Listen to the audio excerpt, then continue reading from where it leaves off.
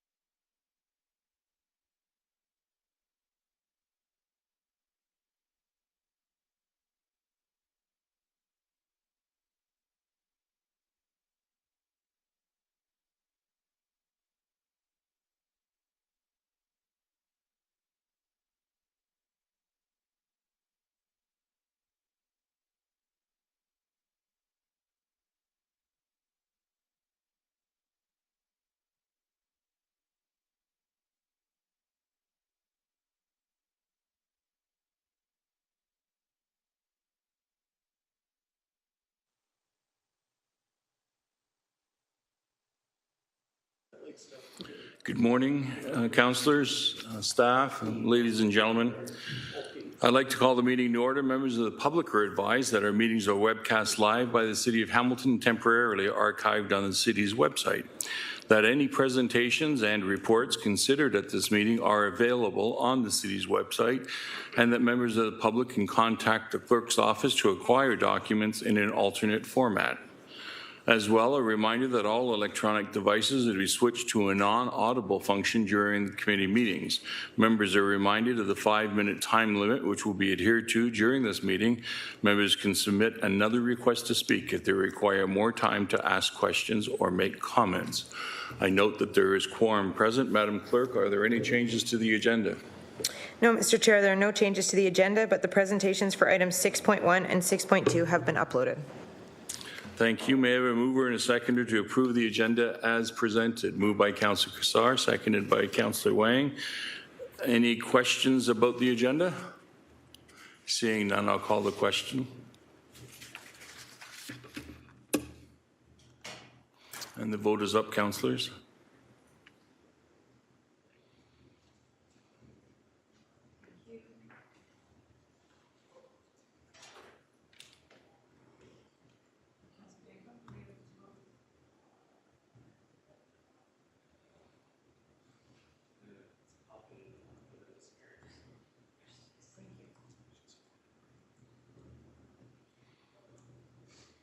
And that vote carried 10-0. Members of the committee, are there any declarations of interest this morning? Seeing none, we'll move on to item 3 on our agenda, which is the approval of the minutes of the previous meetings. 3.1 is January the 10th, 2023. 3.2 is January the 11th, 2023. May I have a move and a seconder to put the minutes on the floor? Moved by Councillor Nan, seconded by Councillor Maureen Wilson. Any discussion respecting the minutes? Seeing none, I'll call the question, please. The vote is up.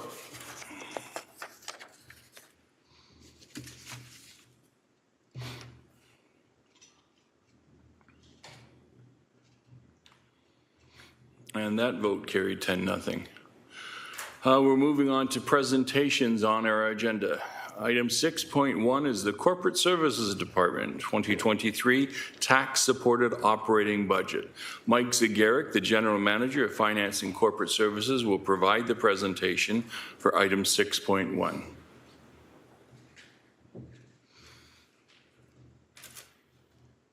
And that is on page 185 if you're following in the budget book.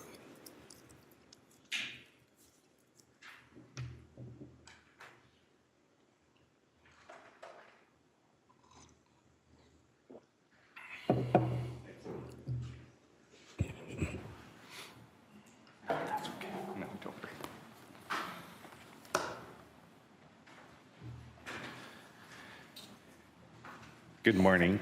Good morning, sir. Through you, Chair. Good morning on this rather picturesque winter snowy day. I'm joined today by members of the Corporate Services Leadership Team, Cindy Mercanti, our Director of Customer Service, POA, and Financial Integration, Brian McMullen, our Director of Financial Planning, Policy Administration.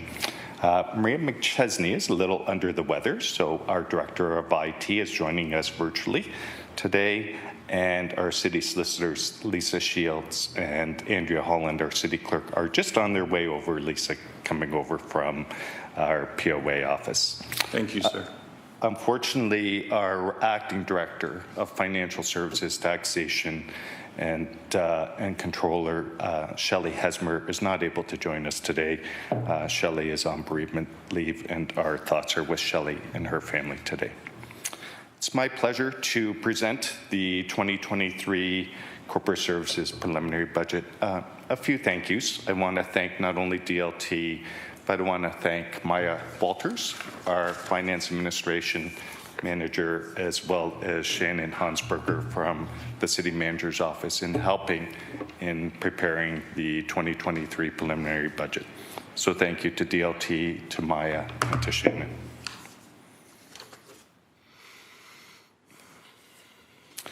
Corporate Services, as you may know, principally provides support services to program areas. And beyond the support services that we provide to program areas as well as to council and to senior leadership team, we do provide some frontline services to citizens, principally in the areas of customer service through the Municipal Service Centre, through counters at the Municipal Service Centre, City Hall, as well as through the Customer Contact Centre. As well, we provide frontline services as it relates to the Provincial Offences Act and the administration, as well as the prosecution of provincial offences. The Corporate Services provides some critical support services and targeted professional services to the corporation and to council. And the next two slides provides a summary of those services, including financial management, financial services, legislative services, fiscal policy, courier and print services, procurement, taxation, legal services, justice, IT, risk management, citizen and customer service, and records management. These services are supported through the department and the approximately 536 dedicated and professional team members. You'll see in this slide reference to distributed staff. You'll see that under financial planning and policy, 36 distributed staff, as well as under clerks. What distributed staff represent are staff who have a direct line of accountability to the particular program area director, but are embedded within the program areas, and their financial, the costs associated with those services are embedded within those program area budgets. So for instance, 36 financial administrative staff, while they report directly to Brian McMullen through our F&A managers, they are embedded within the program areas to provide direct access and support to those program areas. So again, approximately 536 staff. In terms of changes from 2022, some limited changes principally surrounding light rail transit. Through the negotiations with Metrolinx, there were approximately, while it's reflected as 2 FDEs in legal services, that will be amended with the approval of the budget. What was ultimately negotiated was 1.5 legal services staff that are supported through recoveries from Metrolinx as it relates to the LRT project, as well as half an FTE for financial planning and policy, some financial support for the LRT office. And so those are positions that are not funded from the levy, not funded from local taxpayers. Those are city employees that are funded for a period of time through the LRT project funded by Metrolinx.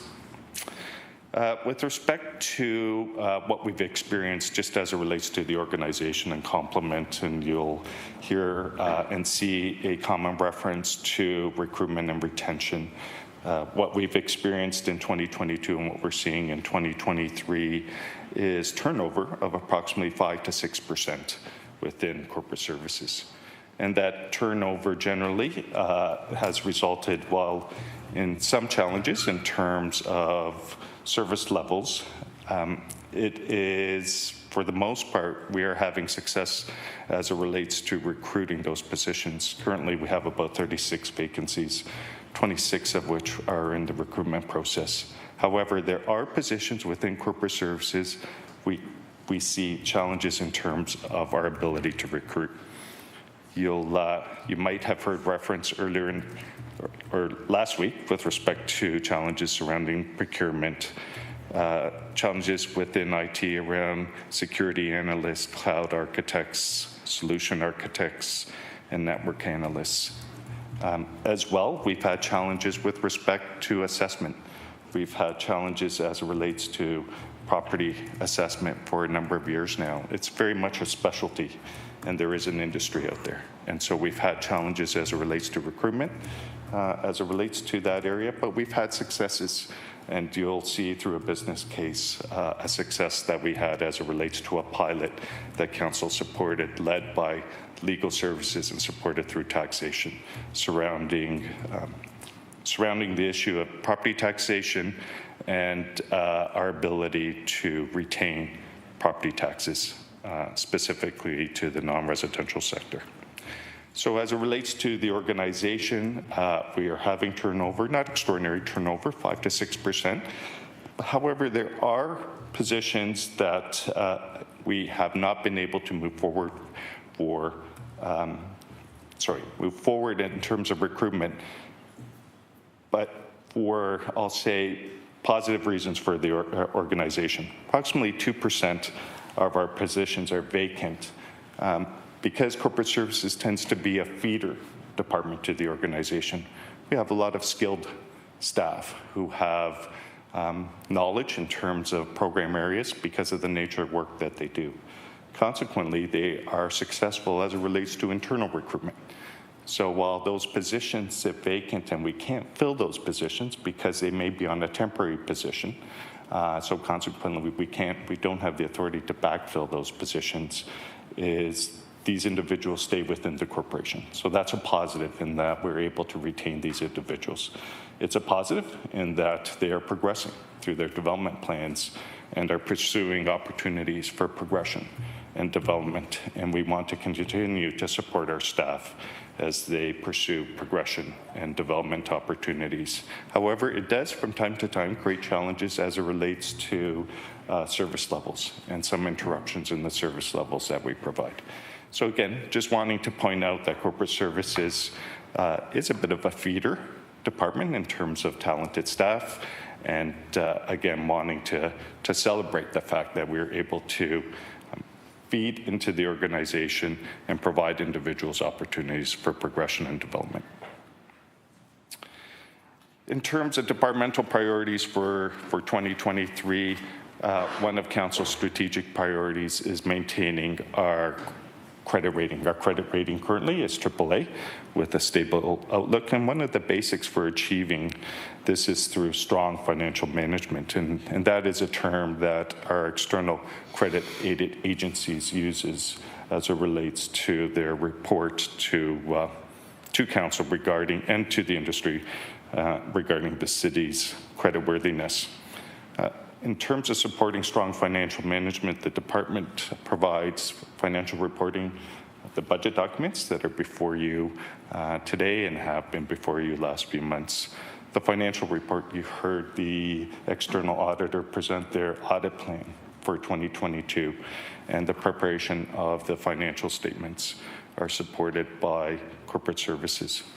The department also supports financial administration of transactions, and through those staff I referred to earlier that are embedded within the program areas. They're there to support the program areas as it relates to financial transactions, but as well reporting. They provide in-year reporting as well to the program areas. And it's not limited just to financial services or financial planning. With respect to the department as a whole, there are initiatives across all the divisions around financial management. And you'll hear later when the council referred items and business cases come before you through the leadership of legal services and Lisa Shields, and supported by taxation, there's a business case that'll be before you with respect to additional resources, approximately 2 FDEs that were piloted in 2022. Those FDEs, the principal purpose is to try to retain assessment base, especially in the non-residential sector. So you'll hear through the business cases of the positive outcome in 2022. These staff members were able to retain about $4.2 million in non-residential tax assessment in 2022 through their efforts. So in terms of financial management, it's not just the financial reporting and the transaction, but some of the work across the various departments as it relates to retaining revenues and tax revenues, as well as working on non-tax revenues. The department also supports the development of policies, and not just financial policies, but policies that relate to financial assets, safeguarding financial assets, IT assets, and privacy. And so you'll see in the 2023 work plan the continuation of some of the work surrounding these policies. Some examples are, in terms of taxation, is the area rating policies, and some examples in terms of privacy policies, the continuation of some of the work that was initiated through an additional investment council approved surrounding a privacy officer. Beyond the procuring of insurance, our risk management section within legal services and risk management also provides risk management advice and information to the program areas in an effort to try to avoid or identify potential risk. For 2023, legal services and risk management will be embarking on developing a framework around enterprise risk management in an effort to be more proactive with respect to identifying risks and identifying the actions as it relates to managing those risks in coordination conjunction with program areas. Automation, you'll likely hear through the various departments, the theme surrounding automation. And as it relates to the department, we do support the city as it continues to look at ways to automate and improve municipal service and service delivery. Some examples are through IT and through our technology infrastructure section in conjunction with the implementation of phase 1 of the city's cloud strategy.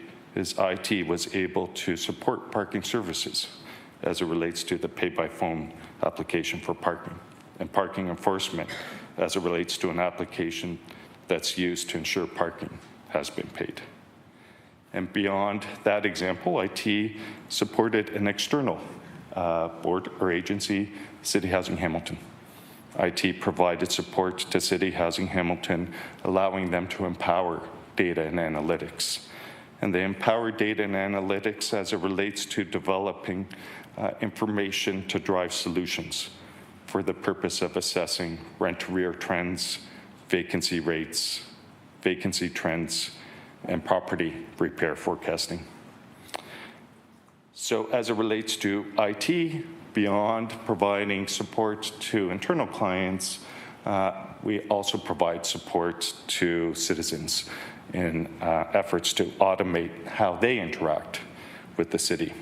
And in 2022, IT worked along with program areas to provide opportunities for citizens to do online requests for air burning in terms of fire permits, to do property record searches, to enable taxation e-billing, and to enable online payment for film permits.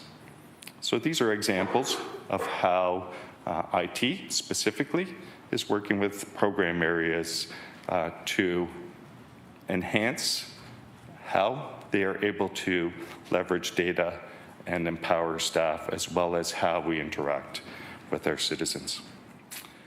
With respect to enterprise data management, this is a multi-phase, multi-year initiative that will improve the way that the city manages its core data set, and that is a priority for IT in 2023.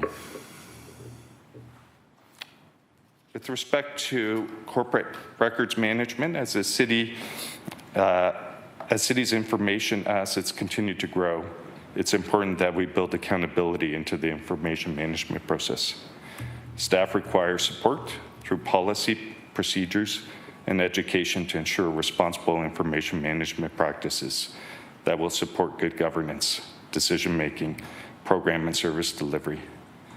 This initiative and related effort will extend to all program areas across the corporation, and this will be a work plan and priority for our clerks division. When an individual violates a provincial statute or a municipal bylaw, that's considered an offense under the Provincial Offences Act. and commencing in 2021, a number of duties of the Justice of the Peace transitioned over to court administration. In 2023, we know that some additional responsibilities will transfer over from the Justice of the Peace to court administration. And this is with respect to requests to reopen matters where a conviction has occurred, as well as the need for a new procedure for early resolution meetings with the clerk of the court rather than the Justice of the Peace. These will be responsibilities of city staff, both Provincial Offences Administration and prosecution. So this is a continuation of what we've experienced in 2021, and we expect to continue on through 2023. As requests increase for supported delivery of services, and while you'll see a number of council referred items and business cases with additional resources requested or referred to the budget process in support of corporate services, there are areas beyond what's before you and council referred and business cases that require some further investigation in 23. I'll highlight procurement. Procurement is a service that has not seen any additional resources or investments in the last decade. And while our infrastructure program has increased, our capacity within procurement has not kept pace with the growth in our infrastructure investments. And beyond that direct relationship, as it relates to infrastructure projects, are initiatives that we have not been able to make the progress we've wanted to make and council's expected us to make. Surrounding procurement as it relates to systems to enable tracking of the performance of vendors is we are lacking in our ability to move that work forward. As it relates to social procurement and green procurement, those require strategies and policies. And the structure within procurement is challenged as it relates to moving that work forward. You would have heard the Auditor General last week make reference under the context of our meter reading program and billing program of local heroes. We have a number of local heroes within corporate services who are trying to lead this work from the corner of their desks. And we're not making the necessary progress as it relates to leading that work and moving that work forward. So I do want to highlight that capacity building is a area that I personally am looking to devote some energy and efforts into for 2023 in an effort to assess and identify opportunities to move critical initiatives or projects forward, such as those that I've just cited. In terms of corporate services, what you'll see before you through the budget book is a net levy of approximately $41.6 million. I'll apologize, that top left corner should make reference to the financial investment. So again, approximately $41.6 million. And in terms of the organizational structure and what makes up that $41.6 million, you'll see that IT represents approximately 42% of that investment.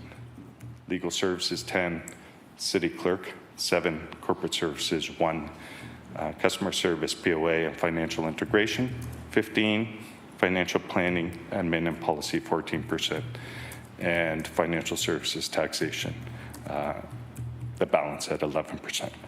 Just in terms of the breakdown of cost categories for your benefit is, again, we are principally a support service. As a support service, employee-related costs make up the majority of our expenditures. Approximately 71% of the department's expenditures are tied to employee-related costs. 15% to materials and supplies, 6% contractual, and the balance 7% to financial services. In terms of the change of the 2023 preliminary budget to the 2022 restated budget, 99% of the increase is driven by employee-related costs. So again, principally a support service. However, we do provide some frontline services and we rely on our staff, and consequently, employee-related costs make up the majority of the department's expenditures and increase for 2023. Just a little further in terms of divisions, just a couple areas to highlight. You'll see that clerk's office is reporting a decrease in net levy, approximately 4.1%. You might ask what that's related to. It's actually related to something some of us observe and witness that we enjoy observing and witnessing from time to time, and that is civil marriages. So in terms of marriage ceremonies, we're projecting somewhere in the excess of $250,000 in additional revenues tied to marriage ceremonies. So I know personally, I enjoy witnessing those couples and their families in City Hall on for those events, and enjoy seeing those happy couples and their happy family members and friends. With respect to the balance of the divisions, you'll see that principally they're in that 4 or 5%. For legal services and risk management, what's driving that continues to be employee-related costs. But legal services and risk management have some positions that are market-rated, and you'll have heard that reference market-rated. So from time to time, they're adjusted. We had an adjustment in early 2022 that was just outside of the 2022 budget process, and so consequently, it's reflected as a change in 2023. So again, employee-related costs is the principal driver. The division has a net budget preliminary for 2023 of $41.6 million, and that represents about 6% of the net levy. Just to highlight two other changes for 2023, we're forecasting some decreases in contractual and consulting expenditures. So you'll see through the business cases, staff are recommending applying those savings towards some additional IT resources. So there's a business case with a net levy impact of 0, and so staff are recommending applying those contractual savings as we embark on our cloud strategy and further develop our cloud strategy. As well, I made reference to marriage ceremony revenues, where we're seeing some additional revenues is in our Provincial Offences Act revenues. That particular program area is cost neutral, and that those expenditures are offset through the Provincial Offences Act revenues. So in terms of FTEs, the changes in 23 to 2022, I made reference earlier. It is principally surrounding the LRT project. There's one area I just want to highlight in terms of customer service, BOA, financial administration. It shows 0.5, that should be 0, so we'll make that correction. And as I mentioned earlier, what we were able to negotiate with Metrolinx was 1.5 FTE for legal services. You'll see that when we were preparing these budget documents, we were hoping for 2 FTEs. We're able to secure 1.5 FTEs as it relates to legal services. And as it relates to financial planning, admin, and policy, again, that's a half an FTE to support the municipal costs as it relates to LRT and tracking of the financial information through the next 2 years of the LRT project. So again, these are positions funded by Metrolinx as part of the LRT project. Looking forward, again, in terms of the balance of this year, you'll have heard me refer to some challenges with respect to recruitment and retention. Again, what we're experiencing early in 2023 is similar to what we experienced in 2022. A vacancy rate of approximately 5 to 6%. And in 2022, while for the most part we were able to recruit for positions, we do see some positions as more challenging, and specifically surrounding our IT area, financial taxation, but I will say a little more broadly in terms of finance staff, we're finding we're having to recruit with the broader sector, not just public sector, private sector. These are skills that are transferable, both public and private sector. So again, we are experiencing some challenges with respect to recruitment. As it relates to retention, we've experienced what the organization has experienced in terms of retirements, and so that is not entirely unexpected, and we're able to, through succession planning, we're able to fill some of those critical roles. As I mentioned, our acting director of financial services, taxation, and controller, Shelley Hesmer, was part of our work plan and workplace plan with respect to that particular division.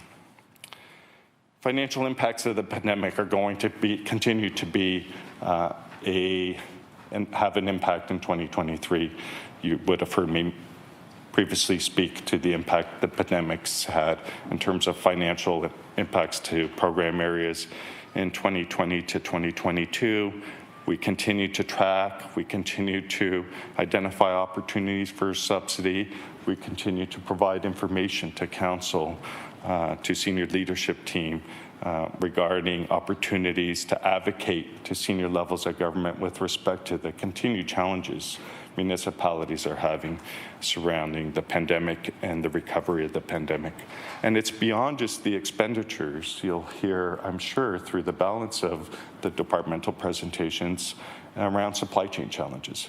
And corporate services, again, as a support service, we provide support to program areas who are trying to navigate through challenges surrounding supply chain. As I mentioned earlier, procurement.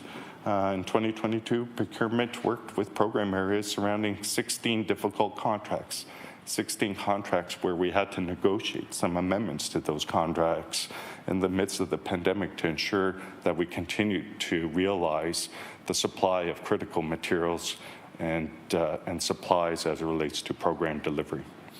And so continuing to navigate through some supply chain challenges, we're hoping that as economies are projected to experience less volatility in terms of inflation, we're hoping that coming through recovery, that likewise there'll be some improvements in terms of supply chain challenges.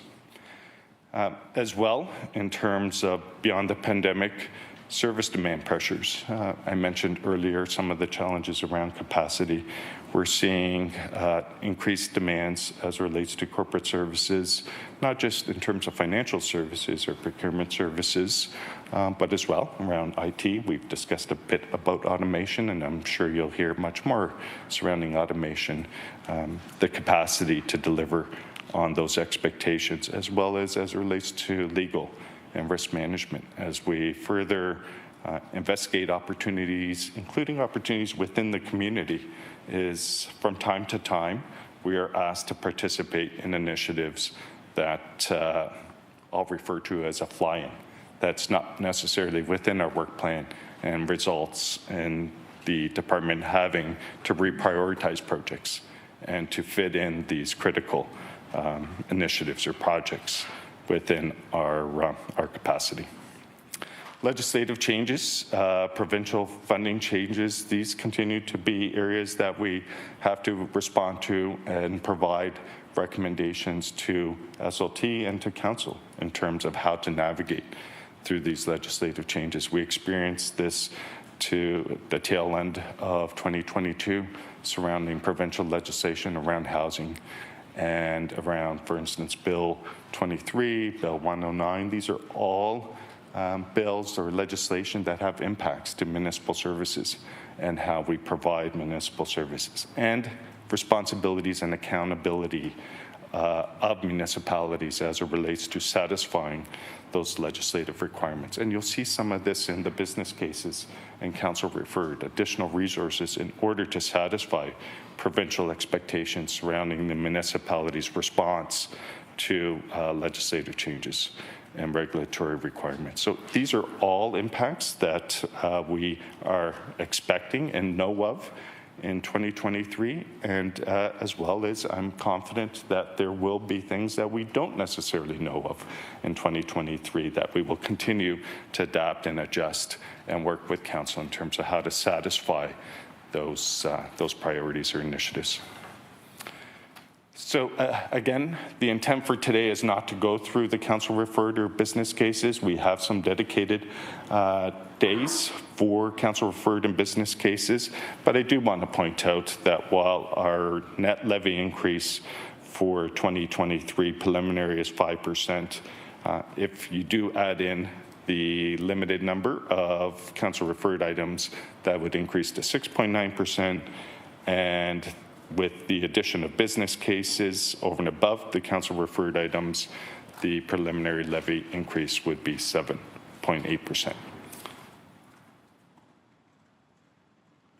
Sorry, just before I move off this slide, I do want to point out the one at the bottom, and again, the intent for today is not for me to go through the business cases, but I do want to leave the message that while there are some expenditures that represent a net levy increase being the 4.4 under business cases, that's the investment of $159,000 for 2 staff that in 2022 were able to retain about $4.2 million in non-residential assessment because we are proactive in terms of participating in assessment appeals. So this is where corporations or individuals may be appealing their assessment and where we participate as it relates to the fairness and appropriateness of those appeals. So again, an expenditure, not necessarily a revenue, but we're able to retain revenue or retain assessment base that otherwise would represent a tax shift to the residential sector. In terms of looking forward beyond 2023, again, the principal driver to the forecast for 24 through 26 will continue to be surrounding employee-related costs. Any collective agreements or changes as it relates to compensation will be a driving factor to the increases, levy increases for corporate services going forward. But in addition to employee-related costs, materials or supplies, contractual, more specifically surrounding IT will be a factor as well in future years. And through the chair, that's the end of the corporate services budget presentation. Happy to answer any questions that committee may have. And again, finally, I do want to thank again corporate services, DLT, Maya, and Shannon for their support and help. Thank you, GM Zagaric. And we have a few people who have questions for you. Councillor Kretsch is the first person. Thanks, Chair Clark. Appreciate it. Can we go back to slide 4?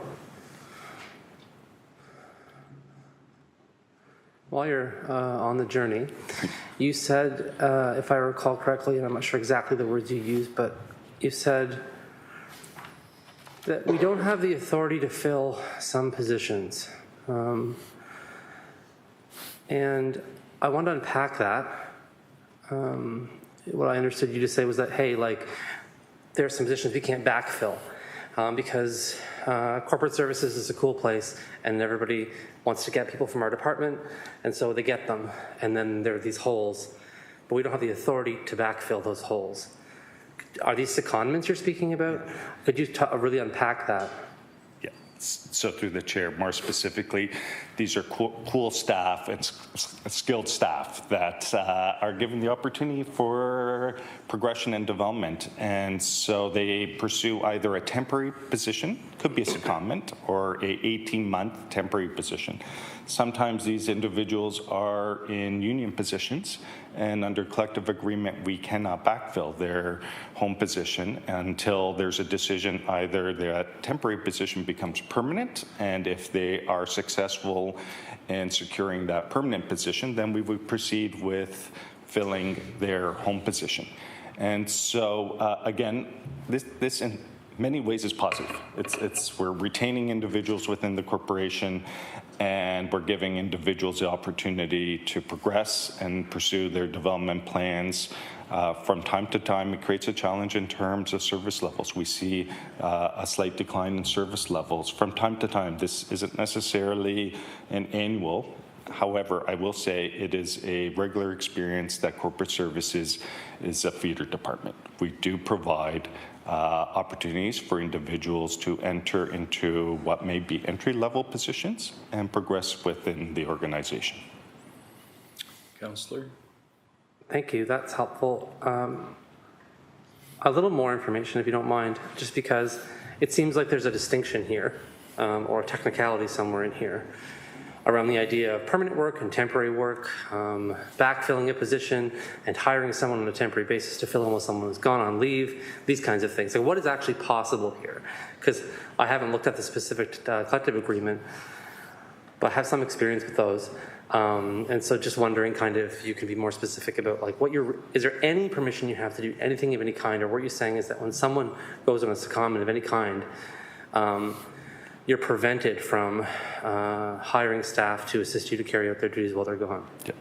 So through the chair, and I appreciate the councillor following up, because it's important that I highlight is in all cases, work doesn't stop. Sometimes we use contractors, sometimes other employees are asked to do some additional overtime to support that work. What we do is we do look at strategies such as, I'll use an example from another department, another program area. What we realized in transit services is because of absenteeism, there was an impact in terms of service levels. And what council approved was to provide authority to the leaders in that program area to exceed complement. So recognizing if you need 100 staff to deliver the service, but if you traditionally experience 5% either absenteeism, people who may be on short-term leave, long-term leave, is the authority to exceed complement in order to continue to deliver the service. And so in terms of corporate services, that will be something we'll look at, is the potential to come back to council and say there are savings tied to these positions. You know, we refer to them as gapping savings. And in an effort to try to maintain service levels is the authority to exceed if we experience some regular turnover in terms of staff who may be pursuing opportunities internally or externally. So that is a strategy we will consider for 2023. And again, it's important for us to monitor what's transpiring. And through our colleagues in HR, we now have that tool. We have a tool now that for leaders will be able to monitor what is transpiring in real time as it relates to our labor force. Thank you. Councillor? Thanks. I appreciate that extra clarity, because really what this is about at the end of the day is gapping savings. And I wanted to get to that point, but I wasn't sure if what you were saying was really that thing, but it is the thing. So, yeah, just my comment on that before I turn to the next questions, because I have other questions about different things that are totally different. Yeah.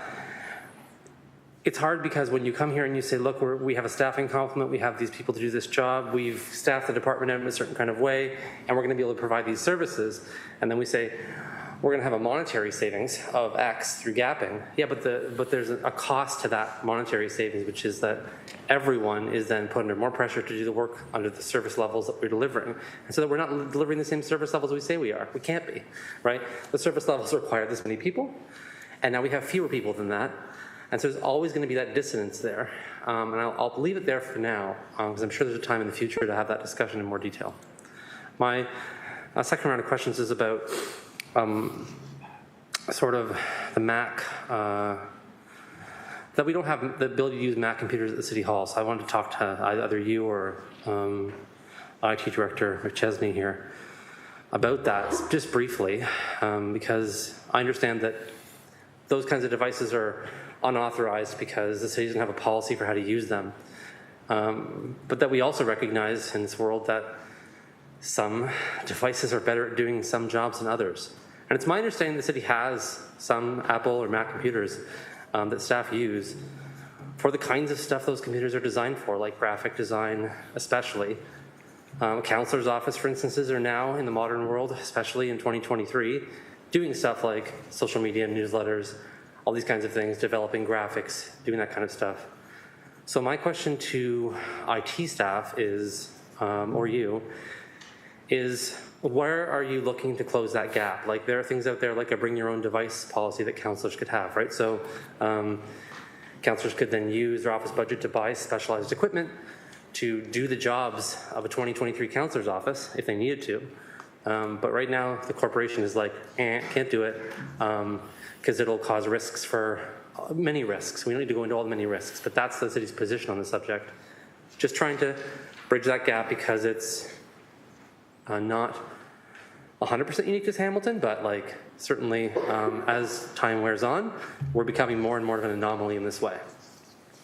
Thank you. So through the chair, I'll invite Maria McChesney, our Director of IT, maybe to speak to, I think the councillor made reference to the bring your own device policy that some organizations have, maybe in the context of IT security or other issues. So I'll invite Maria McChesney to speak to it, and maybe I'll ask Legislative Coordinator Angela if she can help me take down this presentation so that committee can see. It's gone. There we go.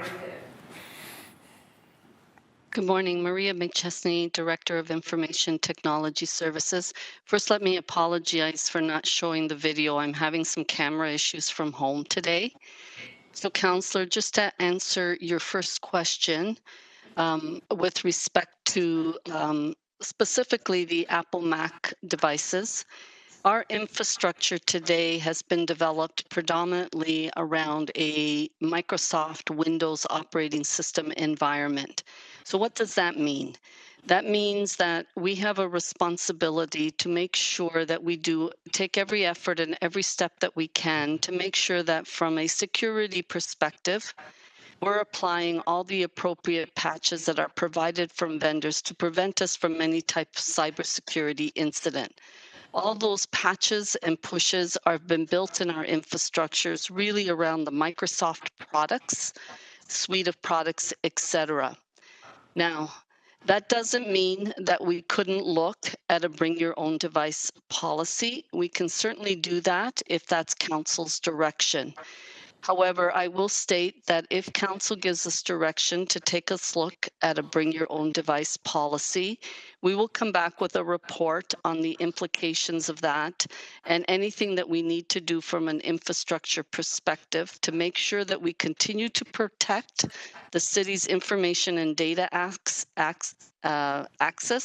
from any cybersecurity incidents. Again, our infrastructure today has been built predominantly around the other environments. However, if it's council desire that we look at a bring your own device program, we can certainly do that. Thank you. Councillor, you have 48 seconds. Thanks, that's great.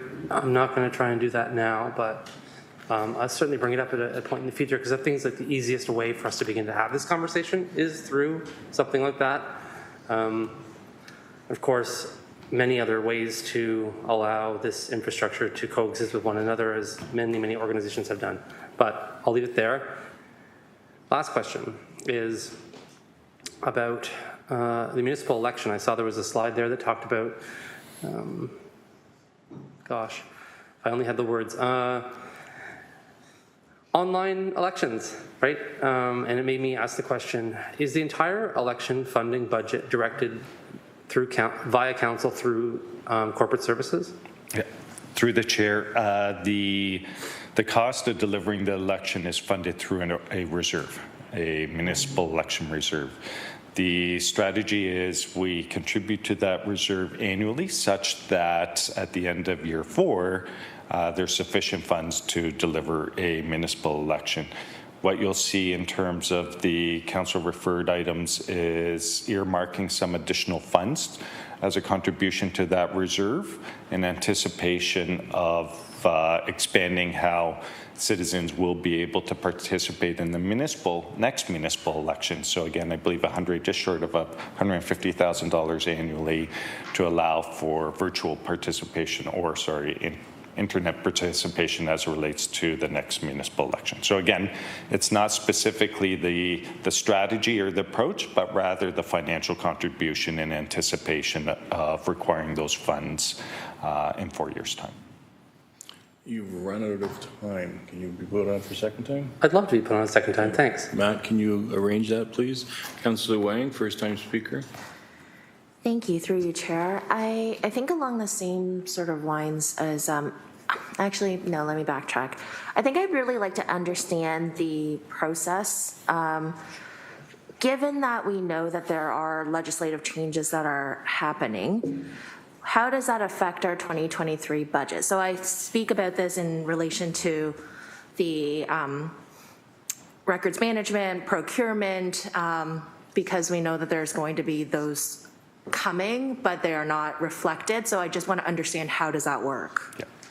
Mr. Zagarra? Yeah. So through the chair, the reason I made reference to organizational capacity is wanting to message that while additional resources in the areas of procurement, or while there are some investments being recommended around record management, there will likely be additional requests brought forward to committee and council in year as we further define and identify what is required in order to satisfy council's requests as it relates to historical requests as well as requests going forward. Very quickly, I apologize for the length of the response, but I mentioned, again, something that our Auditor General refers to as local heroes. So we do have staff who've been trying to work towards some council priorities, for instance, around vendor management, and they're trying to do that from the corner of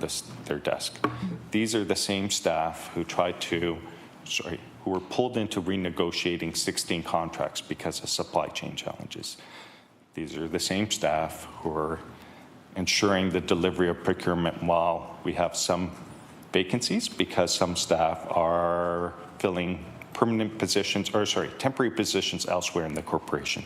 So what we recognize is these local heroes are not positioned to be successful in terms of delivering on some of these council priorities.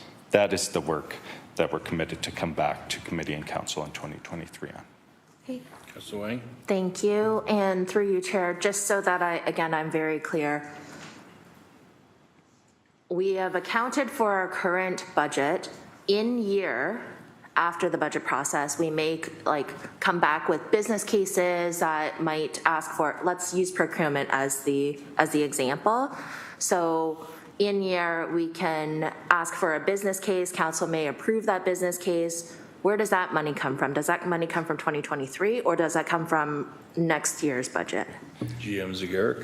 Through the chair, it would be subject to staff's recommendation and committee's decision. If staff were to recommend filling those positions immediately, we would draw from reserve. Okay. And may refer to the budget process, or staff may recommend that those positions be approved and they would be reflected in the 2024, what I'll call preliminary budget or maintenance budget. So that is one potential scenario. Again, council could just simply refer it to 2024 and park the work until 2024 when those positions would be deliberated. So again, there is opportunity by drawing on reserves to commence that work in 2023 and consider those investments on a permanent basis in 2024. Okay. Councillor? Thank you. Through you, Chair. As we're referring, if let's say moving forward, we have to refer different things to the reserves. At that time, each business case would give a recommendation as to which reserves we could feasibly draw from, correct? Through the chair, that's correct. And council has the sole authority to commit funds from reserve. Staff do not have that authority. Okay, wonderful. My next set of questions are speaking to some of the different activities that are happening within corporate services. I'd really like to understand IT and how the automation and enterprise asset management, how is that also playing into the city manager's office in the chief digital officer's sort of digital strategy? Do they work together, or what's that correlation? Through the chair, I'll invite Maria, but I will say they do work together, and I'll cite an example. Open Data was an initiative that was championed by the city manager's office, and IT did have a role in terms of the technology enabling for the open data sets as an example, but I'll invite Maria maybe to expand on that relationship. Director McChesney, please. Thank you, Mike. So I just want to speak specifically with a couple of examples, Councillor. On the asset management, I am on the steering committee that Pat Leishman chairs for corporate asset management, and we are working collaboratively with her team in terms of developing our asset management program for the IT assets. Starts by establishing policies, which have been done, and we're currently working with Pat and the team on ensuring we're in compliance with the corporate asset management processes with respect to IT assets. And I think the next question you asked was, how does this fit in with the work that Cyrus is doing as Chief Digital Officer? We work very collaboratively with Cyrus Tirani and his team. And as he went through the process of developing a digital strategy, we had a staff person from IT assigned to his team that worked with the evaluation, et cetera. So we do work very collaboratively with Cyrus and his team. Councillor? Wonderful. And my last set of questions actually does refer back to procurement. So through you, Chair Clark, is there going to be a business case coming forward? Because as you did mention, it hasn't really changed in the last 10 years. GM Zagarek. So through the chair, there is not a business case or a council referred investment or opportunity as part of the 23 budget process. I have been working with HR and with our manager of procurement, examining the organizational capacity within procurement and some of the strategies and policies that previous council and this council has made reference to date around procurement and how procurement may support in terms of some of council's priorities, such as surrounding climate change. So again, we identify a need, we've identified the need, and we've identified a risk in terms of our capacity to deliver on that need. And so we're committed to come back in 2023 with opportunities on how to satisfy that need. Councillor, you're 245. Please excuse my coughing. I had heard previously that there was a potential procurement bylaw change through you, Chair. Is that still on the books, or is that all part of that last process you just talked about? GM Zagarek. So through the chair, each year we bring before committee, audit, finance, and admin, and to council any proposed amendments to the procurement bylaw. These could be proposed amendments that stem from conversations at standing committees, not just audit, finance, admin, but other standing committees where there's an opportunity that the standing committees identified, referred it to, and we have a subcommittee in terms of procurement where elected officials form part of that review process. So again, that's an annual review process. And beyond just internal is if there are opportunities that external stakeholders, vendors or others have identified, that forms part of the rationale or the framework for that review. Councillor? That is all, thank you. Thank you very much. Councillor Tom Jackson, please. Thank you, Chairman Clark, and GM Zagarek. Thank you very much, as always, for your presentation. Two questions from me, Chairman Clark. You know, one of my favorite topics on your slide, GM Zagarek, is about the POA, Provincial Offences Act, and revenue. This is an area, just possibly if it helps the edification for some of my newer colleagues on council. This is an area that the province a number of years ago said that the fines raised through traffic violations, etc., could stay with the municipality instead of going to provincial coffers, which was wonderful news. But I think the last 2 or 3 years, Chair Clark, we heard that we had some logistical issues with the program. More judges needed to be hired by the province, JPs, to try to sift through the backlog. So maybe GM Zagarek, between yourself and Director Mercanti, can you give us a further, more detailed update as to the status of the POA and hopeful new fines, further fines coming into the city at a time we desperately need them? Through you, Chair Clark. Thank you. GM Zagarek, I'll leave it with you to refer to whomever you wish. So through the chair, absolutely, and you'll recall from my presentation is the continued transition of some of the responsibilities or role of the Justice of the Peace that's now transitioning to court administration. And so that is work that Director Mercanti and the leadership team, provincial offenses, as well as our city solicitor as it relates to provincial offenses prosecution, will need to ensure is satisfied in terms of satisfying on the transition of that work. But beyond that, and I'm going to turn it over to Cindy and Lisa to add any additional comments with respect to capacity within the courts, but as well just to maybe ask Director Mercanti to speak to one of the initiatives that corporate services in conjunction with Public Works and Planning and Economic Development is pursuing, and that is around administrative penalty system and the transition, for instance, of red light camera infractions or and speed infractions to a more administrative process that's expected to provide the same experience in terms of people who, individuals who find themselves having committed an offense. But maybe I'll stop there, invite Director Mercanti to speak to capacity as well as what's referred to as APS and that work that forms part of our 2023 work plan. Director Mercanti, please. Thank you. Through the chair, I'll give you a little context with regards to volume because that was the first part of your question. So if we look at 2020, 2021, and 2022, charges filed through POA have been fairly consistent. And when I mean charges filed through POA for the councillor's benefit, these are charges through Hamilton Police Services, red light camera, OPP, municipal law enforcement, specifically the Emergency Management and Civil Protection Act, other law enforcement agents or other enforcement agencies such as the Ministry of the Environment, Ministry of Labour, and automatic speed enforcement. So although there have been consistency with regards to charges filed through POA, as the councillor mentioned, there has been some challenges with respect to judicial resources.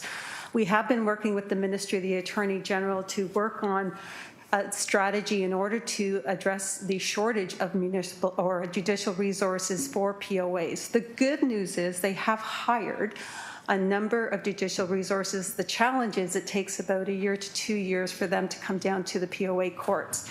So that continues to be a challenge for 2023 when we're looking at devising the court master plan. And as Mike mentioned, there is an initiative called Administrative Penalty System.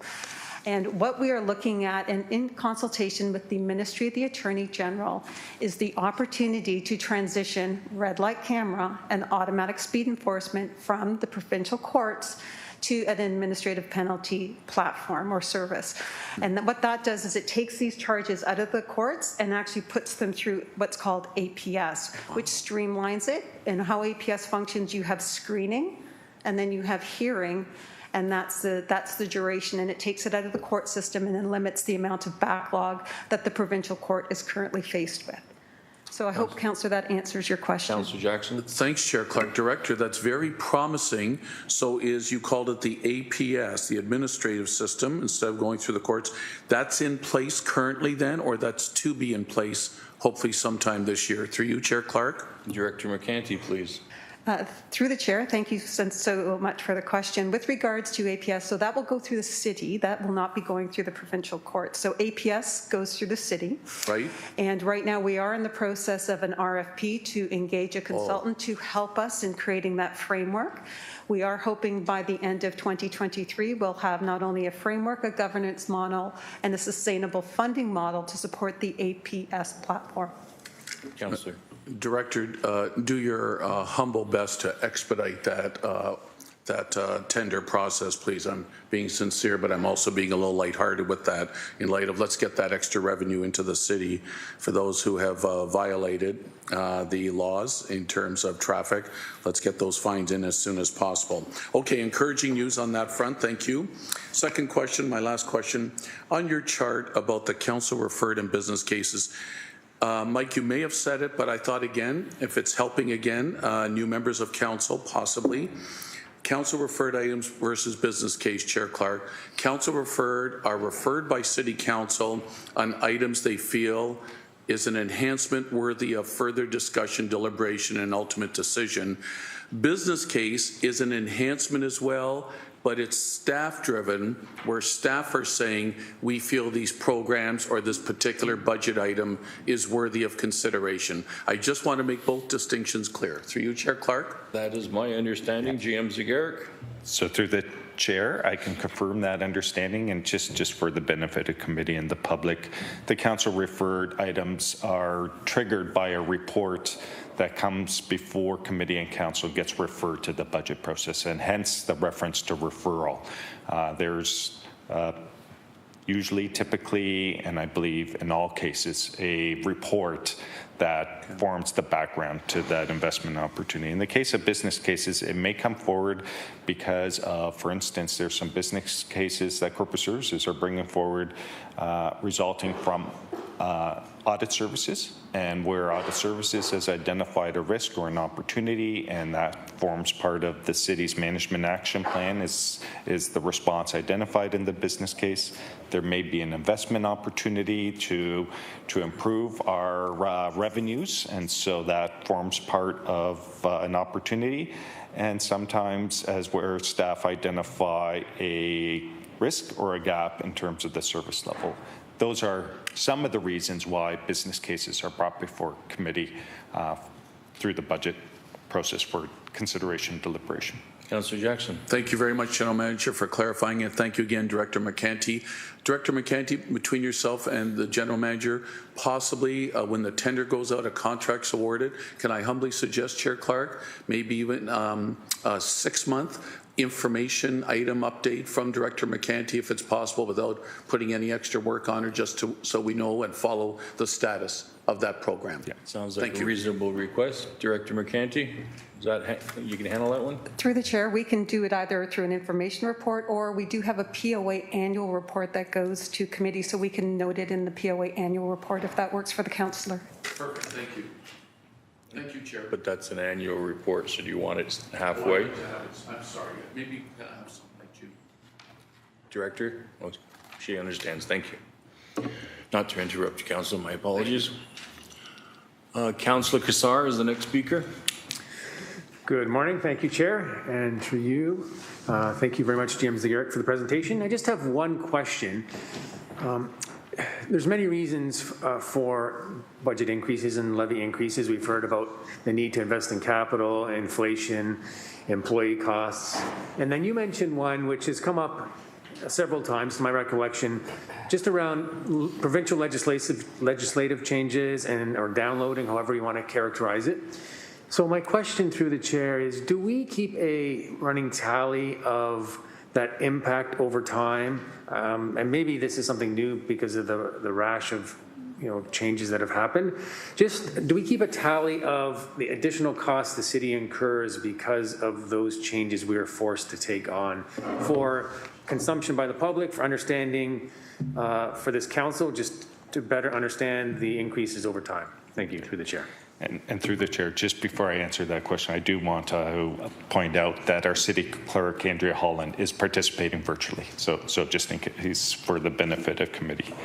As it relates to Councillor Kassar's question, I would say we track this not at a granular level, but more at a sort of a macro or higher level. And so you will see, or committee might have seen through earlier budget presentations, provincially shared costs or impacts in terms of the taxation levy. So we do track these costs, but we don't necessarily track them. I'll use an example that you'll see through the referred items and likely through General Manager Thorne's presentation around Bill 109 has a direct impact in terms of planning staff. And the impact it has on planning staff in terms of how it's reflected in the levy is different than the impact it has on legal services and how it's reflected in the levy. So as it relates to Bill 109, while planning has some ability to apply fees and charges to offset the response, the municipal response and the resources, legal services, those support services, do not have the same authority under legislation. And we're not able to recover those costs from fees and charges. It has to be borne by all taxpayers on the levy. So short answer is we do track. However, we don't track it at a very granular level in that each legislative change, but they do typically come before council through information reports, and we do try to group them to try to keep track in terms of provincially shared programs or impacts where the province is having a direct impact on the levy. Councillor? Thank you. That is helpful. And my desire would not to be seeing it at a granular level, but just overall, and I'm thinking for communication, as part of here's the change in levy and change in property taxes to constituents, and if it's a significant portion, to be able to potentially speak to that. So maybe that's something for further conversation. So through the chair, I will say it will likely form part of future conversations with committee and council. I am anticipating once staff have been able to determine the impacts of Bill 23, I fully expect committee and council may have some directions to staff on how to report the impact of that legislative change. Councillor? Okay, that's all, Chair. Thank you. Thank you, Councillor. Councillor Maureen Wilson, please. Thank you, Chair. Two broad questions, if I could, but they were referenced somewhat in Mr. Zagarik's presentation. The first has to do with the scope and the role of risk management, so that I understand it. And if I could put the following scenario forward. If I think we are, and we may be, and I'll probably ask GM Thorne this afternoon, seeing a shift in some development proposals where they're aiming to service their build with geothermal. And I'm wondering, is it the role of risk management or someone in corporate services to assess the risk that it is an opportunity, but the risk that presents to the municipal government in terms of finances? And I'm thinking specifically of our hydro dividends. Like, are we doing that sort of calibration long term? Thank you, through the chair. GM Zagerik. So through the chair, short answer is no, we are not doing that. That assessment calibration, and that was pointed out by the Auditor General last week as it relates to doing a risk assessment on community-sensitive projects or high-profile projects. And the example, it was cited through the water billing transition project. And that is something we've committed to do a risk assessment as it relates to that particular initiative. And it may form an opportunity to consider that as a pilot and to assess the value of doing risk assessments as it relates to significant projects or initiatives.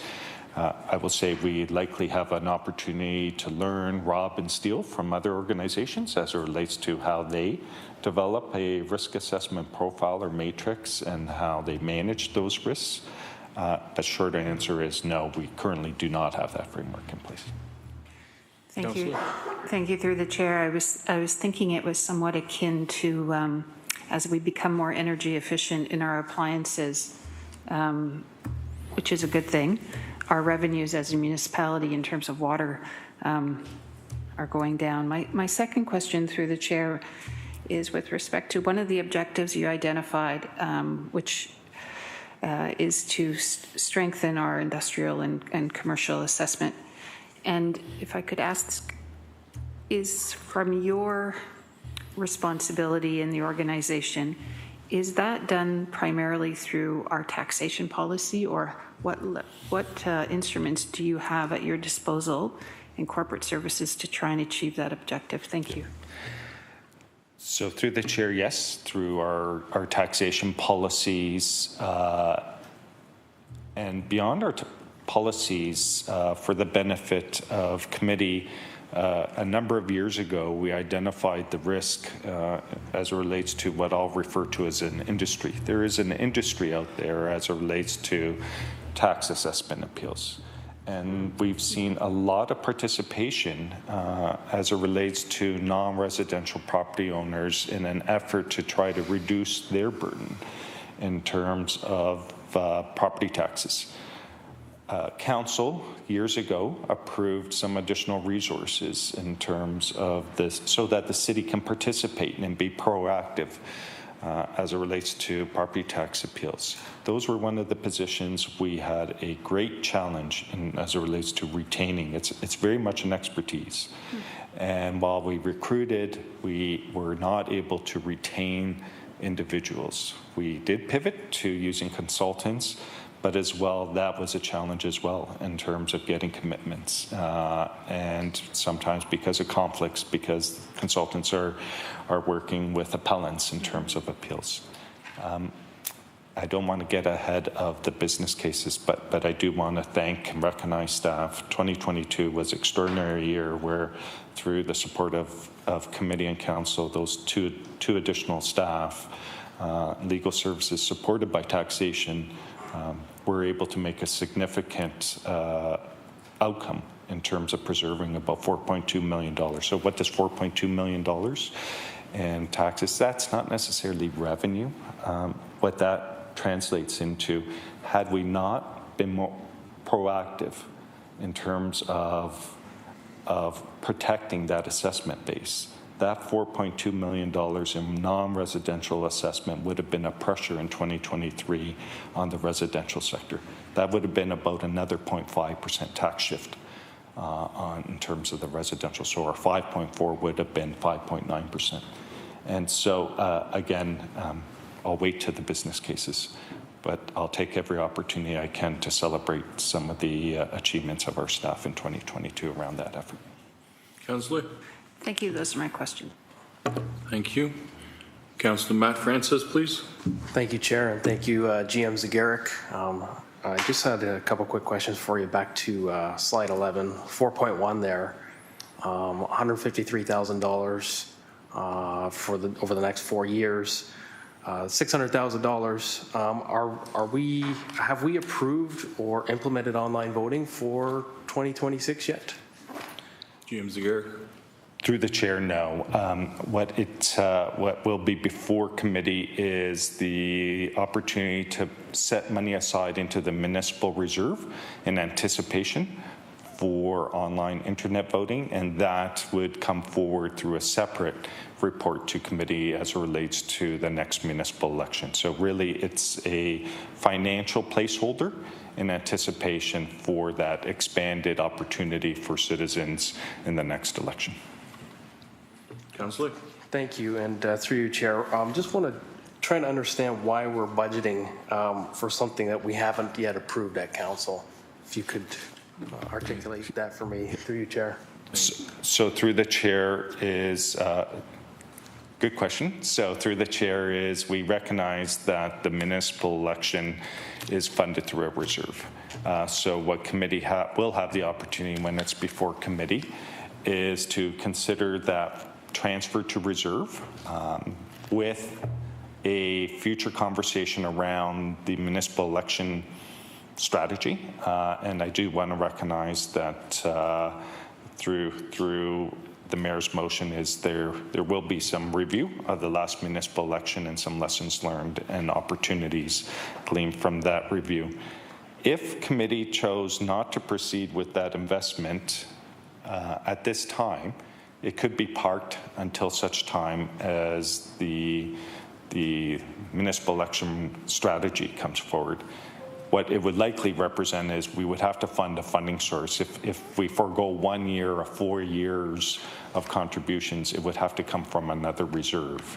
So there are opportunities for committee when that business case comes before you, or sorry, council referred item comes before you, is to consider it as part of the 23 preliminary budget, or to defer that and park that pending a conversation around the strategy for the next municipal election. Councillor Francis. Thanks for that articulation. Just maybe you've got the answer to this. Has online voting increased voter turnout to your knowledge, through you, Chair? So through the chair, I'm going to invite Clerk Holland to speak to maybe the 2022 municipal election and any examples that Clerk Holland may have in terms of other jurisdictions, as well as her own personal experience coming from a municipality that provided that as an option previously. Good morning, City Clerk Holland. Good morning, committee. Can you hear me okay? Yes, we can. Please proceed. Great. In December of 2020, my office came forward with a report. That report was for the methodologies of voting for 2022, and Council approved vote by mail as an addition to voting in person.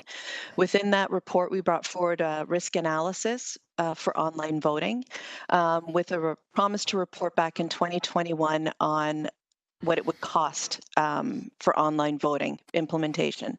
So again, the decision was made in 2020 to do vote by mail as an addition to in-person voting for 2022. In 2021, we came forward with a report. Within that report, we brought forward what we thought were good estimates on online voting. Those, of course, were based on 2022 with a cost of about $600,000 to deliver online voting. So that's why you have before you the operating cost of that was referred to council budget process. So that's why that's before you today. It is our plan to bring forward a fulsome report this year on online voting. I will tell you, we can't put out an RFP unless we have an approved budget. So sort of a chicken and egg thing for us. Under the procurement bylaw, we need an approved budget in order to put out an RFP into the market to get a more fulsome understanding of what the costs associated would be. Of course, we do plan to reach out to vendors as well to find out what that sort of cost would be as well. Thank you, Clerk Holland. Councillor Francis. Thank you, and through you, Chair, I'll just ask again, has online voting increased voter turnout in other municipalities? Sorry, I forgot to answer that. No, it does not. We have not seen any evidence that it increases voter turnout. Councillor Francis. So I'm just trying to understand why we're going to spend another $600,000 for a program that doesn't increase voter turnout. We have mail-in voting, which is enabling accessible voting, which is good. I'd like to see the pros and cons and the feasibility of this before we commit any funds. So I wouldn't be voting to approve that portion of this budget. Thank you. Thank you. Clerk Holland, when is your report coming back on? It's our plan to bring that in Q4. Okay, thank you. My next speaker, second-time speaker, Councillor Kretsch. Thank you. My questions are partly about this as well, in terms of the election, just to really put more of a fine point on it. The way I understand our election budgeting to work and forecasting to work is that a lot of it's based on the status quo model we've used for years. So in terms of how we fund, how we have a base funding for elections, how we reach people. And for instance, we send out as an example, we send out a mailing to people on the voters list. Necessarily, that's a subsection of the number of people who may be eligible to vote. But that's where our funding is set up. So it's set up to reach people based on these kinds of systems, not on necessarily reaching the maximum number of people who are in a municipality, but based on these kinds of systems which reduce that number somewhat. And to Councillor Francis's point about this funding, if we don't put money in this reserve, then what I understand is that we're not really able to spend that money in the election, or it makes it difficult for us to do so, and we have to find a different source for that funding. Could you really talk to me about that? You say that a lot, to be honest. we have to find a different source for that funding. And it makes it sound to me like, not to me personally, but in general, it sometimes makes it sound scary, like, oh my gosh, what are the sources of funding? And so what I'm wondering are like, could you really just talk about what that really means in a really more practical way? That it's not like we're having to go out to a funder as much as we're just like, oh, there's some money over in Reserve 1J, well, we're going to put that in Reserve 1K. Thank you. Yeah. So through the chair, it's my reference to having to find other funding sources is not intended to be scary. In fact, households deal with these matters on a day-to-day basis, or in years. A household may set aside funds for instance, for trips, for entertainment, and then they set aside some funds for maintaining a home, a property. And from time to time, an event happens, and you might have a failure of a roof, and you have to take funds away from your trip and entertainment fund and put those towards addressing a failure on a roof. And like a household, municipalities, we have various funds set aside.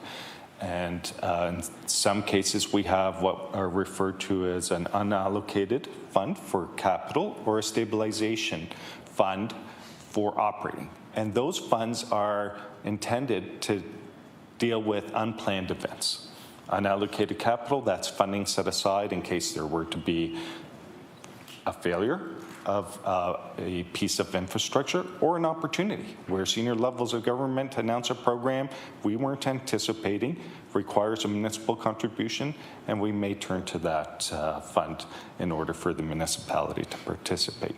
So again, not intended to be scary. Like a household, we have funds that are set aside for specific purposes, and if an opportunity arises as a priority in year, staff will report back in terms of the appropriateness of transferring funds from that reserve. Councillor? And how much money is in that reserve offhand? Through the chair, our tax stabilization reserve, and this number will be overstated because I know there have been some commitments against that reserve over the last few weeks, last few months. I believe end of December had a reserve balance of approximately $3 million. That reserve balance does not align with Council's target for that reserve. That reserve balance should be somewhere in that $30 to $40 million mark. Having said that, we do have funds set aside, approximately $35 million as it relates to COVID. We will rely on that to help us in year. But with respect to the tax stabilization reserve, that is a reserve that will require a strategy as it relates to reinvestment into that reserve. Councillor Cretch? Thanks. My next question is about FOIs things. So does this budget represent any increase to the service, any increase to the department that services FOIs for the public? GM Zagarek. So through the chair, I'll start not in the preliminary budget in terms of an enhancement or a change. In the business case is a reference to $50,000 that would give staff the authority to leverage external experts, principally around legal, to support staff. And I will invite Clerk Holland maybe to speak to the FOI. And again, there is a business case where staff are recommending an additional $50,000 to leverage external expertise to help with that process. City Clerk Holland. Through the chair, thank you for the question. So what we've been trying to achieve through different policies that have come forward, such as routine disclosure and active dissemination, is to try and actively provide access to records within the department level. We were hoping that what that would do is decrease the number of FOIs. What we are seeing through our FOI process is an increase in volumes of records that are coming forward in those FOI requests. So where we are attempting this budget process is to for an addition of $50,000 to use external resources to try and help with some of those large volume requests that we have coming forward. It is our hope that that will help rather than hire on an additional FTE. So we are keeping track of those processes and how we're doing improvements and hopefully increasing our ability to be able to process those requests quicker. Councillor? Thanks, those are my questions. Thank you very much. Seeing that it's 11 o'clock, I'm going to suggest that we take a 15-minute break and then come back. That was the way everyone gets to take a nature break, so I need to move in a second for a 15-minute recess. So, sorry, through the chair, was it the intent of committee to move on to the planning presentation next? No. Okay, I just wanted to. GM Zagarek will still be there when we come back, and Excellent. I have a couple of questions for him, and then that'll be it. Sorry, I just was clear. No problem. Councillor Wayne? Oh, did I get a mover? No. Councillor Wang, Councillor Maureen Wilson. It's okay. Distractions, the mind goes somewhere else, right? The vote's up.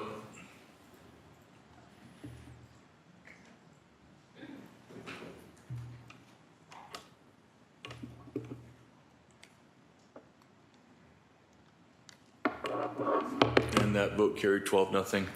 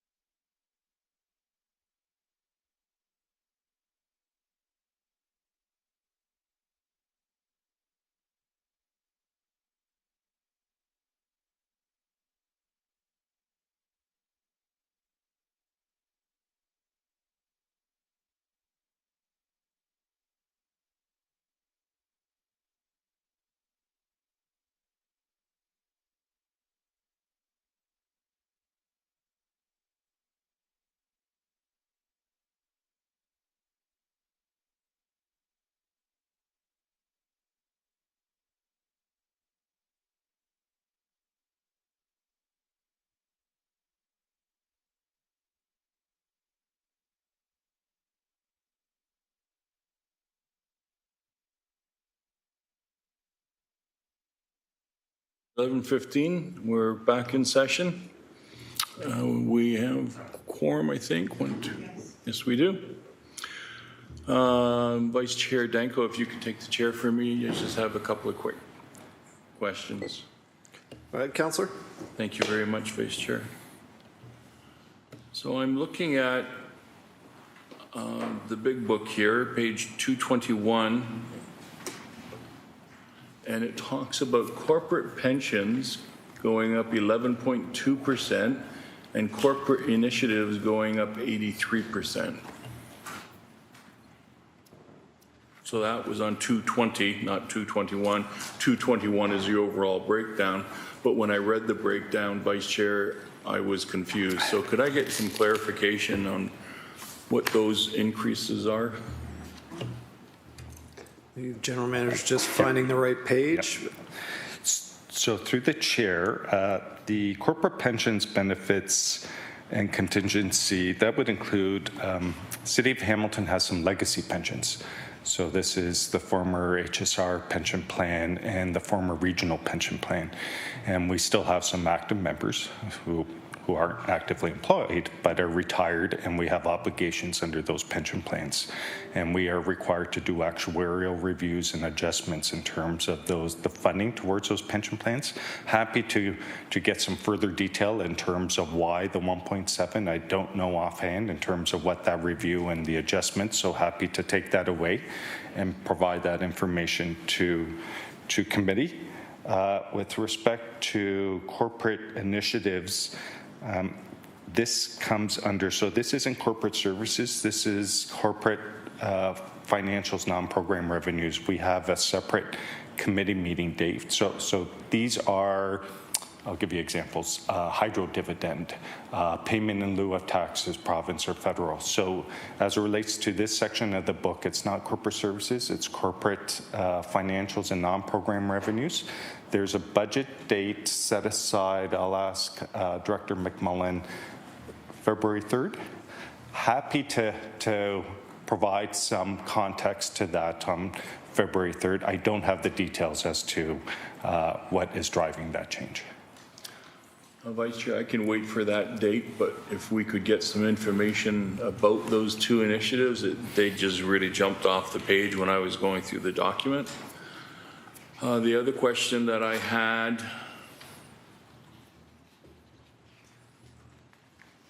I think I understand what's going on, but on page 217 of the document, it's specific to the legal department, and I believe it was an 8.4% increase. Page 217. If I could just get some clarity on what that represents. Yeah, so through the chair, as Councillor Clark's referred to, page 217 provides a breakdown of the legal services risk management levy and change in levy by account, and you'll see the driving factor to that is employee-related costs. This does not represent additional staff. This is the entitlement staff have as it relates to merit increases as they progress through their job descriptions. And then finally, as I mentioned, within legal services, some positions are market rated, meaning that the salary for those positions are compared with salaries in other municipalities as it relates to those positions. So again, that is the reason why the 7.2% increase in employee-related costs. Thank you. If I can also, on page 217, if you don't mind, Vice Chair, trying to understand fees in general. So I'm looking at the revenue side. There seems to be the 2022 and the 2023 preliminary budget are exactly the same in terms of fees in general. Can you clarify what they are? Yeah. Through the chair, I'd have to go back to look at specifically. So there may be some fees and charges in the user fee There may be some fees and charges under planning or development that apply for legal services. So happy to take that away and provide a little more detail as the composition of those fees and charges. I apologize. I don't know specifically what those fees and charges are. No, I appreciate you having someone just look into it and be able to tell us what's going on there. Vice Chair, the last question that I had, and I'm not sure if it's going to be here that I should ask it or in the next section, it's about Bill 109 and 23. Can we put on our property tax bill a line indicating what the costs were that were downloaded to us through these changes? So through the chair, happy to take that away and report back. I will say that we did this once before, contrary to legislation saying thou shalt not. Council still directed us to add a line at the time. It was around at the time of social pooling and the cost of social services on property taxes.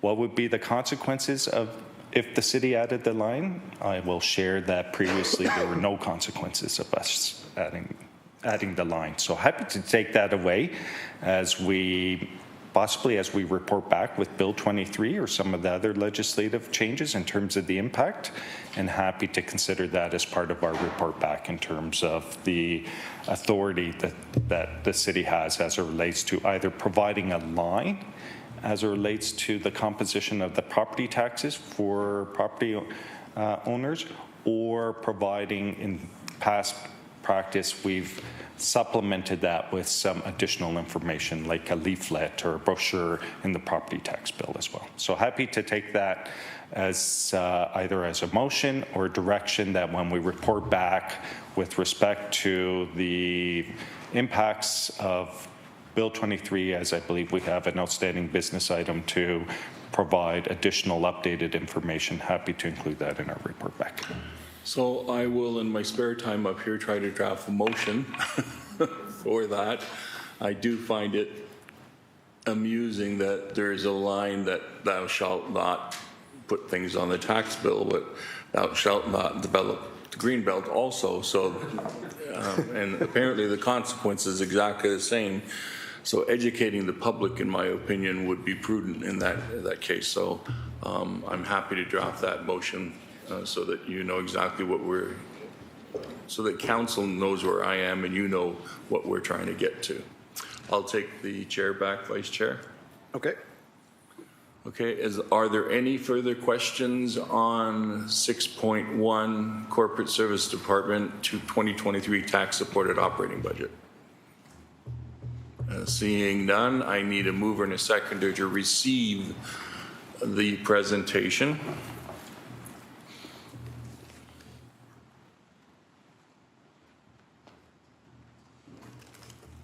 Thank you, GM Zagaric. You did an excellent job.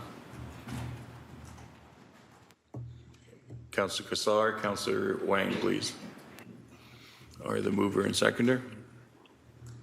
Sorry, I was looking to see whether or not there was a document that we had to also receive.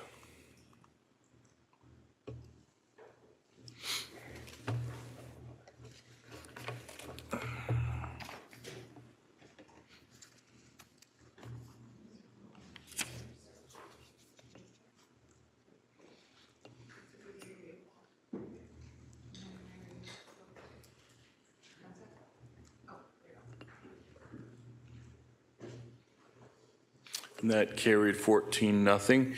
We are now moving on to item 6.2, the Planning and Economic Development Department 2023 Tax Supported Operating Budget. Jason Thorne, the General Manager of Planning and Economic Development, will provide the presentation for 6.2.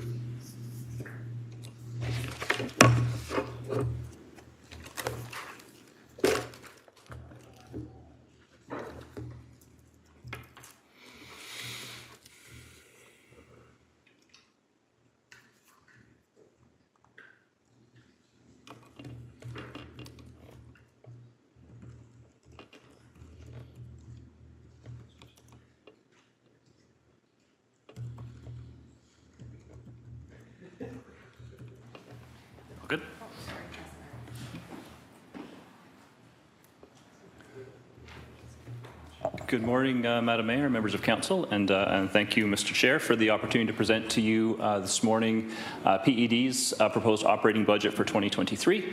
I do want to start just by thanking and acknowledging a lot of time and effort that goes into pulling together all of the information in this presentation, particularly from the directors within PED who will be here to speak if there's questions particular to their specific division budgets. I also want to thank Jen Holhall and Yvette McCormick, who did a lot of the work to pull together the presentation, and our F&A staff, Maya Walters, the manager, Andrea Bevilacqua, and Lydia Lepetadescu, who do a lot of the number crunching for us for the presentation. And lastly, I do also want to sort of thank and say hello to a number of PED staff who are watching on the live stream today. In PED a few years ago, about 5 or 6 years ago, we had heard from a lot of our staff that understanding the budget process was one of the really big learning and development opportunities that staff wanted to have. So we actually started a budget mentorship program. So each of the directors has a couple of their staff who shadow them through the budget process to kind of learn how it's done. And then they watch, hopefully they're watching, the presentation here today. So I just want to say hello and thanks to each of them. Collectively, PED delivers services across a wide range of areas. Our planning and development approvals, which is primarily work done by the planning, growth management, and building divisions. The transportation planning, parking, LRT. One of our new service areas is being the Office of Climate Change Initiatives. Economic development, real estate, bylaw, animal services, and our tourism and culture division. These services are provided through 7 divisions, which are shown here on the slide. And then new to our org chart this year is 2 new service areas, which is the LRT office, led by Director Abdul Sheikh, and our Office of Climate Change Initiatives, led by Director Linda Lukasik. As Mike did and as the other general managers will be doing through our presentations, I'm going to focus in on just a couple of key themes, a couple of key priorities within the department, and not to suggest that these 4 things are the most important thing we do or the most impactful thing we do, but these are 4 of the key themes that are really driving our budget story in 2023. So I'm going to spend most of my presentation on these items: development and development approvals, supporting economic recovery, parking revenues, and planning for future growth. And I'll start, as I usually do, with talking about development approvals, because development and development revenues is a really big part of the PED budget. This is an interesting graphic here. What it's showing is that PED is a little bit unique in the city in that we are a very revenue-driven department. So our overall operating expenses are just over $90 million, but about 2/3 of that is actually offset by our revenues. So revenues is something that we pay very close attention to. The split in those revenues, about $60 million, about half of those are from development fees, so planning applications, building permits, and so on. The other half relate to other revenue sources, so parking, bylaw enforcement, dog licensing, museum admissions, business licensing, film permits, and so on. So you'll hear me talk a fair bit this morning about revenues because it is such a significant part of what we do. And development revenues, as I said, they're always an important part of our budget presentation. They're uniquely so in 2023, and that's really related to Bill 109 and Bill 23, which Mike also spoke about. So under Bill 109, we are required, as Council knows, to issue fee refunds if certain approval timelines are not met as it relates to 2 types of applications: site plans and zoning bylaw amendments. So if we don't meet those timelines, we're required, it's not optional, we're required to issue fee refunds. What I'm showing here on this slide is that puts approximately $4 million in revenues at risk for fee refunds. That's our forecasted revenues from those 2 types of applications. And then there's Bill 23, which also has an impact. So under Bill 23, we no longer are able to require site plan approval or do site plan approval for residential projects less than 10 units. So that also hits our budget forecast in terms of a reduced number of site plan applications that we're expecting to bring in. So those 2 bills do have a significant, I'll call it, risk factor on the PED budget. So what does that mean specifically around Bill 109 and those approval timelines? So on site plan, which is a little more than half of those $4 million of at-risk revenues, for site plan, we're in pretty good shape. For site plan, even before Bill 109, we were pretty much already meeting the timelines that are required. Zoning bylaw amendments is more of a challenge. And so I put this slide up here to show you what our average approval timelines are for zoning bylaw amendments. This is how long it takes to get from an application coming to the counter before it gets in front of you for a decision. The black line there is the target under Bill 109 before we have to start issuing fee refunds, and you'll see that we're currently well above that required timeline. I put a bit of a longer timeline on here because I did want to note that it was back in 2014, 2015 through the Open for Business initiative, we leaned in a bit on zoning bylaw approvals because at the time we were up over 500 days to do a zoning bylaw review, process a zoning bylaw application. And we did have some success in bringing those timelines down. COVID had a fairly significant impact on this application type. It has been coming down since then, but I just wanted to flag this, that this is a fair bit of work that we have to do as staff to bring those timelines down in order to meet those Bill 109 timelines. The good news is I think that we are in pretty good shape. So we did come to council last summer with a strategy as to how we were going to meet those timelines starting now. That included a number of process changes to how we do the reviews, restructuring of our application fees. We did some restructuring within the planning and growth management divisions, and council also gave the authority to add some new staffing resources. So we're in pretty good shape. We have just started to receive the first applications in the new Bill 109 world now, and we'll be tracking those over the next couple of months. It's not just approval timelines that matter, just overall development activity has a big impact on PED and PED revenues. So this is a slide that I always include in my budget presentation. What it represents on the left there is the overall construction value of building permits in the city year over year. And I like this metric because what that really shows is actual built projects. So this is not proposed projects, this is not somewhere in the pipeline, this is actual built projects. And again, there's some pretty good news here. So 2021, as you may know, was a big record year for the city. We were up over $2.1 billion. We didn't quite hit that in 2022, but we did have our second best year ever at just over $1.8 billion in construction value. This map on the right is a hotspot map, so it shows construction value tied to density. And what you see there is, and pretty much every year we've seen that kind of hot spot in the lower city in the downtown core, and see a bit as well in the upper Stony Creek area, starting to see more around the airport as well in terms of where that overall activity is happening. Looking at those building permits by type of construction, you'll see here in well, they're all sort of shades of blue. The grayish blue line, the second one from the top, is our residential. This was a record year for residential construction activity. About $1.3 billion of that total was residential. With respect to commercial and industrial, you see that we had a very big year in commercial industrial in 2021.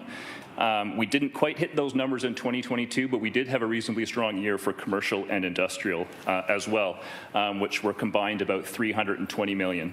And we had a slightly higher year as well for institutional development, and that reflects some of the work that, in particular, McMaster University has done on campus. We also had a couple of school projects as well in the city. So I said residential was a record year for us in 2022, and this is what that means in terms of housing units. So again, a record number of housing units in the city in 2022, just over 3,500 units in 2022.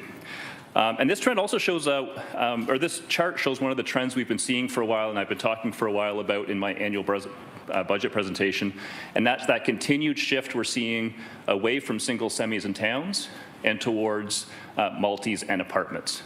So if you go back about a decade, we were maybe in the range of, typically 10 to 20% of new units were multis or apartments. Last year, I actually reported that for the first time, we had gone just over 50% multis and apartments.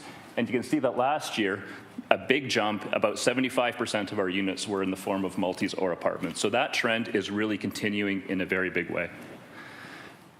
With respect to housing affordability, these would be projects that are generally in construction, so we're not going to know just yet what their price points will be when they come to market and whether or not those price points will be under the affordability threshold that the province has established.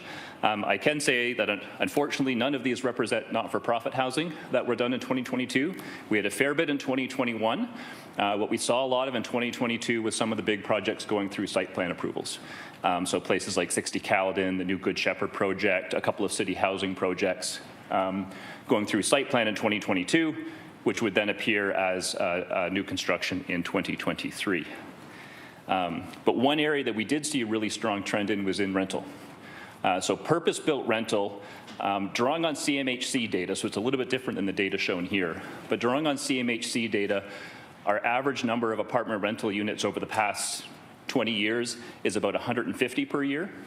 In 2022, CMHC is tracking 1,100 purpose-built apartment units in the city of Hamilton. So that's a huge jump to what we normally have. And that's just purpose-built rental. So it's not including rental in the secondary market. So if an investor buys a couple of condo units and rents them out, CMHC's estimate is that about 200 of the condo units built last year will most likely end up on the rental market. So a very big year for rental housing. Oops. And I can't talk about the budget impacts of the development approvals world without talking about OLT appeals. This is an area of concern here for us, is this uptick we're seeing in OLT appeals. So those had been coming down, and actually even those 2017, 2018 numbers are a bit of an anomaly. There were some legislative changes at that time, some of the returning councillors may remember, where we had a bit of a rush on non-decision appeals for a couple of months, which pushed those 2017, 2018 numbers up a bit. So generally they've been coming down, but we've seen certainly an increase in 21 and 2022. And the most important column here to look at is that is the bottom bar, which is non-decisions and refusals, because those are really the ones that are more time-consuming from a staffing standpoint, both legal staffing as well as PED staff. So I think we're seeing a couple of things here. One is that we are seeing applicants looking at OLT as a way to expedite their approval process. That could be for a few reasons. It could be because they are looking to avoid some of the public process around coming before council for approval. It could be because they're either experiencing or anticipating neighborhood opposition, which could lead to an appeal anyways. So they're going for a non-decision appeal, or they anticipate they're not going to be successful at council, or because they're not liking the response they're getting from staff in terms of level of support for what they're proposing. So that's part of it. The other trend I think we're seeing is that increasingly an OLT that's becoming more favorable to development applications makes that a more positive prospect potentially for how you would bring your application forward.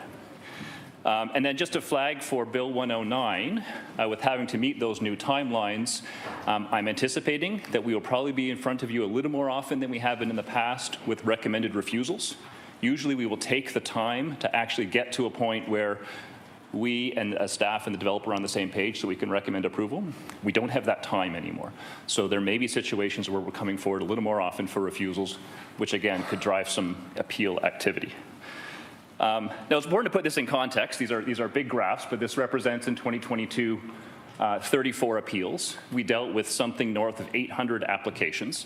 So as an overall percentage, it's not a huge number, but because these can be very time intensive and resource intensive, it's important to keep an eye on those as part of our budget process. So you will see, and Mike alluded to it a little bit in his presentation, corporate services does have, as recommended enhancements, some additional resources in legal to support the appeals. They take the lead on these. They're the project leads for all of these appeals. From a planning and development standpoint, we're monitoring what that impact might be and whether or not we'll have any resource impacts. But for sure, there's impacts of this on legal services. So what does all that mean in terms of the budget implications? Again, obviously development and development trends is a big part of our revenue stream, a big part of what we do. So it's something that we watch very closely. Overall, our 2023 forecast is not too far off what we had forecast for 2022. A little bit less in some areas because of some of those trends I talked about. But as always, there's risks to the forecast that we make in terms of trying to anticipate what level of development activity we're going to see in the coming year. Some of those are the big macroeconomic trends. The economist that was here a week or two ago talked about a lot of those: inflationary pressures, cost of construction, workforce issues, those kinds of things that affect the industry as a whole. And then there's a few new things this year. We don't know if we're going to see fewer site plan applications as a result of Bill 23, but probably. We don't know if we're going to see more subdivision applications, official plan amendment applications, zoning applications in the new growth areas as a result of the minister's decision on the urban boundary. We don't know what we're going to see in terms of that trend on OLT appeals, and we don't know what kinds of fee refunds we might having to be issued under those new Bill 109 timelines. So there's a few risks in our overall revenue forecast. The good news is that we're in a very healthy position with respect to the two key reserves that support development approvals. So the Development Fee Stabilization Reserve, which is fees related to planning and engineering approvals, and the Building Reserve, which is where we deposit fees relative to building permit applications. So in the good years we've been having, we've built out pretty healthy balances in these reserves. So just as one example, so development fee stabilization in 2014, 2015 was sitting at about $2 million. Our forecast year end is somewhere in the range of about $18 million in that reserve. And in building, we're looking at a forecast for 2022 year end of about $30 million. So those are healthy reserves, and it means that we do have some buffer there to mitigate against any short-term impacts in terms of revenues coming in. And that's why those reserves were set up, and was to put some of the funds from those good years into reserves so we can ride out some of the ups and downs that are always part of the development cycle. I also have to flag another item here that Mike also spoke about, and you'll probably hear from all of the GMs around recruitment and retention, and that's obviously a potential risk in the development approvals area. Council did provide me with the delegated authority to create FTEs in this area as long as they're fully fee funded. And that has been done, and that has already been very helpful in terms of addressing some of the pinch points. But we do have, within building, growth management, and planning, as of right now, we're recruiting about 31 positions. Doesn't sound like a huge number. That's about 12% of the FTEs in those divisions. So planners, engineers, building engineers, those kinds of positions continue to be very tough ones to recruit for. The next theme I want to talk about is, supporting economic recovery. So this is something the whole department is focused on. Primarily this impacts the Economic Development Division and Tourism and Culture Division. And I'm going to start with a bit of good news. This chart may not look like good news, but bear with me. There are a number of sectors that continue to show strength, and commercial industrial is one of those sectors that continues to show strength. So this is a chart that we show each year, which is the total construction GFA, gross floor area, total construction in commercial and industrial in previous years. So when we did our ECDEV action plan, we set a stretch goal, sort of like a aim for the stars, ambitious stretch goal of about 1.4 million square feet per year. So that was supposed to be a stretch goal, but you see in 2020 and 2021, we kind of blew that one out of the water. 2022, we still came close to that stretch goal. So we had just over 1 million square feet. So it is a drop from those previous record years, but still not a bad year in terms of construction. And actually better than it appears, because we had a couple of big projects that were at the finish line in December. Will likely go to permit in January, February, which will show as an anticipated very strong year in 2023. So here's some examples of some of the projects that underlie that 1 million square feet in 2022.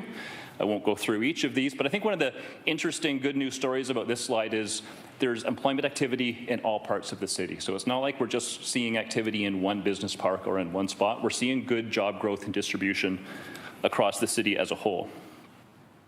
And as I said, we're anticipating a pretty good 2023 because we had so many projects that were right at that finish line in December of 2022. So, and again, a pretty good news story here that we expect that activity to be pretty distributed around the city, which is a good thing to have from an access to jobs and complete community standpoint.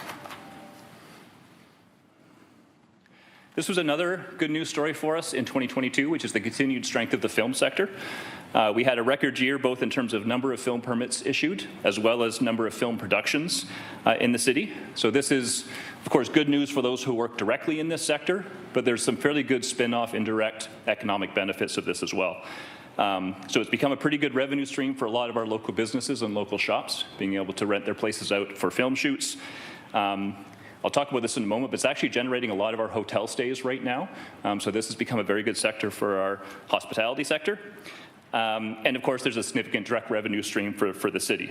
So, and keeping with my theme of the importance of revenues from PED, this is one that is generating pretty good revenues for us right now from film permit application fees, but really it's actually the facility rental fees where we actually generate most of our revenues from this sector. And you'll see when I get to the budget enhancements, this is an area we're looking to add a staffing resource fully funded by those revenues.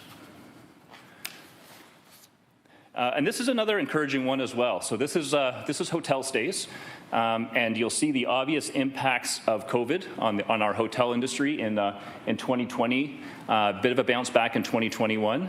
2022, a bounce back and actually a little bit above some of our pre-COVID levels. So some good news story here from the hospitality and tourism sector. There's a couple of things going on here. We're seeing the benefit of the return of some of the major events, the big concerts, the big sporting events, generating hotel stays. Towards the last half of 2022, we started to see the return of the group market, the meetings and conventions, which is an important one for us. One cautionary note, though, just in terms of that 2022 performance, included within that is that some of our hotels were rented out for shelter space in 2022. That's reflected in these numbers. So, for example, the Four Points Sheraton showed 100% occupancy in 2022.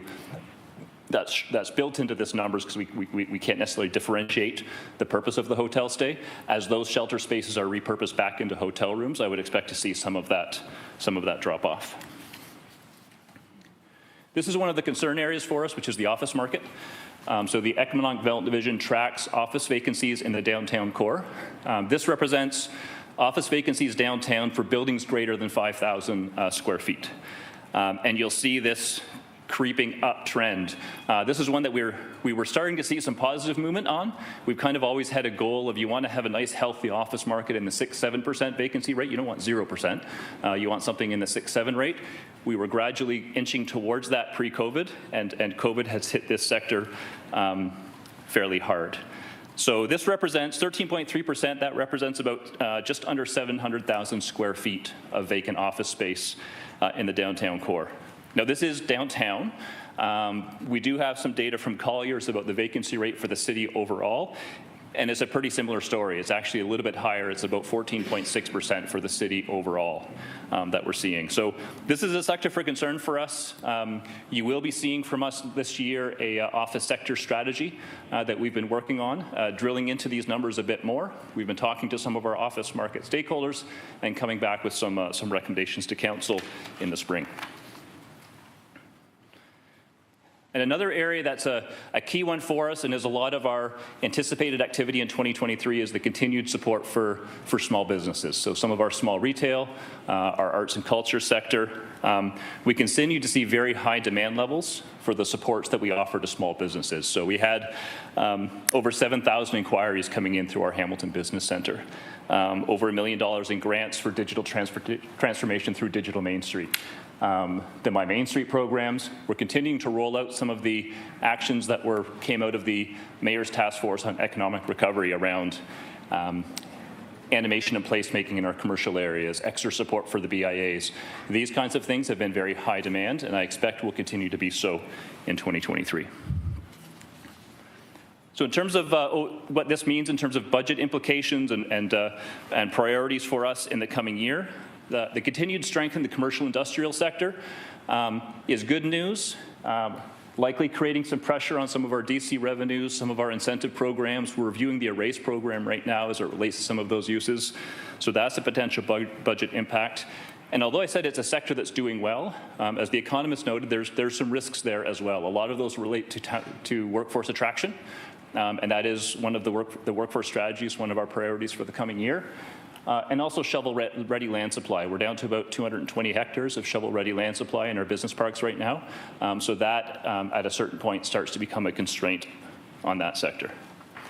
Film, again, anticipating that one to continue to be strong for us, but there's a resource implication there. It is a lot of time, not just for the processing of the actual permit applications, but all the work out in the neighborhoods, in the communities, in the BIAs, trying to mitigate any of the impacts of filming. I talked about the office sector as well, and a strategy coming forward that will likely have some actions for the city to undertake within it. And then continue to emphasis on some of the small business and BIA support programs, I think will be key areas for us in the coming year. Third area I want to talk about is parking revenues. Again, this is one of the key areas that was fairly hard hit for us during COVID. So historically, the parking system in Hamilton has been managed to actually be revenue generating. So parking earns enough revenues to cover its own operations, to cover all of its capital improvements, to fund the school crossing guard program, and then even on top of that has historically given back in the range of $1 million back to the levy. So it's actually been a profit generating service for the city overall.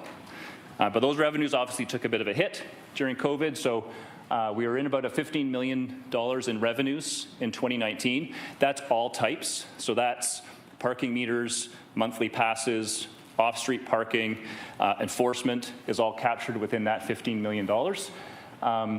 Down to about 10 in 2020, and you can see it starting to inch back, which is good, but we're still about $2 million below our pre-COVID revenues. And it's not only the COVID impacts. The other thing we're seeing is quite a shift in our parking supply and our parking market. So for the last few years, as part of our downtown strategy, we've been repurposing a lot of our service parking lots. So our largest one, John Rebecca, obviously now a new city park. We've had 2 or 3 lots that have been turned over for affordable housing. So we're starting to see a reduced supply in our overall downtown surface parking lot supply. About 500 spaces repurposed in the past 5 years, about another 1,000 spaces scheduled to be repurposed in the next 5 years. So in terms of some of the budget considerations from all of that, one of the things that the parking master plan stresses is looking to do more integrated parking. So rather than standalone parking structures, standalone surface parking lots, looking at opportunities to integrate public parking supply into some of the new developments in the downtown especially. So that's a continued focus for us. And then a lot of leveraging new technologies just to make more efficient use of the supply that we have. And I won't go through all of these. These are some of the strategies that are being worked on right now, looking at some pay-by-phone only zones. So to reduce some of the operating costs of maintaining meters and collecting cash from meters. Looking at license plate recognition for enforcement, so embedded cameras on our enforcement vehicles that can scan plates and automatically detect which vehicles are over time. Some curbside management to make sure that we're planning and pricing properly for some of the things like, the Uber Eats, the personal transportation providers, those kinds of short-term, quick turnaround uses. And also looking at flex passes. So as more and more offices are going towards hybrid work, providing more offerings in terms of monthly passes. So instead of just you get a pass and it's for the whole month, have passes that are for a certain number of days in the month that can be flexibly used over the course of the month. And the last theme we'll talk about is around planning for future growth. So our 2023 work plan, our 2023 budget continues to plan around the growth strategy of focusing our growth within what I'll call our former urban boundary and really drive up the rates of intensification that we're trying to achieve. For some of the returning councils, remember that the no urban boundary expansion growth scenario required us to hit an intensification rate of 80% in the city. So our growth planning, our policy planning is really focused on achieving that. So I won't go through all of these. These are some of the growth areas that we continue to see focus around. Many of them have been sort of traditional growth areas for us, the downtown, Waterdown, Upper Stony Creek. Starting to see more units coming on soon in places like West Harbour, in Fruitland, Winona. But really we're continuing to focus around those growth areas within the former urban boundary. I won't go through all of these as well, but this is a partial list of some of the growth-related infrastructure that are in our budget for 2023 or within our work plan for 2023. Again, these are very much focused on growth within the former urban boundary and intensification. So LRT, obviously a major infrastructure investment to support achieving those intensification targets. We have completion of the North Waterdown Drive, so sort of east of Centre Line, down to Parkside, and the urbanization of Parkside out to Avonside. Some servicing around the AEGD along Gardner Road. Planning stage, EA stage for some of the road urbanizations in the Bimbrook-Lambrook area. The Lower Stony Creek, Centennial Parkway trunk, sanitary twinning, and some road projects as well on Arvin, Barton, and Gordon Dean. And in this last bullet's important as well. I could probably just do my whole presentation just on this last bullet.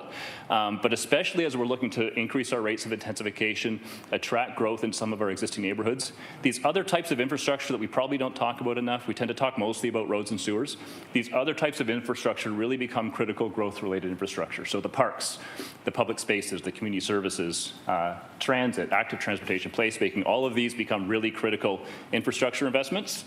I'm not planning on going through a long list of them today, and actually most of them are delivered through other departments, but I think it's important to keep an eye on those as really critical to our growth. And then similarly, our policy and planning priorities are again focused on that growth within the existing urban boundary and increasing intensification and infill. So in 2023, we'll be continuing our low-density residential zoning initiative to end what's known as exclusionary zoning, look at more opportunities for triplexes, for fourplexes, those types of uses. This was actually one of the key recommendations out of the Just Recovery Group. So this is a major piece of work for us in the coming year. Family-friendly housing policies, another one of the Just Recovery recommendations. The planning work around our major transit station areas and inclusionary zoning will be coming forward in 2023. Also one of the Just Recovery recommendations. And then updating as well and bringing forward new low-impact development guidelines and GREET standards, which you may recall was one of the key recommendations out of the Bay Area Climate Change Council. And a fun one, we'll be doing an update to our parking standards, which will probably generate lots of discussion and debate. So what does that mean in terms of budget implications? As I said, our work plan is really focused around increasing growth within our former urban boundary, achieving those intensification rates. We haven't made modifications to our capital program, infrastructure planning program, policy and planning program to reflect the province's decision on the urban boundary. But these are obviously potential risks and pressures on our budget. So for example, the potential need for what's currently an unbudgeted, unresourced secondary planning initiative for some of those growth areas and all the various technical studies that have to come along with that. The likely need, the probable need to respond to privately initiated official plan amendments, draft plan applications coming in from those future growth areas, and then the implications for our long-range master planning work as well. So I'm going to go now to our operating budget. So this shows by division the percentage allocation to each division in our 2023 budget.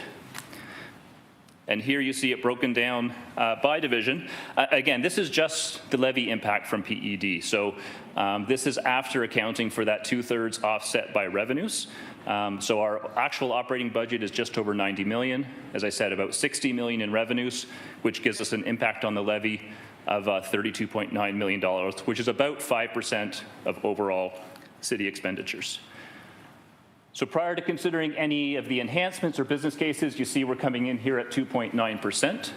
Adding in the climate change positions, the climate change office that was approved by the previous council, we're coming in at 3.5% with those climate change positions factored in. For the most part, in PED, the budget pressures are almost entirely employee-related costs. There's a couple of other special circumstances in some of the areas. Tourism and culture does have some cost pressures related to managing all of the various museums and heritage facilities. Transportation planning and parking is reflecting a pressure related to the operating investment for bike share. And licensing and bylaw services also has some lost provincial funding, which I'll get to in a moment. From an FTE standpoint, we're budgeting for a net increase of 17.75 FTE. Most of those are LRT, so 6 FTE within the LRT office. We also have a half FTE for LRT in economic development and a position as well within transportation planning and parking. So those are all Metrolinx LRT funded positions. We have 9 positions being added in building, planning and growth management, all related to development approvals, and those were positions that are added under the delegated authority that council gave to me, provided those positions are fully fee funded, which they are. And then there's the 1 FTE in the general manager's office, that's the director of climate change initiatives position. So I'll talk about a couple of those same themes that Mike talked about in terms of those corporate pressures on our budget. One is the financial implications of the pandemic, and I already talked a lot about parking revenues. That's the biggest impact area for us, continuing to have about a $2 million revenue impact on parking. To a lesser extent, but still important, we're still seeing some pressure on our business licensing revenues. Those are down a little bit, particularly in actually PTP starting to bounce back. PTP is like Uber, and then our taxi licensing as well. And we did delay by a year a new revenue tool that was approved by the previous council, which is the municipal accommodation tax, better known as the hotel room tax. So this was a new fee on hotel rooms that was supposed to roll out in 2022. Because of COVID, council made the decision to defer it, so it took effect as of now, so as of January 2023. So this is a potential new revenue stream for future years, but because of COVID, it won't have any revenue or levy benefit in 2023. The impact of inflation, interest rate, supply chain issues, more moderate on PED. We don't have a big capital delivery program in the same way that the other departments do, but there is some cost pressures from that on the capital programs in tourism and culture, transportation planning, and growth management. So for service demand pressures, I've already spoken a lot about development approvals, so I won't go back over that, but that is obviously one of our service demand pressure areas. Probably one of the biggest ones that we're looking at is around bylaw enforcement, particularly in 2 areas, encampments and site alteration. Those are 2 areas where we're seeing a lot more calls for service. So encampments, the number of calls in 2022 quadrupled compared to the previous year. And then for site alteration, this won't surprise any of the rural councillors. Between 2019 and 2021, we are up something like 700% in terms of the number of calls coming in on site alteration. So those are 2 big pressure points for us. And those 2 are a particular concern because they're also fairly resource intensive in terms of the response. So it's not like a noise complaint where you can kind of quickly go out, determine a noise complaint, issue a ticket. These are much more involved responses. So for 2023, you already have a 4-year report related to that coordinated response to encampments. So there are 2 bylaw officers included within that report. And we are coming forward in probably the spring or early summer around site alteration because we are experiencing a lot of pressure in that area. So with respect to legislative provincial funding changes, we don't have a lot in terms of changes to provincial funding formulas. The one exception being that we did lose about $370,000 in funding for bylaw enforcement from the provincial cannabis program. So that's a pressure on the licensing of bylaw services budget. But Bill 109, Bill 23 do have some potential pressures on us. And I've already spoken about some of those, but I want to flag 2 more. One is around the reduced role for conservation authorities. So if conservation authorities are no longer able to comment on development approvals, that's going to create an impact on our natural heritage staff in the planning division. And the other one is changes to the provincial heritage legislation. So with the kind of lesser impact now from the Heritage Registry, I'm anticipating a lot more pressure to get more heritage buildings protected and fully designated. And so that's going to be a pressure as well.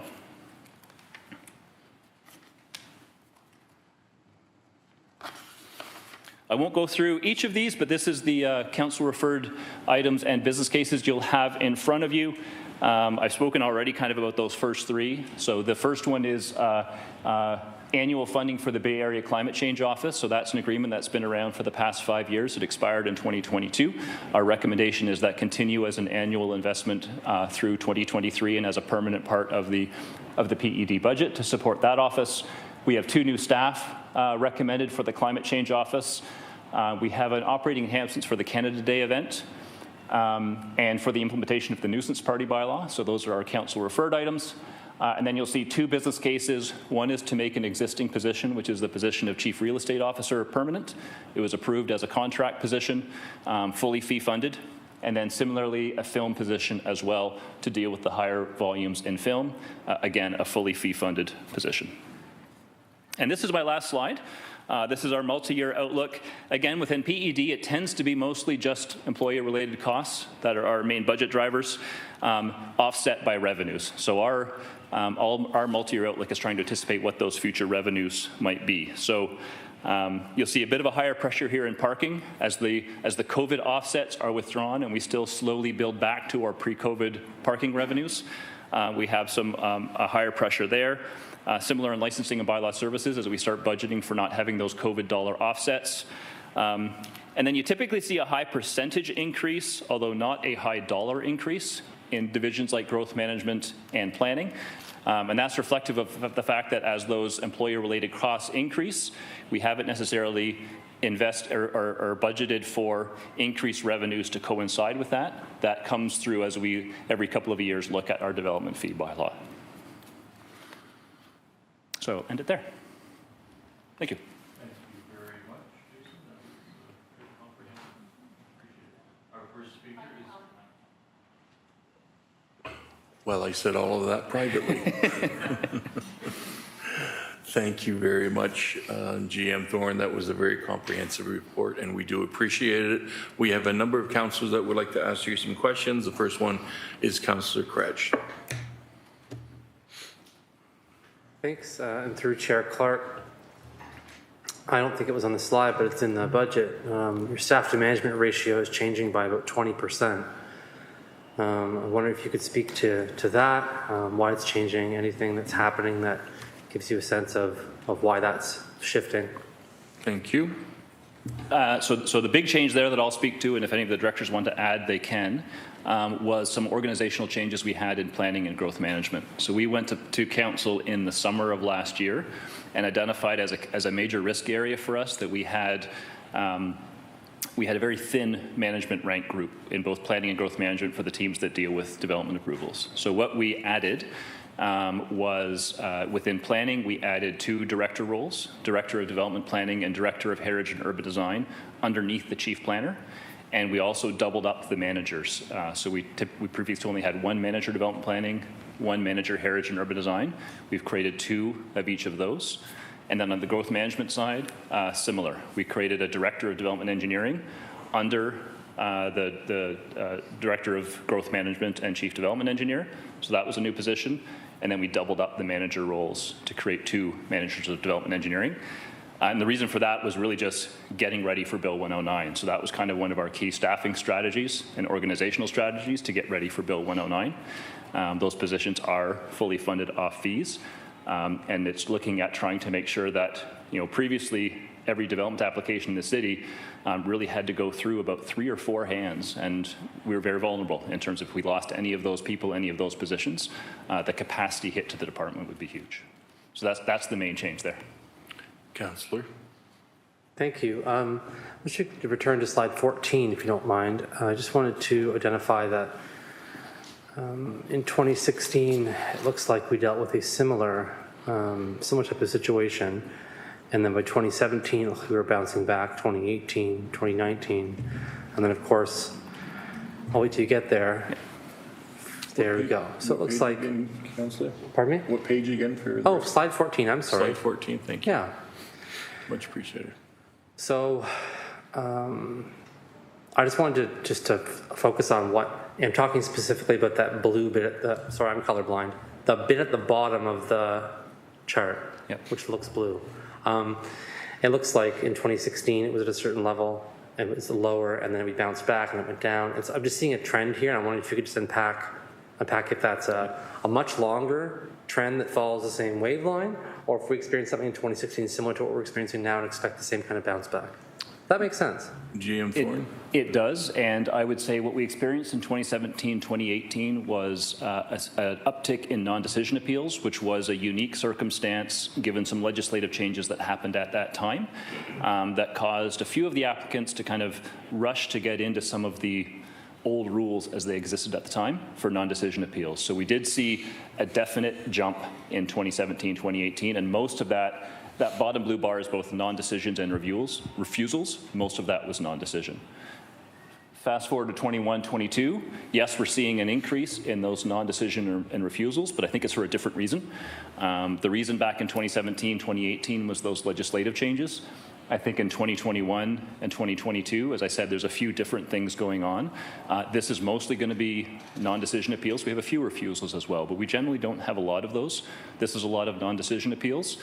And I think it's a couple of things, as I said. It's applicants who see that as a way of expediting their application, and they could see it that way for a few different reasons. As I said, part of it could be the public process, part of it could be anticipated neighborhood opposition, part of it could be they're not happy with staff's comments and where staff might be going in terms of a recommendation. All of those things can drive non-decision appeals. And then I think this trend we're seeing at the OLT around being very development friendly is also causing some applicants to look at that and say, it's worth the money. Councillor. Thanks. I appreciate that detailed explanation about why and how this is happening. You talked about everyone's favorite subject, parking lots. It's one of my favorites. And about, the downtown core, there's fewer parking lots and decreased revenue. At what point does building on a parking lot begin to produce more tax revenue for the city than parking revenue for the city in terms of density on parking lots? So through the chair, from an overall city revenues, it's definitely better to have a building on top of those parking lots. In terms of parking revenues, that's where we take a hit on the parking side. But what I didn't show, and it's a good question, is if we looked at what the tax uplift is from development of some of those parking areas, the city as a whole does better. Parking revenues are the ones that take the hit. So maybe that was a bit of a selfish slide in terms of showing the impacts of parking revenues from repurposing some of those lots. And we can look to buildings like Main and Walnut, for instance, which of course incorporated parking, a parkade in the bottom of the building, replacing that parking, but while still adding that density. So you cannot even just do one thing, you could do both. Yes, and through the chair, this was just talking about municipal parking supply. So we do have some private developers as part of their projects who are doing publicly available supply. It's private, it's theirs, but it's still publicly available supply. So my slide was just focused on city parking. Thanks. I may take your response and put it on a loop somewhere to play. It's true that building places for people to live turns out to be better for the city than parking lots. Thanks. But I still want to know at what height or density that starts to become. Are you talking about just even a one-story, commercial building? Like how low of the density are we talking about before we start being like, wow, this is already way better than parking? So through the chair, I don't know if Brian's able to answer that one off the top of the head. I'm not sure we could pick a number of units that directly offsets the parking revenues. Part of it depends on how high of a performing parking lot it is, because we do have some higher performers and lower performers. I don't know if Brian can speak to that, or if it would take a bit of offline number crunching and then having to get back to you. Through the chair, Brian Oliver, Director of Transportation Planning and Parking. I think we'd have to get back to the councillor on that one. I do want to recognize that parking lots do pay property taxes, so there is it's not a zero sum. Okay, thanks. I'll catch up with you later. Slide 28 talked about my more favorite topic, parks and public space. And so I think I'd like to just understand from you in terms of an outlook, just your assessment from your position where you sit inside this organization, how we intend to ensure that there are parks, public space, community services, active transportation, and placemaking in the downtown core, given the fact that there's so little space here. Like, we're increasing the density in the Corktown neighborhood by several thousand people over the course of a 10-year period, but like, we're not really preserving park space to accommodate folks who definitely won't have green space in their condominium units or their rental units, which are at a high density. Look at the Durand neighborhood, which has got the most apartment buildings in all of Ward 2. We have Durand Park in that neighborhood. If you'd like to get outside in a green space, you can have fun trying to cross James Street South. So I'll leave that point there, but to ask you, like, what's the plan? How are we going to do this? What opportunities do you see in the core to increase those things, given that, given the fact that we have such a tight space constraint? GM Thorne? Yeah, through the chair, it's a good question. It's one that, frankly, every sort of urbanizing and high growth city wrestles with a little bit, is how do you reinsert park space and green space into an urbanizing core. So there's a couple of things. One is we do have amenity requirements within the development itself, and different developers meet that in different ways with both indoor and outdoor amenity within the project itself. It could be rooftop plazas, it could be ground plazas at grade, amenity spaces inside the building, those kinds of things. So that's an important part of the actual approvals process.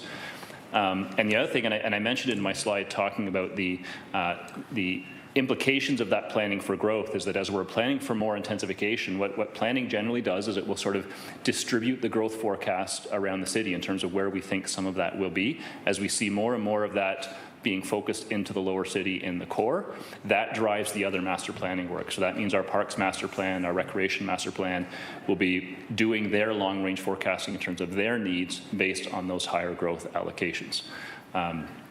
It is obviously can be a challenge in an urban core in terms of there's only so much space to go around, which is why I would say one of the strategies I think is important as well is you do have to think a little bit differently about public space in a lower city and a downtown. It's not necessarily, in some cases it is, but not necessarily a playground with a swing set and a ball diamond. Some of that, yes, absolutely, but also thinking about sidewalks and streets and these other kinds of spaces providing amenity for residents as well. Those become really key parts of, I think, the public space tissue in an urbanized area. Councillor? How much time do I have left? 1:30. So could you speak to the tension around and the tension and expense around the putting trees in a downtown area, right? So one way we can get back some of that placemaking and some of that public space is by making sure trees are to keep the urban heat impacts down, but it's so expensive to do that. Can you talk a little bit about that challenge? GM Thorne? It is, and I would note, one of the items we're bringing forward soon is some of the priorities for the Climate Change Office, and I think urban greening is going to be one of those priorities that we're going to be suggesting as a focus area for the Climate Change Office in its first year of operation. Because again, it has to take a lot of forms. You mentioned street trees, and yes, in an urban area, when you're wanting to do street trees in Silva-Cells, you sometimes get into situations around utility relocations. One of my directors can nod, but we've seen tree plantings cost 50 grand for a tree. To do that kind of tree planting on a street along a sidewalk. But we've also seen great success in something like the Barton DPAVE program, which I think is a fantastic program that the city does support for a relatively low cost. They're actually doing a lot of greenscaping, in some cases trees, but in some cases just lawn area, native grasses, those kinds of things, and inserting those into a very urbanized corridor along Barton Street. Councillor? Thanks for providing a bit of coloring in the lines there. Last question is about encampments. You said that there's been quadrupled number of encampment complaints, and I'm sure my office receives the many of those. Do you think that what we're doing is effective? Like the bylaw intervention as a way to enforce encampments and to deal with encampments, period, to address this issue seems to be the city's solution. The tool that we're using, what do you think in terms of the effectiveness of how we're doing that? If based on what you're talking about, the resource intensivity and all kinds of other things, I'd really like to know what your analysis is about the effectiveness of that enforcement through the bylaw, through your department. Can you indicate where in the budget we're dealing with that? I'm just dealing with it from his presentation. He talked about quadruple the impact. So I'm not sure exactly where in the budget it is, but in the presentation slide, he said that there was a quadrupled impact in 2022 in terms of number of complaints, and and because those are labor intensive, it has having a budget impact, but I couldn't speak to exactly which line in the budget because I just was referring to the presentation. Thank you. Just trying to make sure that we're on budget. Thank you. No problem. Yes, and through the chair, so it's not reflected in the budget yet, and I won't get too much into discussion. I think it's coming back to the next GIC meeting, which is where we've kind of put in that's where the recommended enhancement is in that report that's coming back to GIC at the 1st of February, I think it is. And as I said, what we've identified there is 2 bylaw officers to be part of that broader team. So I won't try to recap everything that's in that report, but I think what we've recommended in that report is around a housing first and a housing outreach first approach, but needing to have that bylaw enforcement support as well. I could tell you that we had, I think through the pilot project that ended in December, I believe we had, was it 3 or 4 staff within bylaw services to support that program. We're not suggesting that same level of service because there's more of a housing focus being proposed, but to still have those 2 officers because we do deal with a very high volume of calls. Councillor? Yeah, the effect, I'm just curious about your opinions about the effectiveness of the tool of using the bylaw department to help us address housing and homelessness with respect to encampments, like really how effective that tool is. I know what you're doing, asking for it, yes. But so how effective is it? It, on its own, I don't think it would be effective, and that's why that's not what's being recommended. It's being recommended as part of a broader response. I can tell you that in terms of the bylaw officers that have been on that project for the past year through the pilot project, most of what they do is connecting people living in encampments to services and these kinds of things. That is also what housing outreach workers do, which is why the recommendation is to do more of that as the lead. But my expectation is that without any bylaw enforcement component to it, it would be very difficult to prevent some of the larger entrenched encampments from becoming established. If it is only housing outreach without a role for bylaw enforcement, that to me would be the risk. Councillor? Thank you for answering the question. Thank you. Councillor Alex Wilson, please. Thank you, and through the chair, really appreciated just the overview, and especially I think the points that really stood out to me were making the connections to this is what the Just Recovery Coalition's asking for. This is an outstanding BACC request. Like, that was just really appreciative to hear that community input is making its way. So thank you so much for just making that so clear. I do have a couple of questions back to start kind of the relationship between some of the provincial changes and how they're impacting us. And one of them was about the planning appeals timing and costs. And there was a couple of slides where we were talking about we're expecting these types of appeals to go up, these types of appeals to go down. I just have a question about the cost impacts of that. So for example, if we are not able to meet timelines or we provide a rejection because we are not able to meet timelines, and then the developer likely appeals, what is the different cost of those processes? Because I can imagine going through a legal, going through OLT, like there's a stacked costs. Does that play into this forecasting at all so far? It does, and I'll turn to Steve maybe in a moment in terms of hard to say a typical hearing, but the kinds of staffing pressures on a typical hearing. But you know, the challenging thing for us is it's generally the same staff who are processing the application. If it goes to hearing, now they're putting all of their time and resources into those tribunal hearings, and those tribunal hearings deal with very strict deadlines and timelines, and they tend to get more of the priority attention, which means it can actually have a negative impact on other applications that you're trying to move through. And I say planners, but it's not just planners. Like typically Ashraf's team in growth management, typically his team are involved from an engineering standpoint as well. And then a very significant impact on legal service as well. So with that, Steve, I don't know if you can ballpark a typical hearing in terms of what the staffing workload pressures are. Director Robichaud, please. Steve Robichaud, Director of Planning and Chief Planner. Building on Mr. Thorne's comments, yes, normally the staff resources would be, from a planning perspective or growth management, would be absorbed by the existing budget.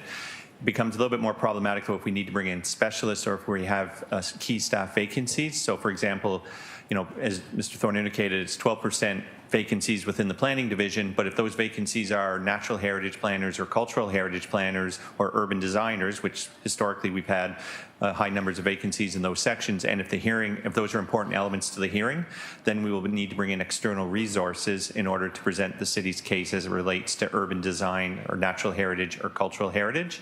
And in that case, then the cost can be, you know, for an urban designer to do a 3 to 5 day hearing, it could be $50,000. And then you add in a transportation engineer and a couple other specialists, it can get very expensive when we don't have those in-house staff resources to deal with it. And then as Mr. Thorne indicated, it really upsets sort of where things stand in the queue, and because effectively they are queue jumping and then they have to get the attention. And then the other unknown is in legal. There's two lawyers right now in-house that manage all of the OLT appeals.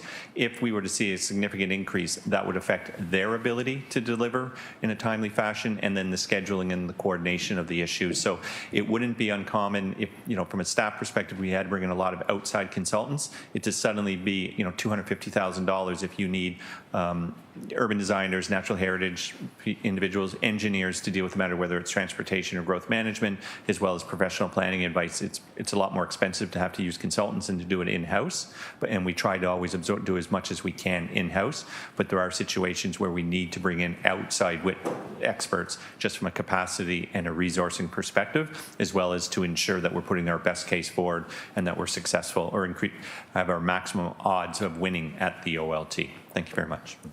GM Thorne, follow-up? No? Nope. Okay, Councillor? Thank you through the chair. Really appreciate for both Director Robichaud and General Manager Thorne's responses. That makes a ton of sense to me that there are, depending on how we go through this process and depending on where the appeal goes, there are different costs associated with it. We did see that in the slides there was a forecast that we think this is where we're going to have more appeals, or we think that this is where there's going to be there. To what extent is the financial component of those types of appeals in the forecast, or is this more we have to kind of wait and see in this new regime and kind of constantly be monitoring and putting out those contracts and adding it on an as-going basis? Just kind of, to what extent have we been proactive given that this is all new and we might not be able to be? GM Thorne? Yes, thanks, and through you, Mr. Chair. So generally what we're sort of budgeting for and forecasting is a bit of a status quo, but on that one slide I did kind of show a number of the risks. We are gazing into a bit of a crystal ball here, and it's a very different planning world in 2023 than it has been in the past. So that is something we have to monitor on a fairly regular basis. I know for sure those legal enhancements that are in front of you are critically important. On the planning and engineering side, again, we've got those reserves to help us mitigate a little bit, and I got to tell you that delegated authority that council kind of trusted me with to create those positions if we need them has been already hugely helpful, and will be very important. That I won't have to wait if in the spring we see that there's something happening, more appeals, more applications, something. I don't have to wait 8 months to come back to council to ask for an enhancement. We can actually add those in year, so that's really important as well. Councillor? Thank you so much through the chair. Switching gears to some of those other challenges that have made this year quite unique. We have ongoing work with respect to rental replacement renovation policies that's been potentially modified by the provincial government. And then I also saw green building standards was in the work plan for the coming year. Given that these things have both been reduced in scope, given what we can do by the provincial government, is our approach to do what we would have done outside of those laws, get a blue skies policy, and then go, what can we apply? Or are we reducing the scope from the get-go on those projects to comply with the new provincial mandate? Just in case, and the reason I'm asking is if in 2026 we have a different provincial government, will we be able to pull up our policy, or will we have to redo our green building standards and our renovation policies if there's a different provincial government in a couple of years? GM Thorne. Yeah, so through you, Chair, good questions. I'll start with the rental housing. So in terms of the rental housing licensing pilot project, that's rolling out unchanged. So that's built into the licensing and bylaw services budget in terms of both those revenues and the expenses to roll out that pilot project in wards 1, 8, 14, or portion of 14. In terms of the rental housing replacement provisions that were, well, I guess what the province has announced is their intention to introduce some limitations on that program. We don't quite know what those are. Mr. Robichaud's team was very much in the process of developing a City of Hamilton approach. We still are. But yes, we're having to keep an eye a little bit as to what the province may do in terms of whether or not they're going to limit the scope of it. Very similar to inclusionary zoning. We were well on the path to bringing forward inclusionary zoning. The province has now built some caps into the legislation that we now have to recalibrate a little bit. But it doesn't mean we're going to stop doing the work. For green standards, again, that work those are actually were already released for consultation in the fall of last year. There may be some changes in maybe how we position some of the standards and some of the guidelines. There may be some changes in terms of what we can require versus what we can encourage and what guidelines we can set. So that's kind of the gray area that we're working in a little bit right now on those green standards. But the intention is to still do them and still bring them forward. Thank you. Councillor? Thank you so much through the chair. I do have just two other questions left. One is about this kind of conversation about the old urban boundary and trying to direct growth within our old urban boundary. Just in a conversation of risk where we're talking about this changing environment, we know there's different climate risks associated with different types of development. We know there's different ecological risks as we're having an ongoing conversation about natural asset valuation, and we don't have those numbers right now. A lot of the old urban boundary is still currently farmland. So thinking about those areas around the Airport Employment Growth District, it's still headwaters area, pieces like that. To what extent, when we're concentrating growth in the old urban boundary, is that the entirety of the old urban boundary, or to what extent is it being further concentrated into our oldest urban boundary, if you will, or pre-2015 urban boundary? Just getting a sense on how much of this is 2015 on growth. GM Thorne. Through the chair, I apologize. I may have lost the question there towards the end. Could you just repeat that for me? Yeah, so I think at one point there was a conversation about how we're concentrating growth within our old urban boundary. Yes. Of that growth that's being concentrated, to what extent is it being concentrated in our pre-2015 urban boundary, and to what extent is it being concentrated in our 2015 to 2022 urban boundary? Gotcha. So through the chair, in terms of where those the future growth areas, designated greenfield areas, as the planners call them, that is within the urban boundary that existed prior to the minister's decision last year. So that would include, for example, probably the biggest undeveloped greenfield area within that former urban boundary is the Fruitland-Winona area. I think that's something like 15,000 units of ultimate development there. We're just now starting to see the first plans of subdivision come in that area. And then what we have a lot of is places like Upper Stony Creek, still in Waterdown, a number of areas where we have either registered plans of subdivision or draft plan subdivisions on the books that haven't gone to development yet. So when I'm talking about that former urban boundary, it's what exists prior to the minister's decision. So the Airport Employment Growth District would be part of that as well. Councillor? Thank you, and I might follow up offline just to get a sense of to what extent is the growth in those different pockets. So like, for example, if 100% of our growth is in our prior urban boundary, I'd like to be interested in following up offline if 80% of that growth is now in these greenfield areas, or if it's intensification in the old urban area. Yes, through the chair, and hopefully this isn't too planning jargony. There's a thing in the planning world called the existing built-up area, which is basically the already developed area. So not including those green fields that are approved, but the already developed area. So what we have seen over the past couple of years is about 50% of our growth within the existing built-up area. 2021, it was about 60%, which is like true infill within the existing built-up area. Steve's team was crunching the numbers on 2022 this morning. I don't know if you have it yet in terms of what our 2022 intensification rate is. Director Overshaw. Through you, Mr. Chairman. For 2022, the intensification rate is 50%. So that was within the existing built area as defined by the province. There are areas outside of that where intensification happens, but for accounting purposes, we don't consider it to be intensification, or we don't get credit for it. It's sort of an accounting game, but it's within the existing urban area. Councillor? Thank you so much. That's exactly the number I was looking for. Thank you. And then my last question is back to the encampment call increase. In a previous report that's now been, I think it was report 17 that's now been deferred to this part of council, we heard numbers about the number of false reports related to encampments. To what extent has this quadrupling that been talked about tied to those false reports, and what happens if someone files a false bylaw report in terms of staff time? So through the chair, in terms of staff time, a false report still has to be looked into, so we still have to send the officers out. So from a staffing resourcing standpoint, it does have an impact. I don't know if Monica will be able to speak. We'll turn to her in a second in terms of how many of those turned out to be false. And by false, often what we see is either a common one last year was it wasn't an encampment. It was unhoused people just being in a park. That's not an encampment. That's not something we would have any enforcement activity around. So some of it is that. Some of it is calls actually on private properties as well, not necessarily public properties. I don't know if Monica's got a bit of a breakdown in terms of how many of the calls. Monica Cirillo. Through the chair, Monica Cirillo, Director of Licensing and Bylaw Services. I don't have that number breakdown in front of me, but I'll certainly make sure we have that for our discussion in February.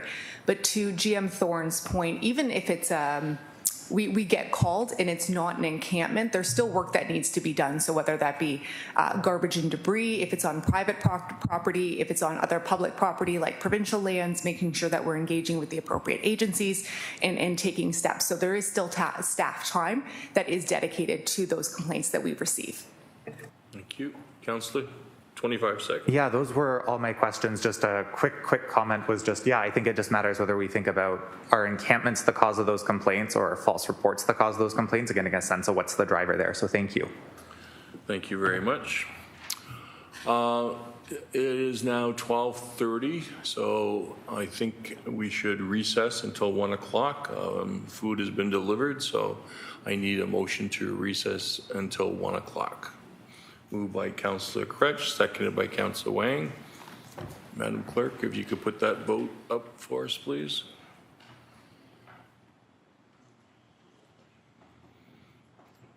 Sorry, J.M. Thorne, you'll be back. That's all right.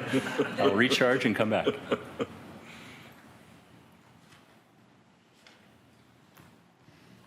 The vote is loading slowly. There it is.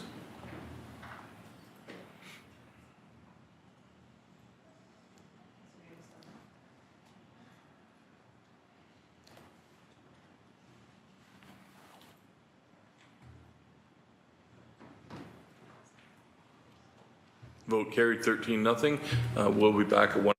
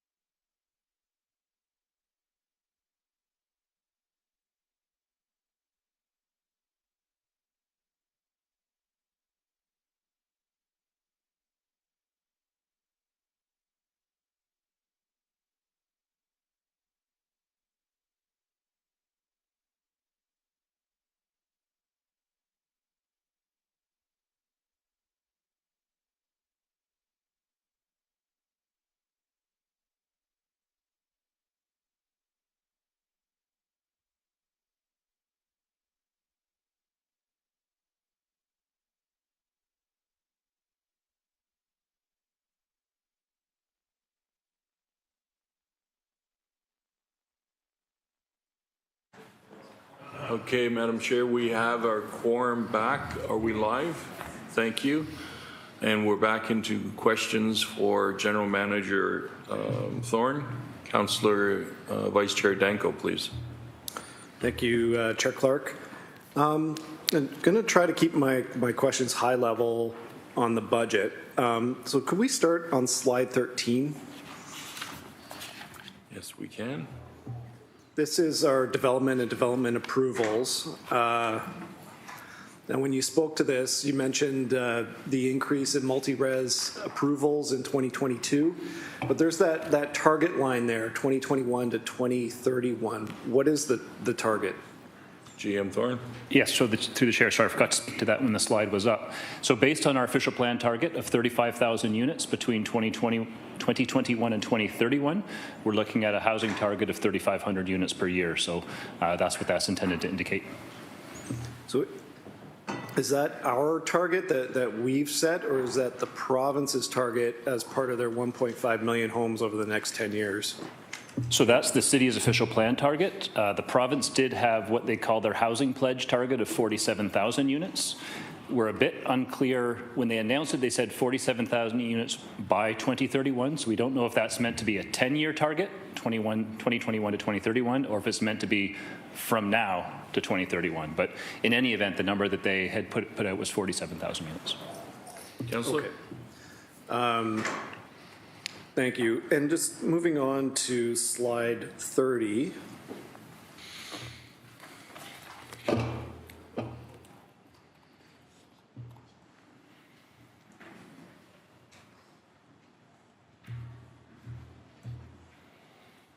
So this is, some of the key parts for future growth, how it's going to impact your department.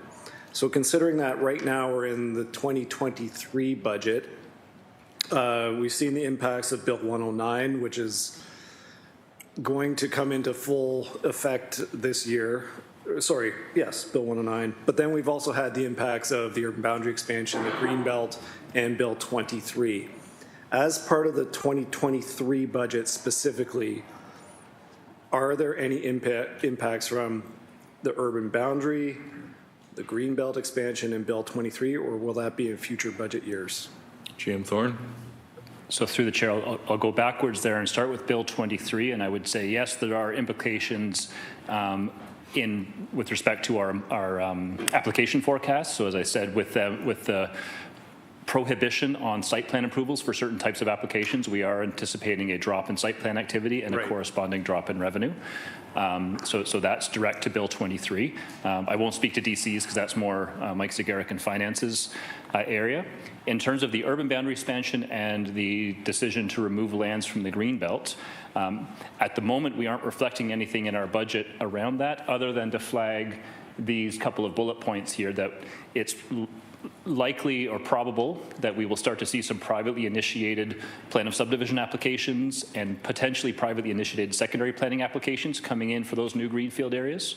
It's possible we'll see some official plan amendments coming in for those Greenbelt removal lands. So those, from a revenue standpoint, those are just applications, but we haven't forecast necessarily to have those applications coming in, but if they do, they would both have a positive revenue impact because they'd have to pay the fees, but they would also have a staffing impact that we don't have a team that's kind of focused on dealing with.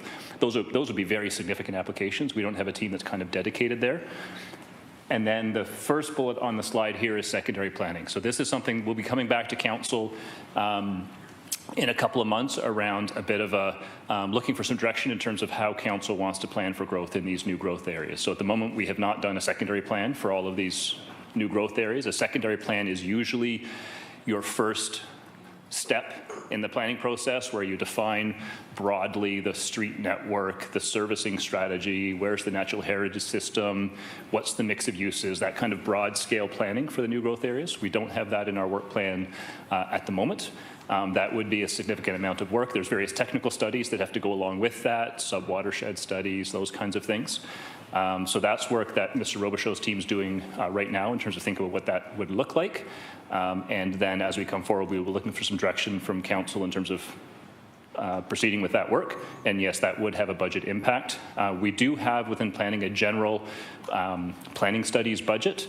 Right now, it's not geared towards that particular project. It's a potential funding source for the work, but that's not what it's targeted at the moment. Thank you. And then just further to that, on slide 38, that's the departmental multi-year outlook.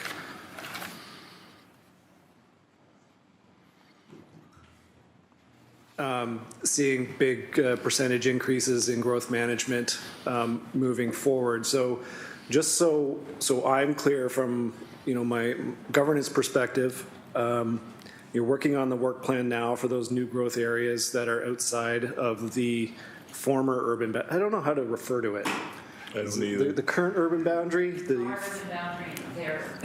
Our That's former not bad, urban boundary? actually. Yes. Anyway, so work that is specifically required, there's going to be things that we're going to have to do. There might be some things that would be discretionary, things that are developer driven. So I just want to make sure that as a council, in future years, so not reflected in the 2023 budget, but in future staffing requirements in order to facilitate that growth planning beyond the former urban boundary, that we as a council have eyes on that. Through the chair, that's correct, and that's why one of the critical decision points will be for this council will be what does the next stage of planning look like in that area, and there's the potential to do a city-initiated secondary planning process. The province did say that prior to development happening in those new within that new urban boundary, those new growth areas, that a secondary plan needs to be completed. The city can initiate that and lead that, or a private developer can initiate that and lead that. So yes, that'll be a decision point for the council in the very near future. Okay, thank you. Thank you, Mr. Chairman. Thank you very much, Councillor. You're well within your limit. Thank you. Councillor Maureen Wilson, please. Thank you. That was an excellent presentation. I appreciated it.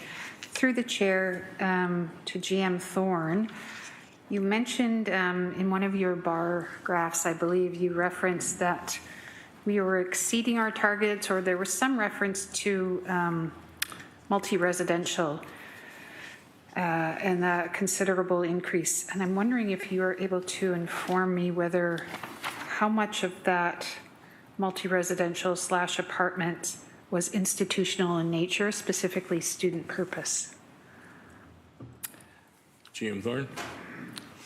Find the slide. I don't know if I don't have that breakdown in terms of how much it would be institutional purpose. It is picking up, for example, the new McMaster building there at King and Bay, but I'm not sure how many other projects in there would be sort of either student housing or market housing geared to students. I could try to tease that out of the numbers, but I don't have that right now. Councillor. Would you be able to tease it out and provide it sometime in the future then? Thank you. Through the chair, further to that on the multi-residential, are you able to comment on the approximate unit size, your sense of that uptick that we're getting? GM Thorne. Through the chair, I might look to Alan or Steve if they've got a sense of the unit size mix on those. I would say in terms of what we determine to be multis and apartments, just to be clear, this is not all high rise. It's basically anything that's not single semis towns. It's two or more units, so some of that is going to be things like stack towns, which tend to be larger units, as well as our high-rise development with smaller units. So it does represent, that's a pretty broad category of building types. I don't know if either Steve or Alan want to comment in terms of what the unit mix looks like. Director Robichaud. Through you, Mr. Deputy Mayor, to the councillor, I don't have that information off the top of my head. As Mr. Thorne has indicated, the high-rise buildings are generally driven by the investor market when they're in the condominium, as opposed to the rental market, which are often smaller than 50 square meters or less than one bedroom, whereas the ground-related residential is often multiple bedroom units. So one of the things maybe we can go back and look at trying to break it out by the number of number of units per building, so that like this stacked townhouses are often buildings under 15 units per se, which would more lend themselves to a quote-unquote family size units, where the taller buildings, which contain 100 or more units, are often driven by the investor market, which are often the smaller units. So we have to go back and do a deeper dive into that to compile or extract that out. And that's something I think we could have our GIS staff try to go through that building permit data and try to tease out exactly what we're seeing in terms of the overall unit size buildings of different unit sizes as a sort of a placeholder in terms of the size of the units that are being created. Thank you. That would be great. Chair, I'll look to you whether it's within this discussion, because it is further to, it's not a budget question per se, but I wanted to ask GM Thorne, because he highlighted the multi-residential activity, what the relationship is between post-secondary institutions in Hamilton and the planning department in terms of their pivoting to more international students for reasons of revenue. And that has had a consequence, I believe, of it has impacted the housing availability. And whether there's any coordination between those decisions on student input coming in and our housing work. I think it's in order. Yeah, so through the chair, it's a good question, and I can tell you we're asking some of those questions of McMaster as well in terms of our own planning and the kinds of unit mix and unit demand we're planning for. They have embarked on a master planning process, and staff's had some input in sort of the early stages of how they do that master plan, and that is one of the questions we've been asking, is in terms of how much on-campus housing they're looking to accommodate versus off-campus, what the phasing and staging of that on-campus housing is, and what they're forecasting in terms of student population growth and what kinds of housing needs they're going to have. So we're hoping some of that information comes out of the master planning work. What you'll hear when when GM Burton brings forward the housing, what is it called? The Housing Sustainability Plan. I'm going to get the name wrong, but is looking particular at that international student market, because that is driving a lot of our demand for rental housing, and it is also putting pressure on both our existing rental stock and some of that market housing, and driving up some of those market rates. So that has a pretty significant, I would say, citywide impact. Lots of benefits come with that. Don't get me wrong, but we want to make sure we're planning for it from a housing standpoint. Yep, thank you for sure. Lots of benefits, Chair Clark, but lots of ramifications downstream in terms of housing availability. If I could pivot through the chair to bylaw and licensing services. Across Ward 1, I think it's fair to say that there is a request for more services. So I'm trying to understand the cost per officer versus the amount that may be garnered in terms of fees, and what is that split between revenues incoming and cost carrying? If I could understand that better. Thank you.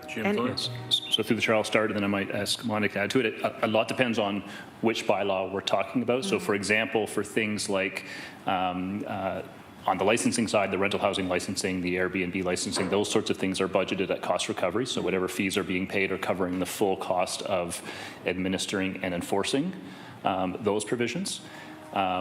With respect to other bylaws, whether it's property standards, noise, those sorts of things, our primary goal is always to kind of get compliance. Our primary goal is not to generate revenues. So, if it's a long grass and weeds situation, our goal is to get the long grass and weeds cut, not try to make revenues off of the fine. So that's kind of in establishing those fine rates. Those are the kinds of balance that we're seeking to achieve. But with that, I'll go over to Monica for anything to add. Director Cirillo, please. Through the chair to the councillor, Just to add on to what GM Thorne had mentioned, our fees are increased every year by the 3.7%. We also do annual reviews to make sure that they are covering the cost on the licensing side, as GM Thorne had mentioned. When it comes to MLE and we set fines or we set charges, we try to make it proportionate to the violation that may be had. Unfortunately, some of them do have to be approved if they're going through a Part 1. So if they're short form wording, they do have to get approved by our Ministry of Attorney General. So our hands are a little bit tied on what those charges may actually, the fine amounts may end up being, but it's something that is top of mind anytime we bring forward a new bylaw. Councillor?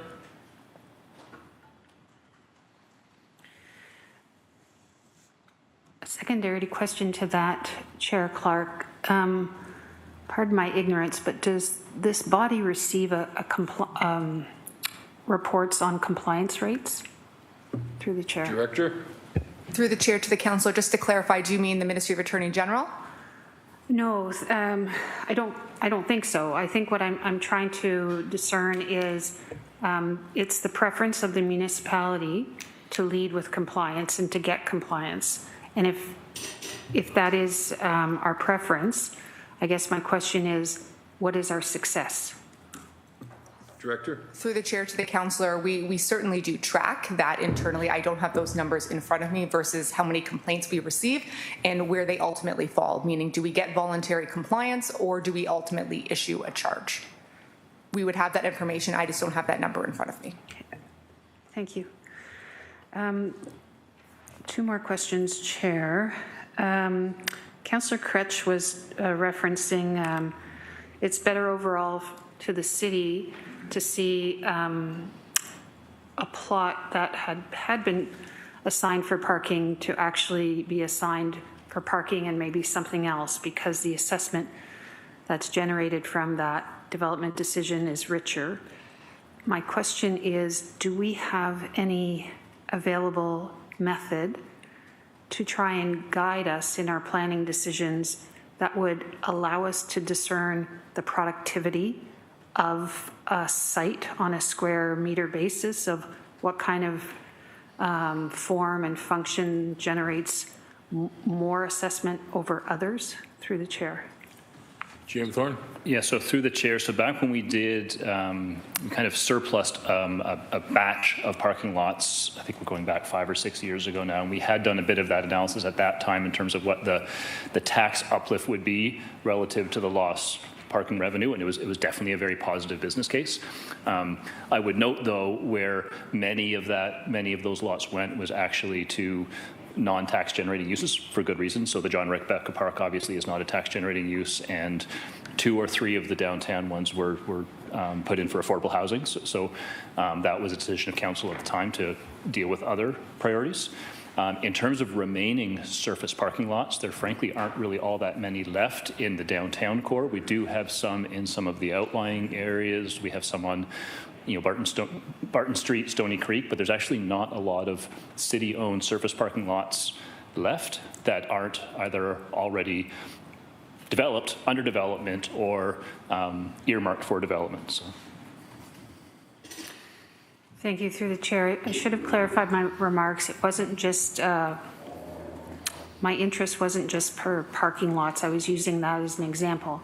My interest is in informing our development plans such that we're trying to maximize our return on investment if we're having to service property, and if we're trying to enrich our assessment base. Do we have an idea of the productivity of, say, even types of residential properties that might provide us with a greater return than others? Through the chair.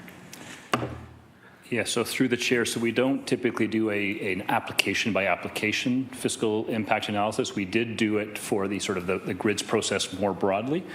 I would note that was going to say implicit, but more than just implicit, intentional within the city's plans around density, around infill intensification, around things like secondary dwelling units, is the appreciation for the fact that those types of developments can make more efficient use of either existing available infrastructure, or even in greenfield areas we're dealing with higher densities and having more units per linear kilometer of a piece of infrastructure.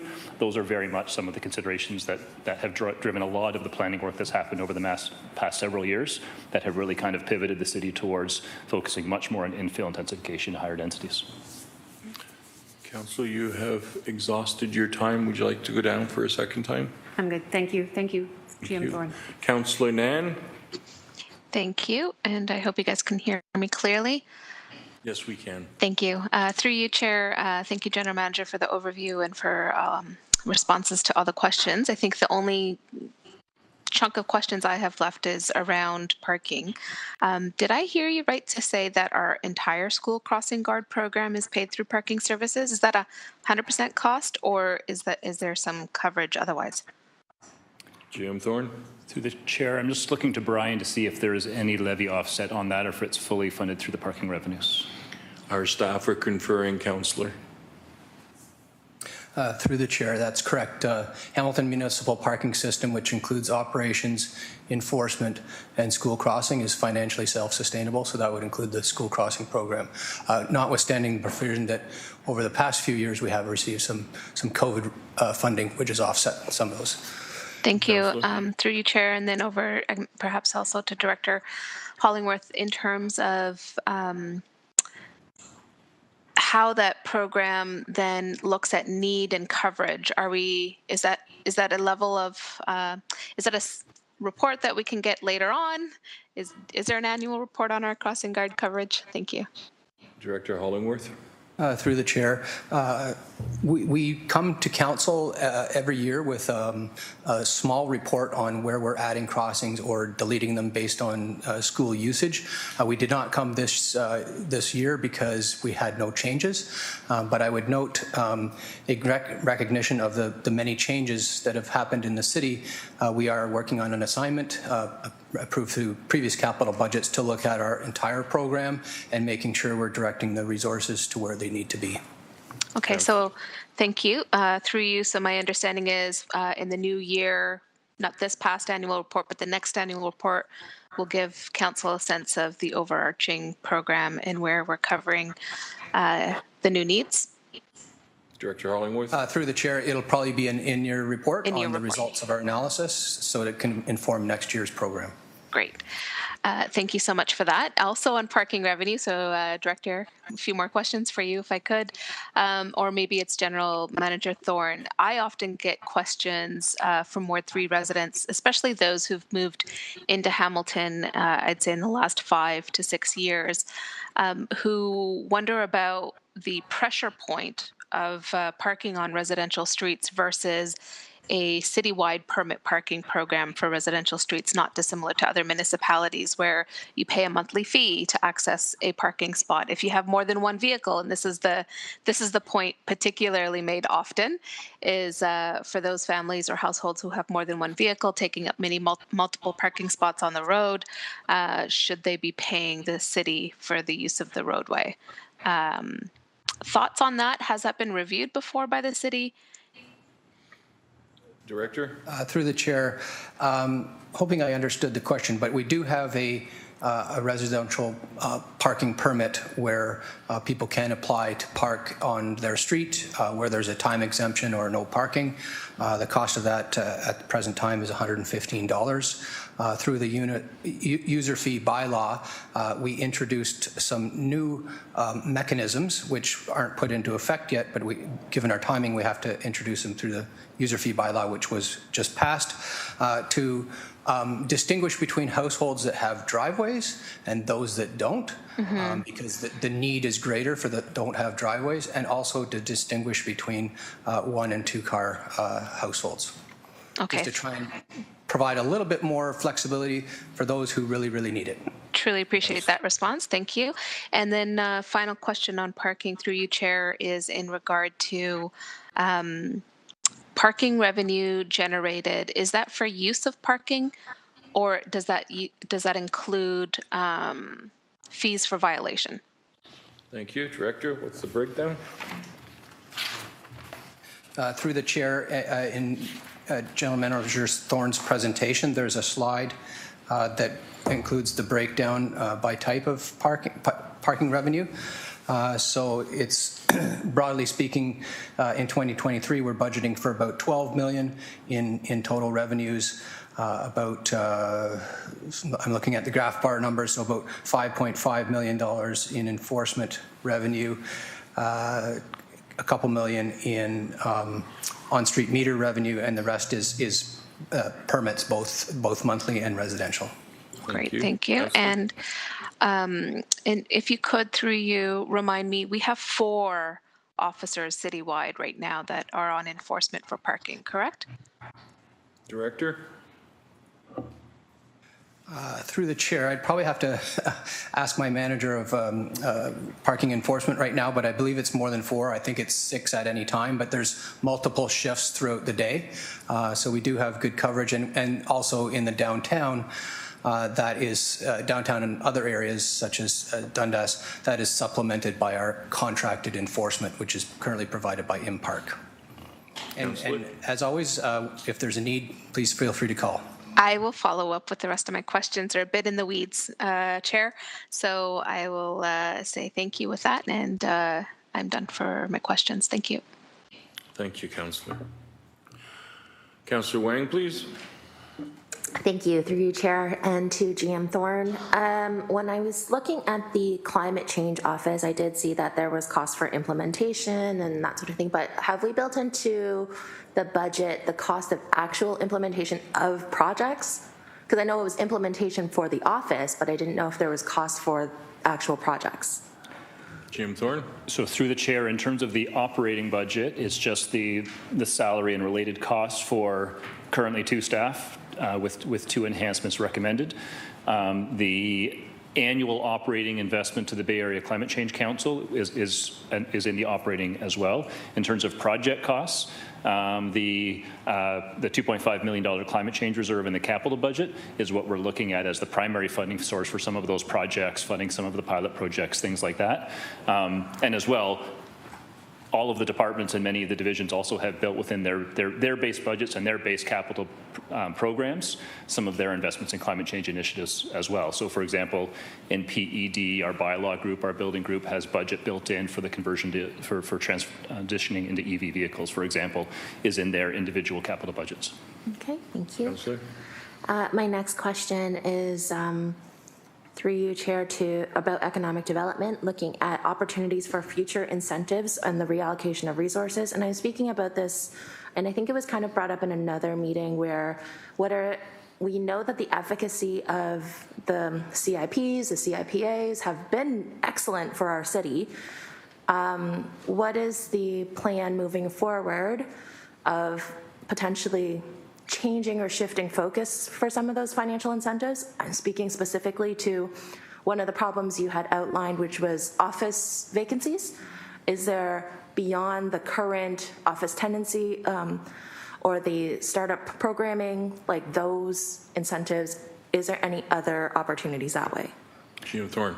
So through the chair, I'll ask Norm to elaborate. I do expect that will be one of the things coming out of the office sector strategy that they're working on, is looking at how some of those either existing incentive dollars or potentially new ones could be earmarked towards addressing this particular challenge, but I'll let Norm speak to it.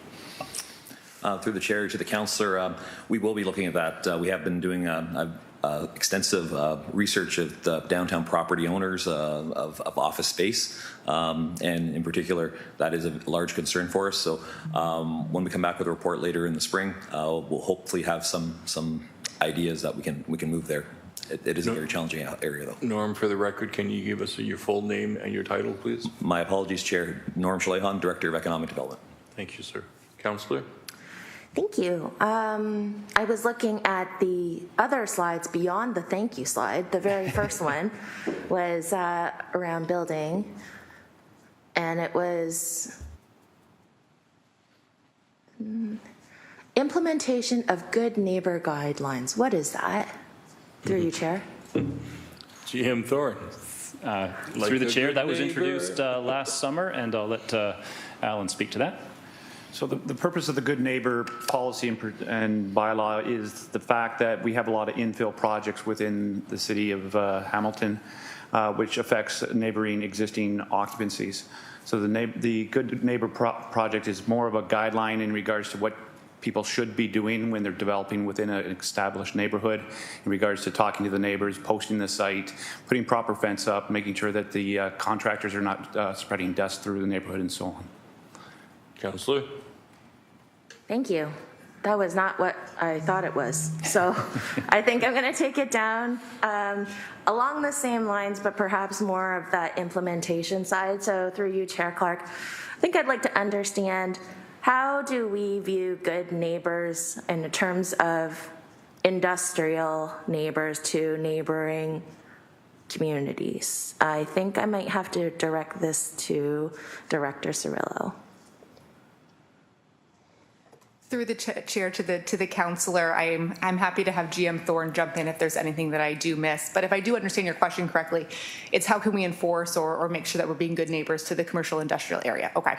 So there are certain relationships that we will have with those industries. We are limited at some points to certain agreements of whether we can or can't enforce or whether our bylaws do apply.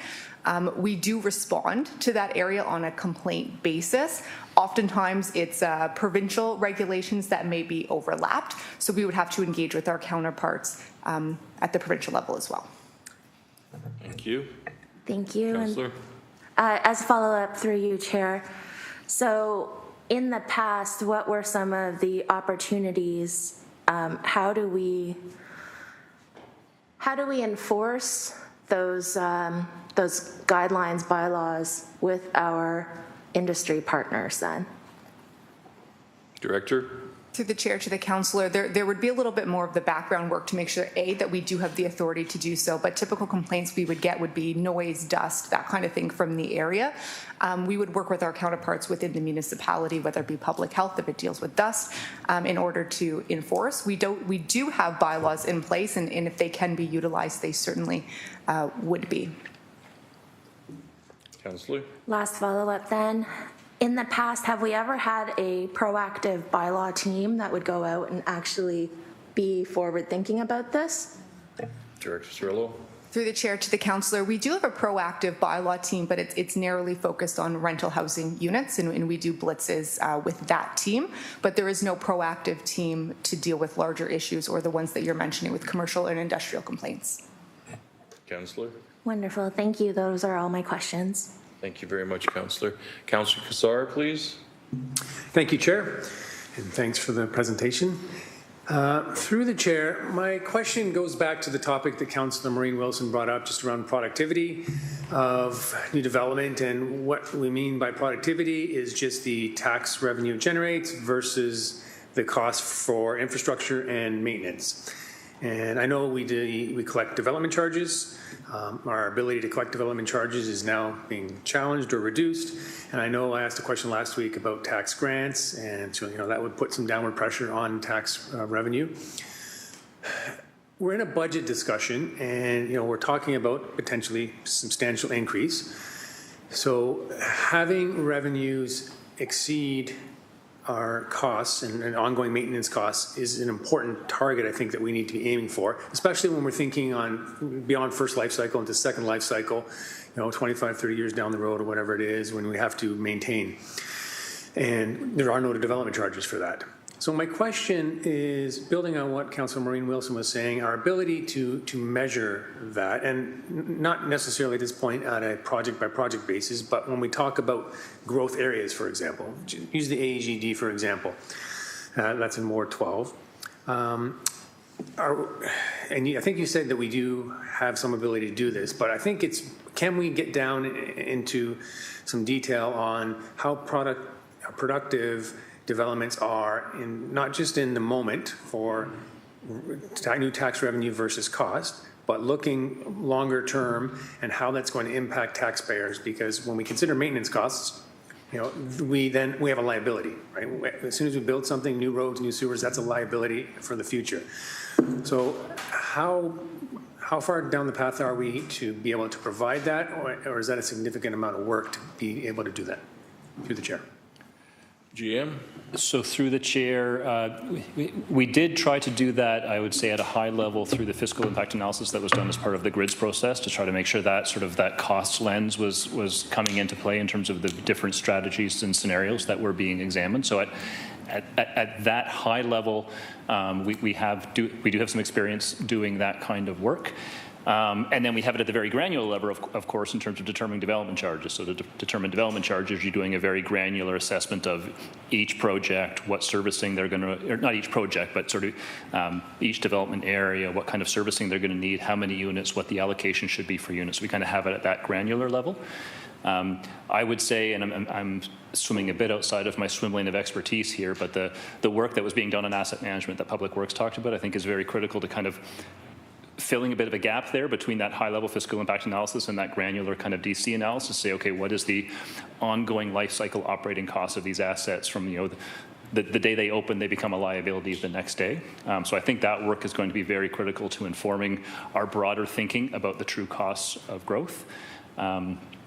We have not, I'm going to look to Steve, I don't know if we've done a fiscal impact analysis at a secondary plan level, but that's certainly a scale at which that kind of assessment can be done, which could inform the types of land uses and distribution of land uses you're looking to achieve.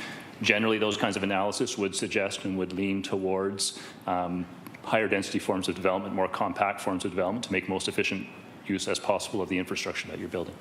Director Robichaud, please. Through you, Mr. Chairman. Just building on Mr. Thorne's comments, committee may remember in December we brought forward to Planning Committee, November, sorry, a series of draft terms of reference that applicants would have to complete as part of a complete, and then they would do the study as part of a complete application.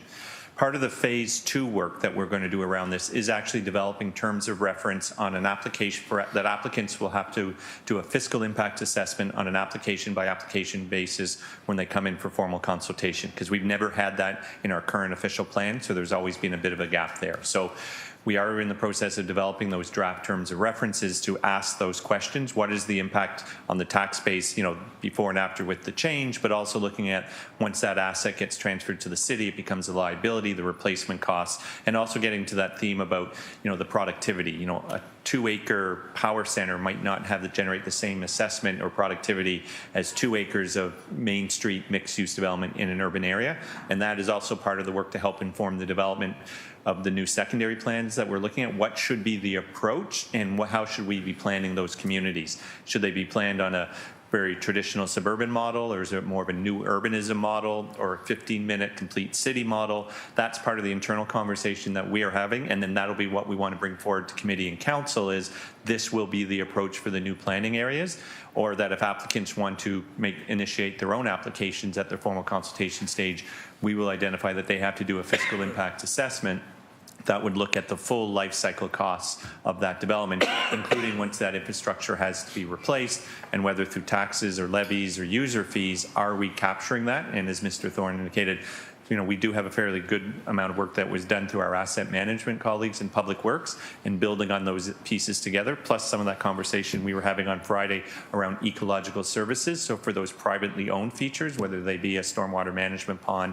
or a woodlot, really trying to get a handle on how we can do that sort of full life cycle cost accounting and incorporate that into the decision-making process. It shouldn't be the primary driver, but it should be part of that consideration.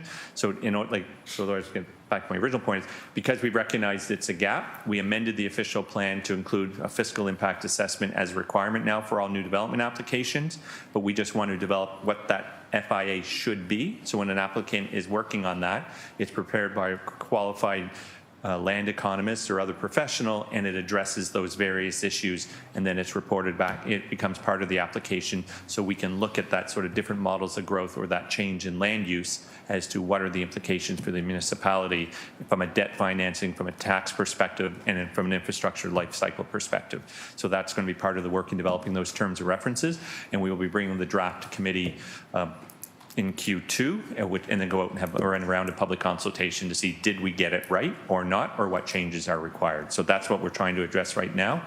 We did a high level for the grids work where Watson looked at the cost of infrastructure in urban areas versus cost of infrastructure in new growth areas, but it didn't get down to that granular level on the ground because we never completed the infrastructure master plans that would be required to support those growth areas because of council's decision for no urban boundary expansion. But for any growth areas, we would have to do those infrastructure master plans, figure out what the cost is, what is the financing, what is DC versus non-DC, so is it going to be rate, levy, tax supported, or developers paid for somehow, and then report back then on that sort of fiscal impact based on that sort of planning paradigm for those areas to help inform the decision making, and also ensuring, in accordance with our official plan, that any infrastructure that's required to support those new growth areas is within the fiscal capacity of this municipality to pay for that growth. Otherwise, and what would that sort of capital plan look like in order to pay for the growth for those new areas? Thank you. Councillor? Director Robichaud, through the chair, your answers are always very informative, and that is no exception. Really insightful. I think this is a really, really important topic. We have many important topics, but look forward to more discussion on that. Those are all my questions for now. Thank you, Chair. Thank you, Councillor. Mayor Horvath, please. Thanks, Councillor. Thanks, Chair Clark. I want to just kind of go back to some of the slides around what the development and development approvals charts. Let's say page 11 on this slide deck, and to some extent 12 and 13 as well. I'm just trying to get a handle on.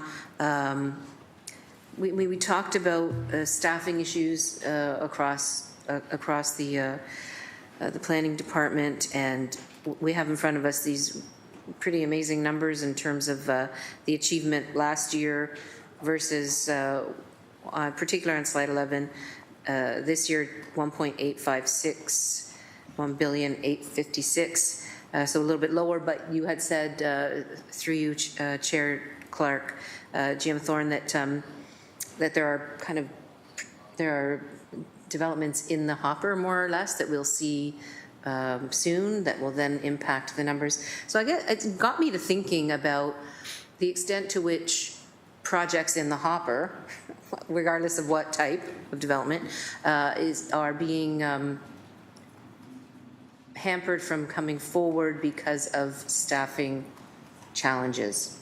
Do you see where I'm going with that? Is that an accurate kind of assumption, or?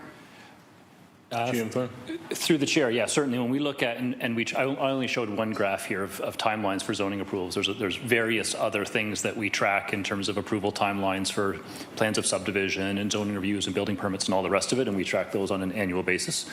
And certainly, staffing resources and staffing pressures is one of the factors that can contribute to slower timelines, and that can be both in cases where we are just generally under resources or we're dealing with vacancies, but also when you bring on new staff, there's an onboarding time involved in that.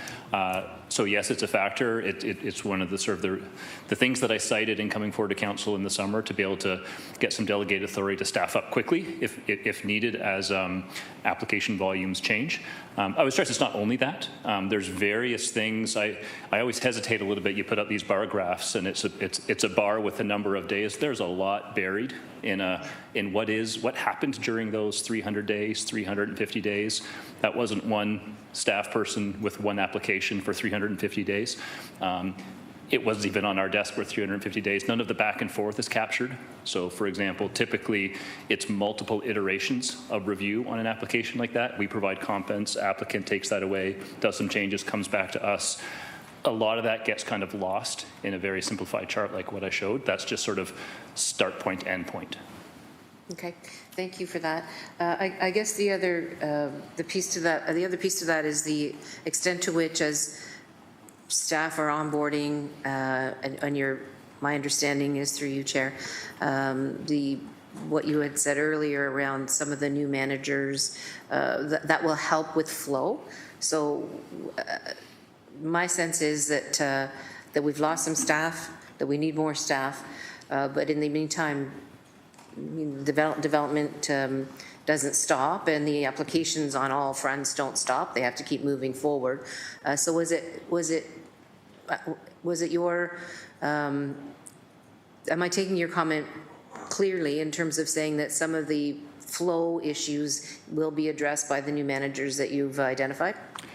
So through the chair, in part, yes, and in a couple of ways. One is it creates some opportunities for some more delegated authorities, so that not every application kind of has to float all the way up to the level of a chief planner or a chief development engineer. We have the opportunity for some more delegated authority.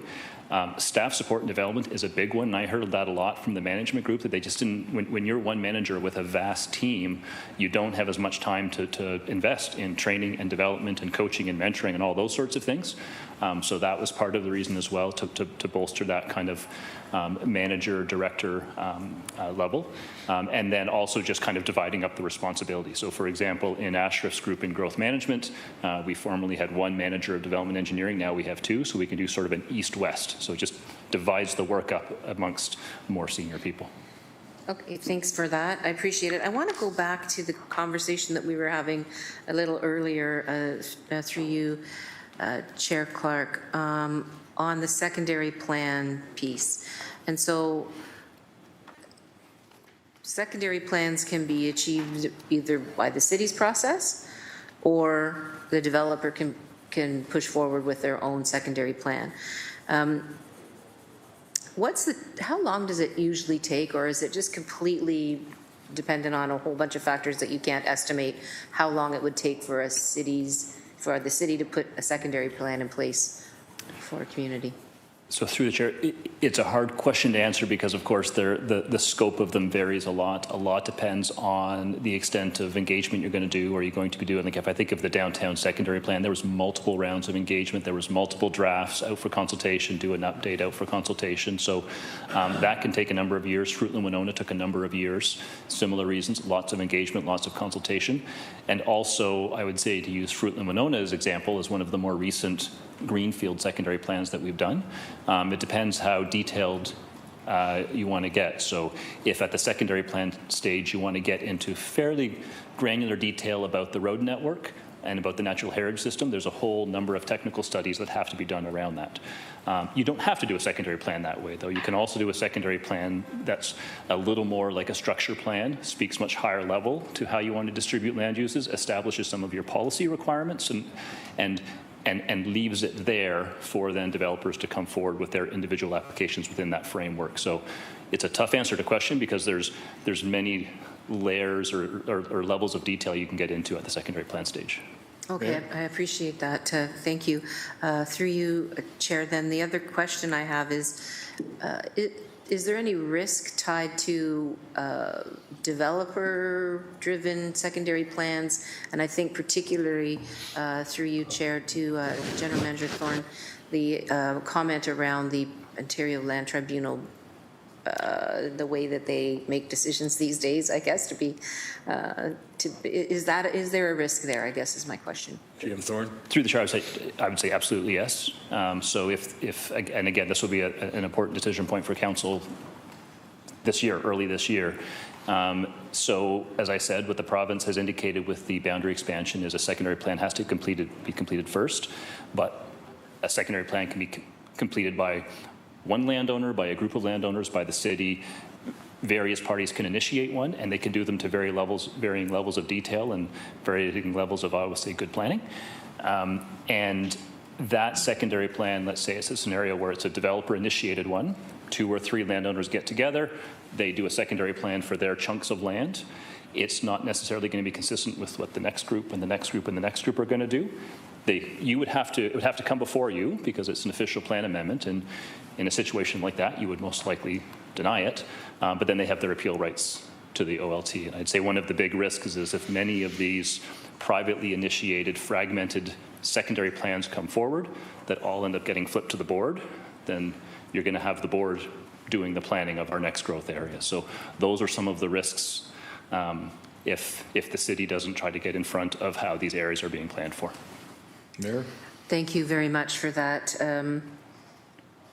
Do we have any examples of situations where we've had secondary plans that were not planned by the city that have become problematic as a result?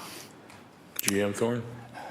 Through the chair, it was a little before my time, but if you go back into the history of Waterdown, it was similar to that. Waterdown had a number of draft plans that kind of came forward. Not necessarily sort of integrated with one another, and they all pretty much all of them went to the board, and it did result in a bit of patchwork of approvals because you don't have that one overarching vision of how it should all knit together.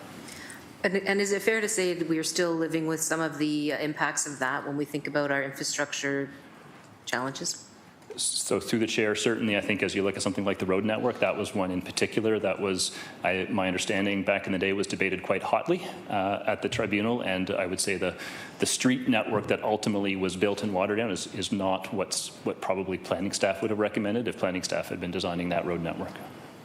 Thanks very much. I appreciate those responses. Through you, Chair, I have just one more little, not little, but one more piece that I wanted to flag, and that's on the small business programs, page 23, I think that was, on the report.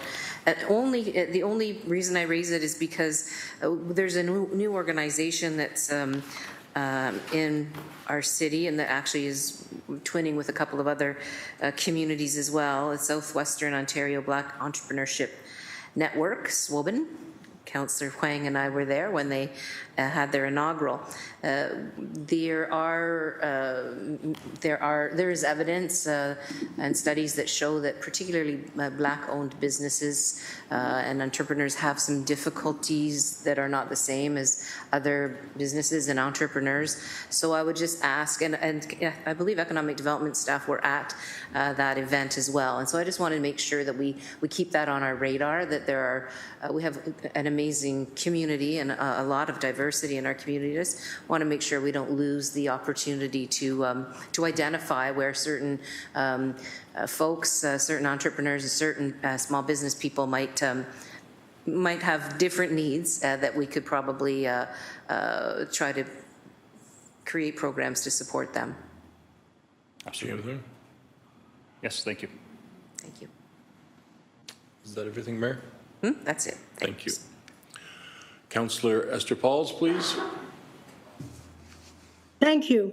And thank you, GM Jason Thorne. I just want to go back what you said about Bill 109. If you could, just to clarify it, you said something like fees need to be refunded if a site plan timeline is not met. But you also said that is no problem at all. That most time and probably all the time we've met those timelines. Is that so? So through the chair, I'm not sure if I'd say no problem at all, but for site plan, the requirement is 60 days before fee refunds start to become payable, and our site plan timelines, conditional approval, tend to be within the 6 to 8 week range already. So we're in good shape on that one. And you used the word good shape. I should have used that same word, I guess. But you also said that the zoning might be a problem. Can you just let me understand why zoning would be a problem? Maybe it's obvious. I don't know much about the planning situation, but can you tell me why zoning is not as easy to meet? GM Thorne. Yeah, so through the chair, for a couple of reasons. One is we tend to be dealing with a lot of issues at the zoning stage around planning, around servicing of the future development. They tend to be things that have a significant amount of engagement around them. So the site plan process isn't a public process, the zoning process is. So there's an expectation in the neighborhoods that there'll be consultation and engagement around them.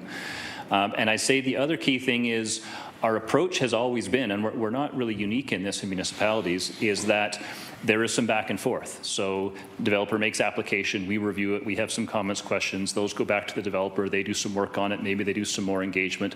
There's that iteration that comes, so that the goal is that we're in front of planning committee with staff recommending approval, with the community issues addressed, with the developer agreeing with the approval, and it's a nice, clean approval. So that does take some time. Now, one of the strategies we're going to have to be looking at as we have to now tighten those timelines all the way down to 90 days, not 90 business days, 90 days, so working days, you can do some subtractions there, is there won't be opportunity for back and forth. So we've already messaged to the development community that the application you put on the counter is the application we're going to review, and it's the application we're going to take to council. There's not time for back and forth. What you will also see is probably more use of what we call holding provisions. So if there are some minor issues or technical issues that are still to be thought through, like servicing capacity, for example, we might recommend approval of the zoning, but with a holding provision on those items, so the developer can get their approval, the timelines have been met, but there's still some work to be done before they can develop, and then to lift that holding provision. And then I would expect there will be probably a few more times where we just aren't on the same page, we don't have enough time to do back and forth with developers, so we're coming forward and recommending refusal. So, thank you for that.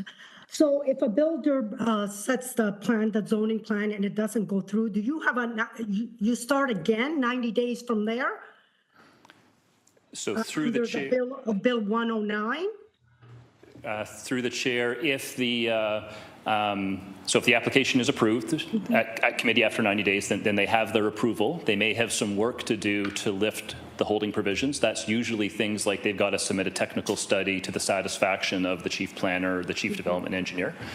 If it's a refusal, then the applicant would have two choices. They could appeal it to the tribunal, or they could walk away. They could rethink their development, and they could start a brand new application and pay a brand new fee, and it's essentially a brand new application. The 90-day clock starts ticking again. Okay. Councillor? Thank you for that. I have just, I think, one or two more questions. I was interested in Bill 23, and maybe I misunderstood. I think you said it, or I read it somewhere.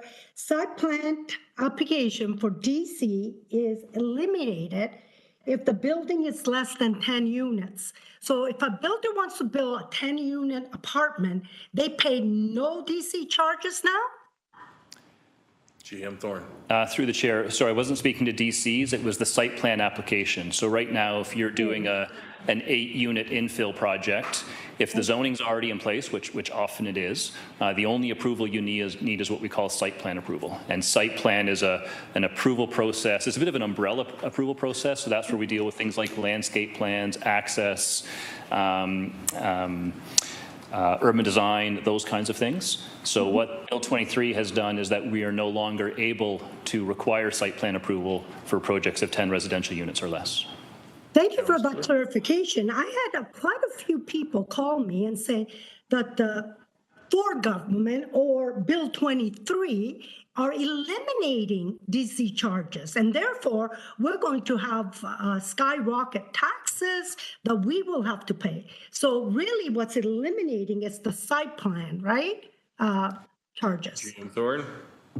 So through the chair, no, there are DCs as well. I was just in my presentation, I was focusing more on the planning approval side, which is really the site plan approval side. I know GM Zagaric in his presentation, finance is doing the calculations around what the impacts of the DCs will be.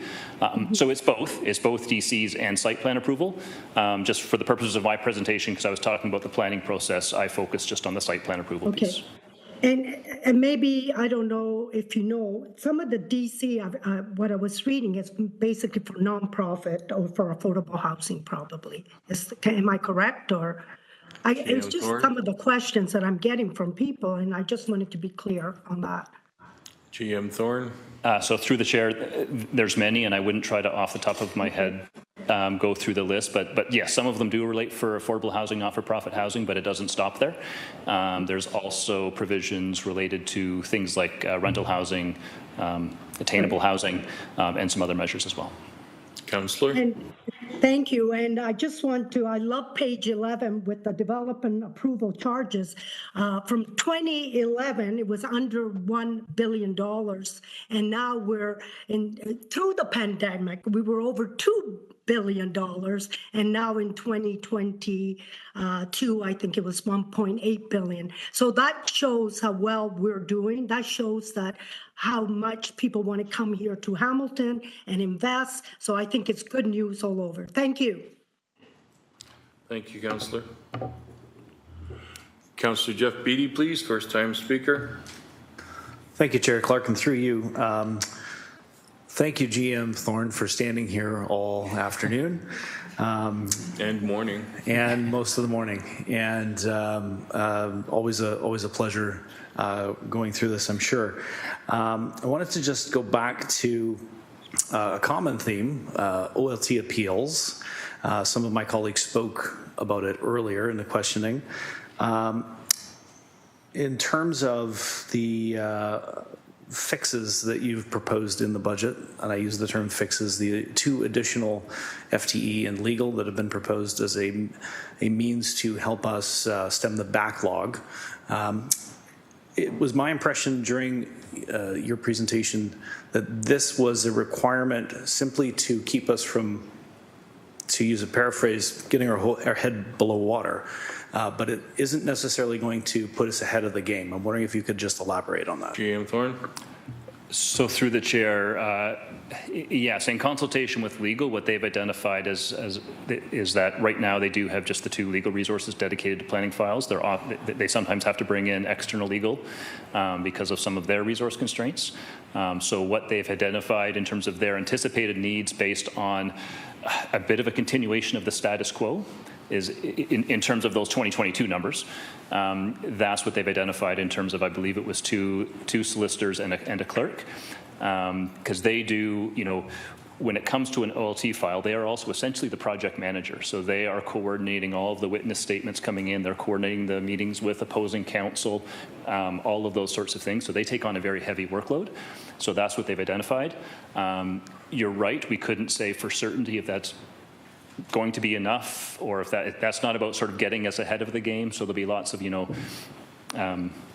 flex in the system to deal with additional appeals. That's kind of our resource expectation based on what we think's coming down the pipeline.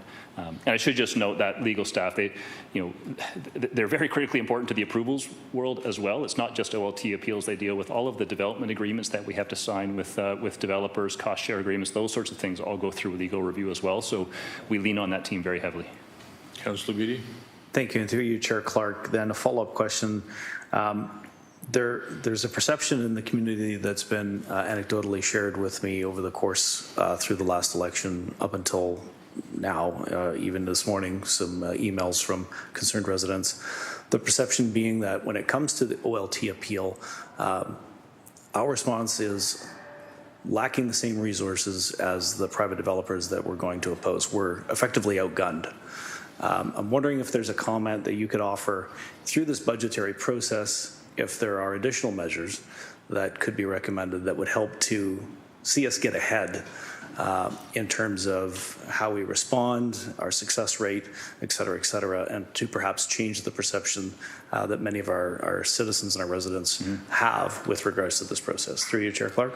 GM Thorne. Yes, it's an excellent question. I would say at this point, we think we've got sufficient resources for example, we do sometimes also bring in outside technical expertise on the planning and engineering side, especially if you're dealing with very specific technical issues like noise impact studies and those kinds of things where we don't necessarily have the in-house resources. I think our primary approach in terms of on the PED side is making sure that we've got the staff resources in place to both be dealing with the applications, and if their applications get appealed, you do want to make sure you've got your same planner there who dealt with the application defending the appeal. We do have some resources to bring in additional hired guns if we need them. But as I noted in the slide presentation, that's one that we're going to be kind of monitoring on a regular basis. And again, back to that delegated authority that was created back in the summer, that's hugely helpful because frankly it means I don't have to be here today trying to ask for enhancement based on a need that maybe might come along 6 or 8 months down the line. I've got the authority to create those resources if we need them, when we need them. Councillor. Thank you. So I think what I'm understanding is that it's on your mind in terms of how do we increase the wins in our column, and that it's something that you're monitoring for the future. But I would suggest that through this process, if there's a need that this council can address in terms of better allocating resources or making sure that these appeals are properly resourced, I would certainly be interested in hearing, and I'm sure other members would be interested in hearing those suggestions as well. GM Thorne. Through the chair, appreciate that, and we won't hesitate to come forward if that's the case. Councillor. Thank you. Councillor Maureen Wilson for a second time. Thank you, Chair Clark. Thank you. Just one question. It does have a complement, perhaps, and a budgetary impact, I'm not sure. I'm consistently hearing from affordable housing providers, GM Thorne, that if this city is serious about the importance of getting affordable housing built, then we need to reflect that seriousness and give it the priority in our approvals process. And I was wondering if you could speak to that, if there is a way for us to fast track that and give it priority over others. And if that is the case, how would we action that? Thank you, through the chair. Thank you. General Manager Thorne. So through the chair, we do, affordable housing projects are one that we do prioritize. We tend to prioritize affordable housing and also some of the major non-residential projects, because that's also been traditionally one of the term of council key priorities. And what we typically do in terms of managing those files within the planning group is the planning group has a business facilitation team. So some of those projects get assigned through the business facilitation team. So they have sort of a planner and project manager to help steer the file through. That's a team that carries fewer files than a regular planner, so they can give a bit more care and attention to each application. So we do try to prioritize that. I think one of the successful things that was put in place, I can say last spring, summer, with the Hamilton Home Group in particular, is sort of regular touch points with the group as a whole, and they have some consistent resources on their end as well, so that we have some consistency in terms of who we're dealing with, and frankly helping some of those housing providers internally prioritize a little bit as well. So they've been helpful over the past few months in terms of saying, these are the projects that are closer to shovel ready or have the funding implications, those sorts of things. So it helps us understand on our side within that envelope of affordable housing projects how we can prioritize as well. Thank you. Councillor? Thank you. Councillor Nan for second time. Thank you, through you, Chair. The second question was around the climate action items that are in the budget proposal before committee. And under one of the line items, it states $160,000, I believe, for the Bay Area Climate Council office. And so I just wanted to follow up with that. From my recollection, that is a cost share as it deals with the whole Bay Area. So we do have some cost sharing there with the municipality of Burlington. I just wanted to clarify that. And then the second piece was the council put out an incredibly robust action plan full of recommendations for the city of Hamilton. And from a prudent cost measurement, it would be, I think, the very least that we integrate those recommendations into our climate action plan for the city of Hamilton. So if I could just get some clarity around, one, the cost sharing, and then two, the pathway of paying for this office or some of the costs that this office incurs, and how we as a municipality then benefit from that for our own municipal climate action change plan. Thank you. GM Thorne, please. Yes, through the chair, I'll start, then I'm going to turn it over to Linda. So yes, this is sort of a city contribution. There are other contributors as well to the Bay Area Climate Change Council. My recollection is that this is consistent with previous years of funding from the municipality, but that previous agreement expired in 2022. And so the recommendation is to make it a permanently built into the PE operating budget to continue to provide that support for the office. But I'll ask Linda if she wants to comment in terms of the cost share or how some of the work of this particular office benefits the city's work. Thank you. Dr. Lukasik, please. Yes, through the chair, Linda Lukasik. I'm the Director of Climate Change Initiatives at the city. And yes, there is a cost-sharing arrangement, that has the city of Burlington contributing to the Bay Area Climate Change Office. And I just want to add, there have been lots of benefits already realized since BAC came into being. And one that I'll point out in particular is the home energy retrofit opportunity. So there is an implementation team in place that's done a lot of important groundwork to help to facilitate both municipalities' ability to move on those programs. So you'll hear more about HERO from us in 2023 when we come back with more details about what we'll be implementing over the year. But that's certainly been one really important example. And I appreciate that you're acknowledging the work that BAC has done just in terms of identifying key actions. So we're certainly paying attention to those and giving them careful consideration here as well.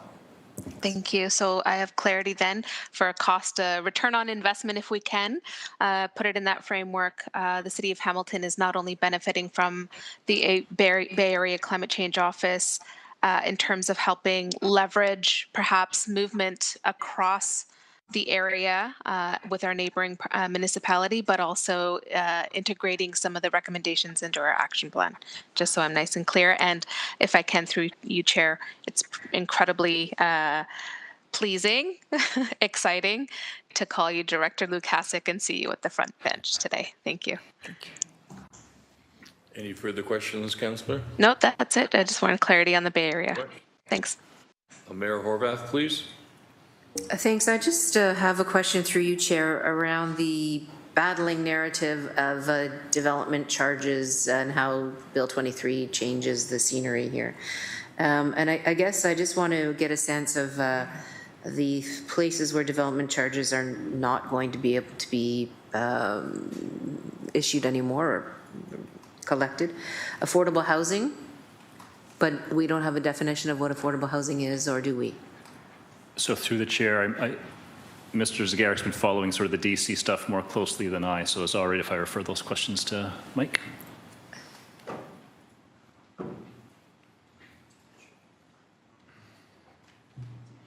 General Manager Zagarik is coming down to a microphone.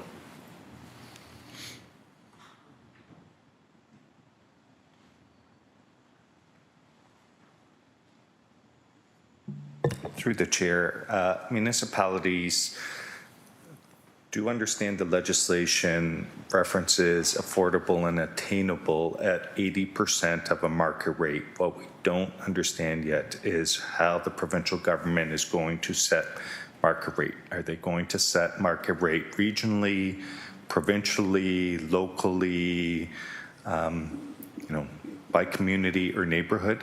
That is the detail we're still waiting for. Okay, great, thank you. And then purpose-built rentals or not? Through the chair, there are exemptions for purpose-built rentals, and I don't recall, I don't have the details before me in terms of number of units or floors, but there are some restrictions in terms of what is purpose-built rental. And finally, through you, Chair, not-for-profit housing. Not-for-profit housing is an exemption, yes. Okay, thank you. Any further questions, Mayor?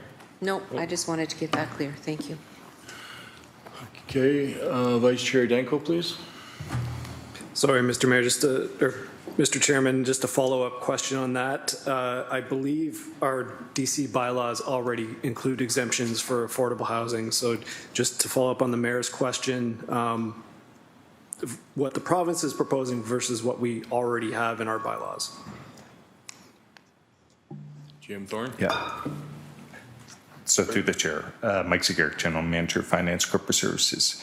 Our current development charge bylaw, as set out in 2019, does provide exemptions for affordable housing. It was also a program that staff were directed to review and come back in terms of a affordable housing DC exemption. I'll describe it as a DC exemption. Essentially, it's a subsidy program. Under the legislation of Bill 23, that will now be a given, that municipalities will have to provide exemptions for not-for-profit and affordable and attainable, however those are finally determined. Thank you. So notwithstanding that we already had those provisions in our bylaws, my understanding, I think, is that it's the definition of what is affordable that's changed, and we're still waiting to find out what the province's definition of affordable is. Through the chair, yes. I think it will very much be subject to how the provincial government determines affordable and attainable. If affordable and attainable is broader than how affordable housing is set out under our current DC bylaw. In our current DC bylaw, affordable housing was tied to senior levels of government, and where senior levels of government were contributing to affordable and attainable housing.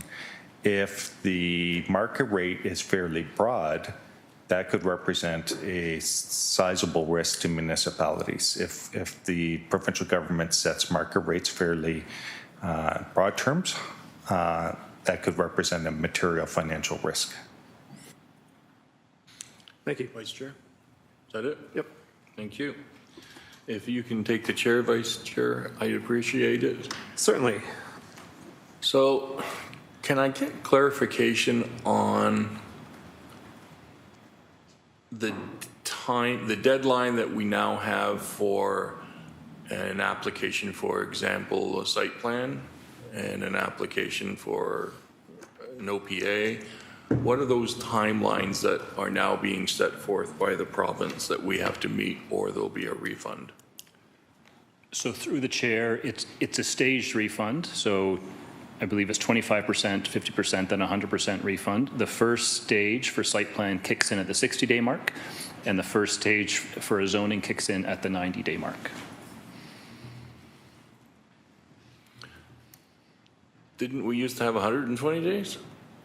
So through the chair, yes, those are tied to non-decision appeals. So this is different. So there's always been a timeline after which a developer wished to appeal for non-decision, they could. In practice, those didn't happen too often historically.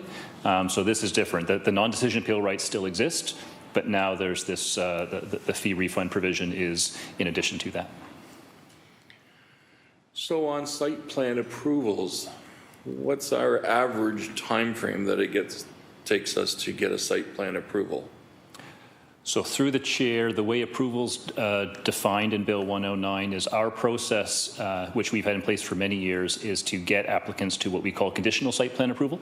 That's typically within 6 to 8 weeks. Now those conditions then have to be worked through. So there could be a long or a short list of conditions. Again, many of them relate to things like access, servicing, tree preservation, payment of fees, those kinds of things. And then the applicant would then have to work through those conditions. Typical timing is that might be another 8 months to 10 months to go through all those conditions. That's a bit more dependent on how quickly the applicant moves.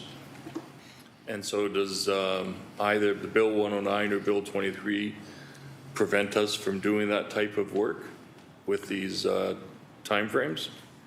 So through the chair, like I said, on site plan, we're in pretty good shape. And I gotta give a shout out to sort of the city's planning staff, because actually a lot of municipalities have now copied our process because it does kind of deliver that conditional site plan approval within that 6 to 8 week period. So a lot of some municipalities are used to what I would say back end the site plan approval. So they would just wait for all of those technical matters to get addressed before they issue any sort of approval. So more municipalities are kind of mirroring our process now.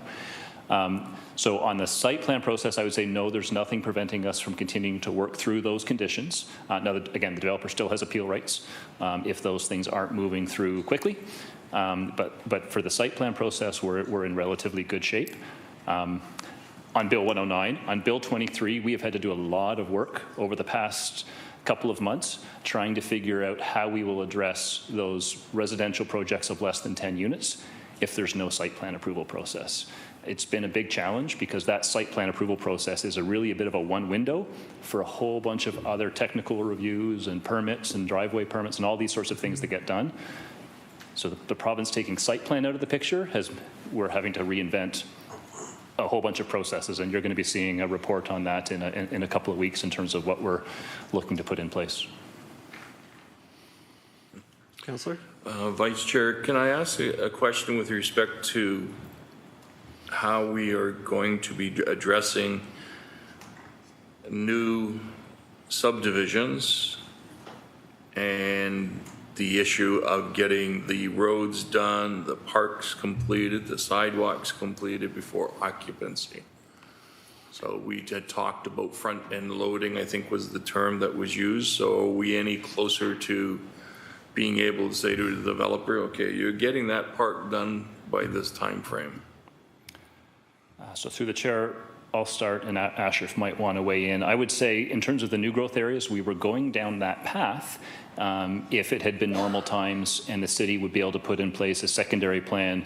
What we would have been intending to do is similar to what's been done in Fruitland Winona, where you have the requirement for what we call a block servicing strategy. So multiple developers in the block having to work together to basically come up with a servicing solution that they could then present to us and we would bring here for approval. That's going to be a challenge with these new growth areas, in that we don't really have a lot of controls over the timing of when individual applicants come forward. So my last question, and this one keeps me up at night. The Elfrida Growth District, are we in a position now where developers can just walk in and say, here's my application, I'm going to start building over there? So through the chair, we're not too far away from that moment. As I said, there is the requirement for the secondary plan. This keeps me up at night. Be careful how you answer this one. That I'm not helping with that situation. But there is the first step required of the secondary plan. So again, they would have to start there, and that is essentially an official plan amendment application. Now, whether it's just for their property or multiple properties, we don't necessarily have a lot of control over that. So it can't be showing up tomorrow with a draft plan of subdivision, although I would note that we could see some of those things moving forward in parallel, and we'll be required to deal with them at the same time. Through Mr. Deputy Chairman, the first step would be the formal consultation if the developer wished to initiate their own secondary plan. The Planning Act actually does have a definition of secondary plan, meaning it's at least 2 separate parcels of land, so you need 2 adjacent landowners working together. That doesn't give us a lot of comfort. That doesn't happen too often either. But what we do know is, we know what we don't know. So for Elfrida, we never completed the sub-watershed study. It was done. It would probably need to be re-engaged and completed, or at very least the developers completing it as it related to their lands, as well as the transportation master plans and the infrastructure master plans, stormwater master plans that would flow, or would be an extension from that sub-watershed study, as well as the completion of the land use. As Mr. Thorne indicated, it may be a structure plan where they would simply show arterial roads, school blocks, park blocks, and then they would just show residential, and then they would fill in the blanks through development applications, like a rezoning, the specific natures of that, or they may come in with effectively a secondary plan that is really a plan of subdivision, depending on the size of the areas. So and all of those urban boundary growth areas are not the same in terms of what we know or what we don't know. The Elfrida area, we had done work, but not completed work. Some of the 20 Road West lands can benefit on work that was done around the AEGD in terms of sub-watershed studies. 20 Road East has a significant amount of work needs to be done, because other than the Hannon Creek Stormwater Management Master Plan, it's not all done, the environmentals. And we had not done any of that environmental work down at the Whitechurch area. So those developers would have, the landowners, if they came in for a formal consultation, they would be starting with a sub-watershed study or natural heritage inventory. And generally would be 4 seasons worth of field work plus an additional 4 to 6 months to complete the analysis before they would be in a position to even submit their development applications.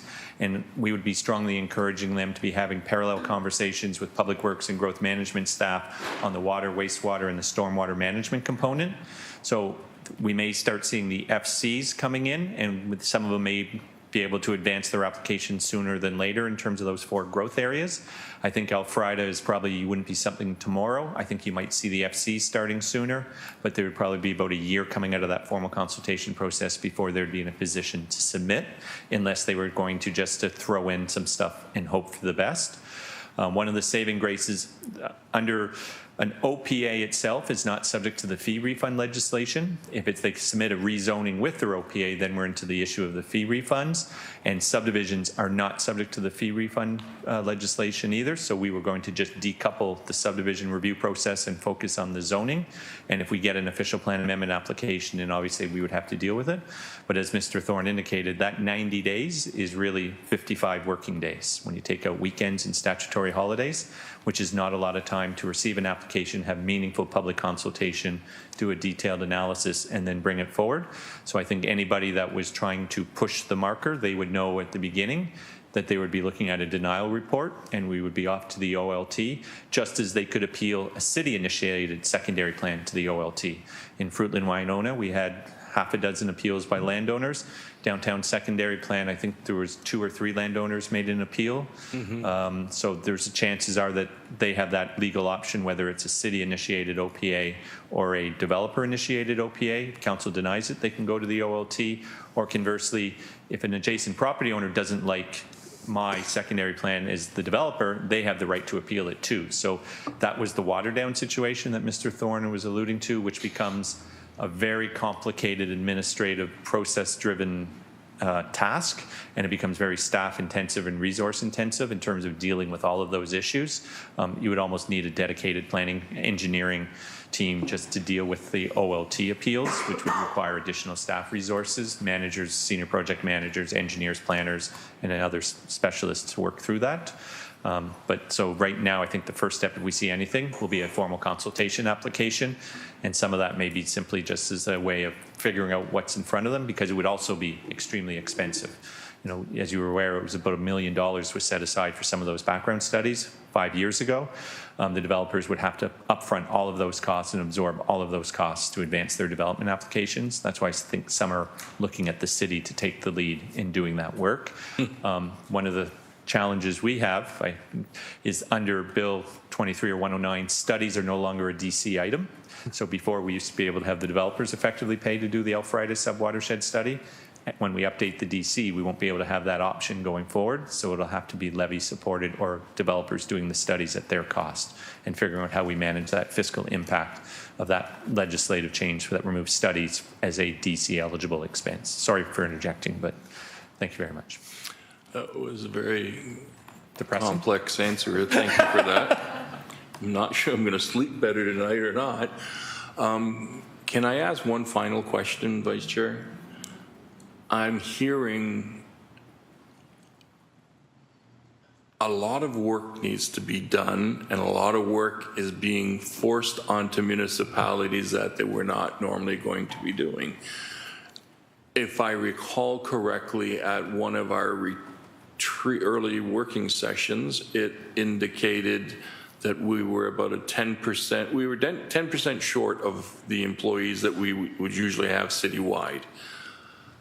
I'd like to understand where we are in the planning division, our engineering division, our growth division. Do we have the requisite number of employees to assist us to get through this milieu? And if not, what's the plan to get us those employees? General Manager. So through the chair, in kind of I'll say the 3 key divisions that are mostly focused on development approval, so planning, growth management, and building. So our vacancy count at the end of the year was about 40 FTE. And then in terms of active recruitment, as I said earlier, we have about 31 that are actively in recruitment. So it's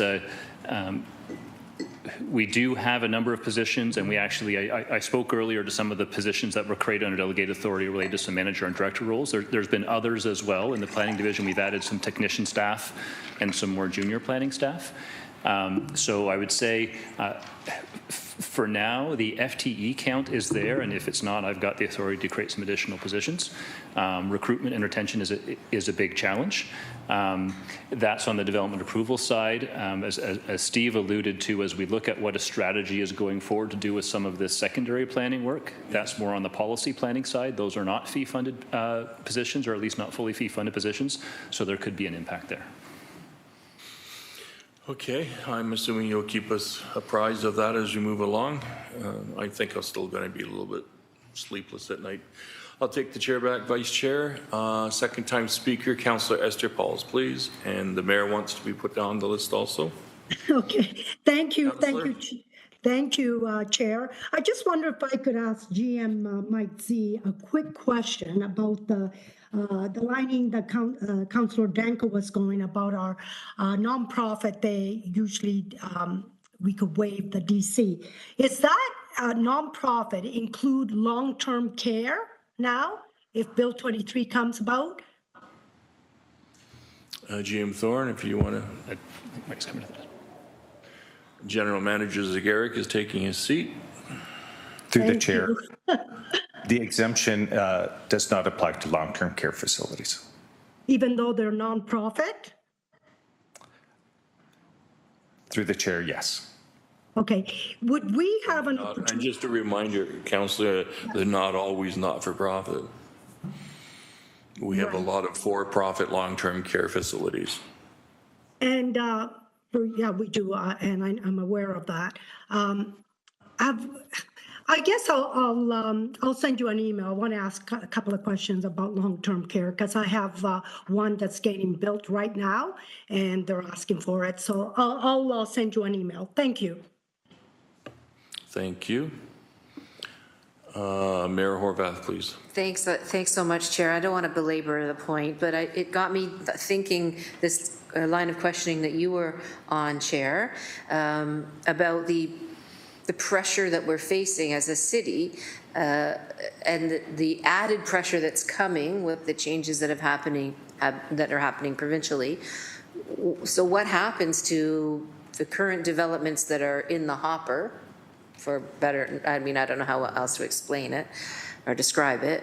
So there are business as usual kind of projects that are in the hopper, and then now there's going to potentially be a flood of these other applications. So how are we going to juggle the folks that have been kind of going along the process, and now we have these others kind of causing some strain? Do you have an overall plan as to how we address that situation? GM Thorne? Yeah, so through the chair and thinking about that kind of potential for like a new front of development applications opening up in some of those new growth areas is why we kind of did some of the, got out early in terms of creating some of those new positions and a bit of a new structure around it. I would say if we start to see high levels of activity in those new growth areas, and I think I think Steve referred to this as well, we may be having to look at creating a bit of a dedicated team just so we aren't taking staff off other files to deal with those applications. So that's one option that we have that we've certainly contemplated. I will tell you that it's got the industry a little bit concerned. Those who have had applications in the pipeline prior to today, and them knowing that any coming in after today start to have these new Bill 109 provisions kicking in, concern about staff having to prioritize some of those new ones coming in so that we aren't in the position where we're issuing fee refunds. So that's caused some consternation, I know, in the development community. I would just note the province has announced, although not to my knowledge have they yet amended the legislation to say that those fee refunds won't have to kick in until July 1st. So that gives a bit of breathing room, I think, for everybody, although our new processes, our new fees, our new procedures still kick in as of, they're in place now. Thank you. Mayor? I guess I don't have a sense of the extent to which we can address that nervousness that you describe. Is what you're saying, through you, Chair, that the folks that are kind of already in the hopper can expect that their files or their approvals will be expedited until July 1st, and then everything changes? Through the chair, I mean, yes, well, I mean, we'll certainly keep working through the applications that are on our desks already, but it's a reality that we do have to keep an eye to this new clock that's ticking as of now. So there is a little bit, and this does happen when provincial legislation changes. You end up having the applications pre-change and the applications post-change, and we would have to manage both. So. Yes, absolutely. We're going to continue to process the ones that are in place, just like we're going to continue to process applications that aren't subject to the fee refund. So there's a lot of application types that aren't subject to those minor variances, for example. We still have to get those to committee of adjustment in 45 days. We can't stop doing that just because we're trying to avoid issuing a fee refund on a zoning application or something like that. Thank you. Okay, that's the conclusion of the speakers for this item. Did I get a mover and a seconder at the very beginning? Thank you. I need a mover and a seconder to receive the presentation. Moved by Councillor Spatafor, seconded by Mayor Horvath. Any further questions? Seeing none, we'll have that vote.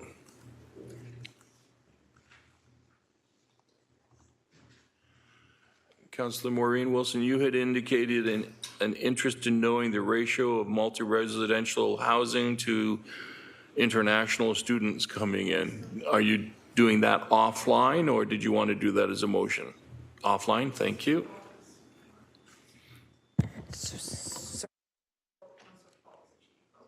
Councillor Pauls, can you cast your ballot, please? Thumbs up. Thumbs up, it's not coming up. Thank you. Thank you. And that carried 14-0. Madam Clerk, I had indicated about that motion about the property tax. Can we leave that as a notice of motion for the next budget meeting? Because it was kind of sprung on people. So Vice Chair, if you can take the chair just for a second so I can put the notice of motion on the floor for notice only. That staff be directed to explore the ways and means to include language in the City of Hamilton property tax bills respecting any increase in property taxes due to Ontario legislative changes and report back to the General Issues Committee. So I'll leave that as a notice until the next meeting, and then people can, by then they would have reflected on it. Any further notices today? Councillor Wang? I don't have the proper language, but as in respect to the presentation we've just received from GM Thorne, I'd like to put a notice of motion for a review to direct staff to come back with a proactive bylaw team that would speak directly to how we work with our industrial partners. And I think that the wording is just review for a proactive bylaw team. So we'll leave that as a notice of motion, so the title will be there, and then you can work on the language specifically with the clerk and with our bylaw enforcement staff. Perfect, thank you. Okay, thank you. Any further notices of motion? Seeing none, I'd like a mover and a seconder to adjourn the meeting, please. Moved by Councillor Beattie, seconded by Councillor Wang. And we'll have that final vote. Thumbs up from Councillor Pauls. The vote is up electronically.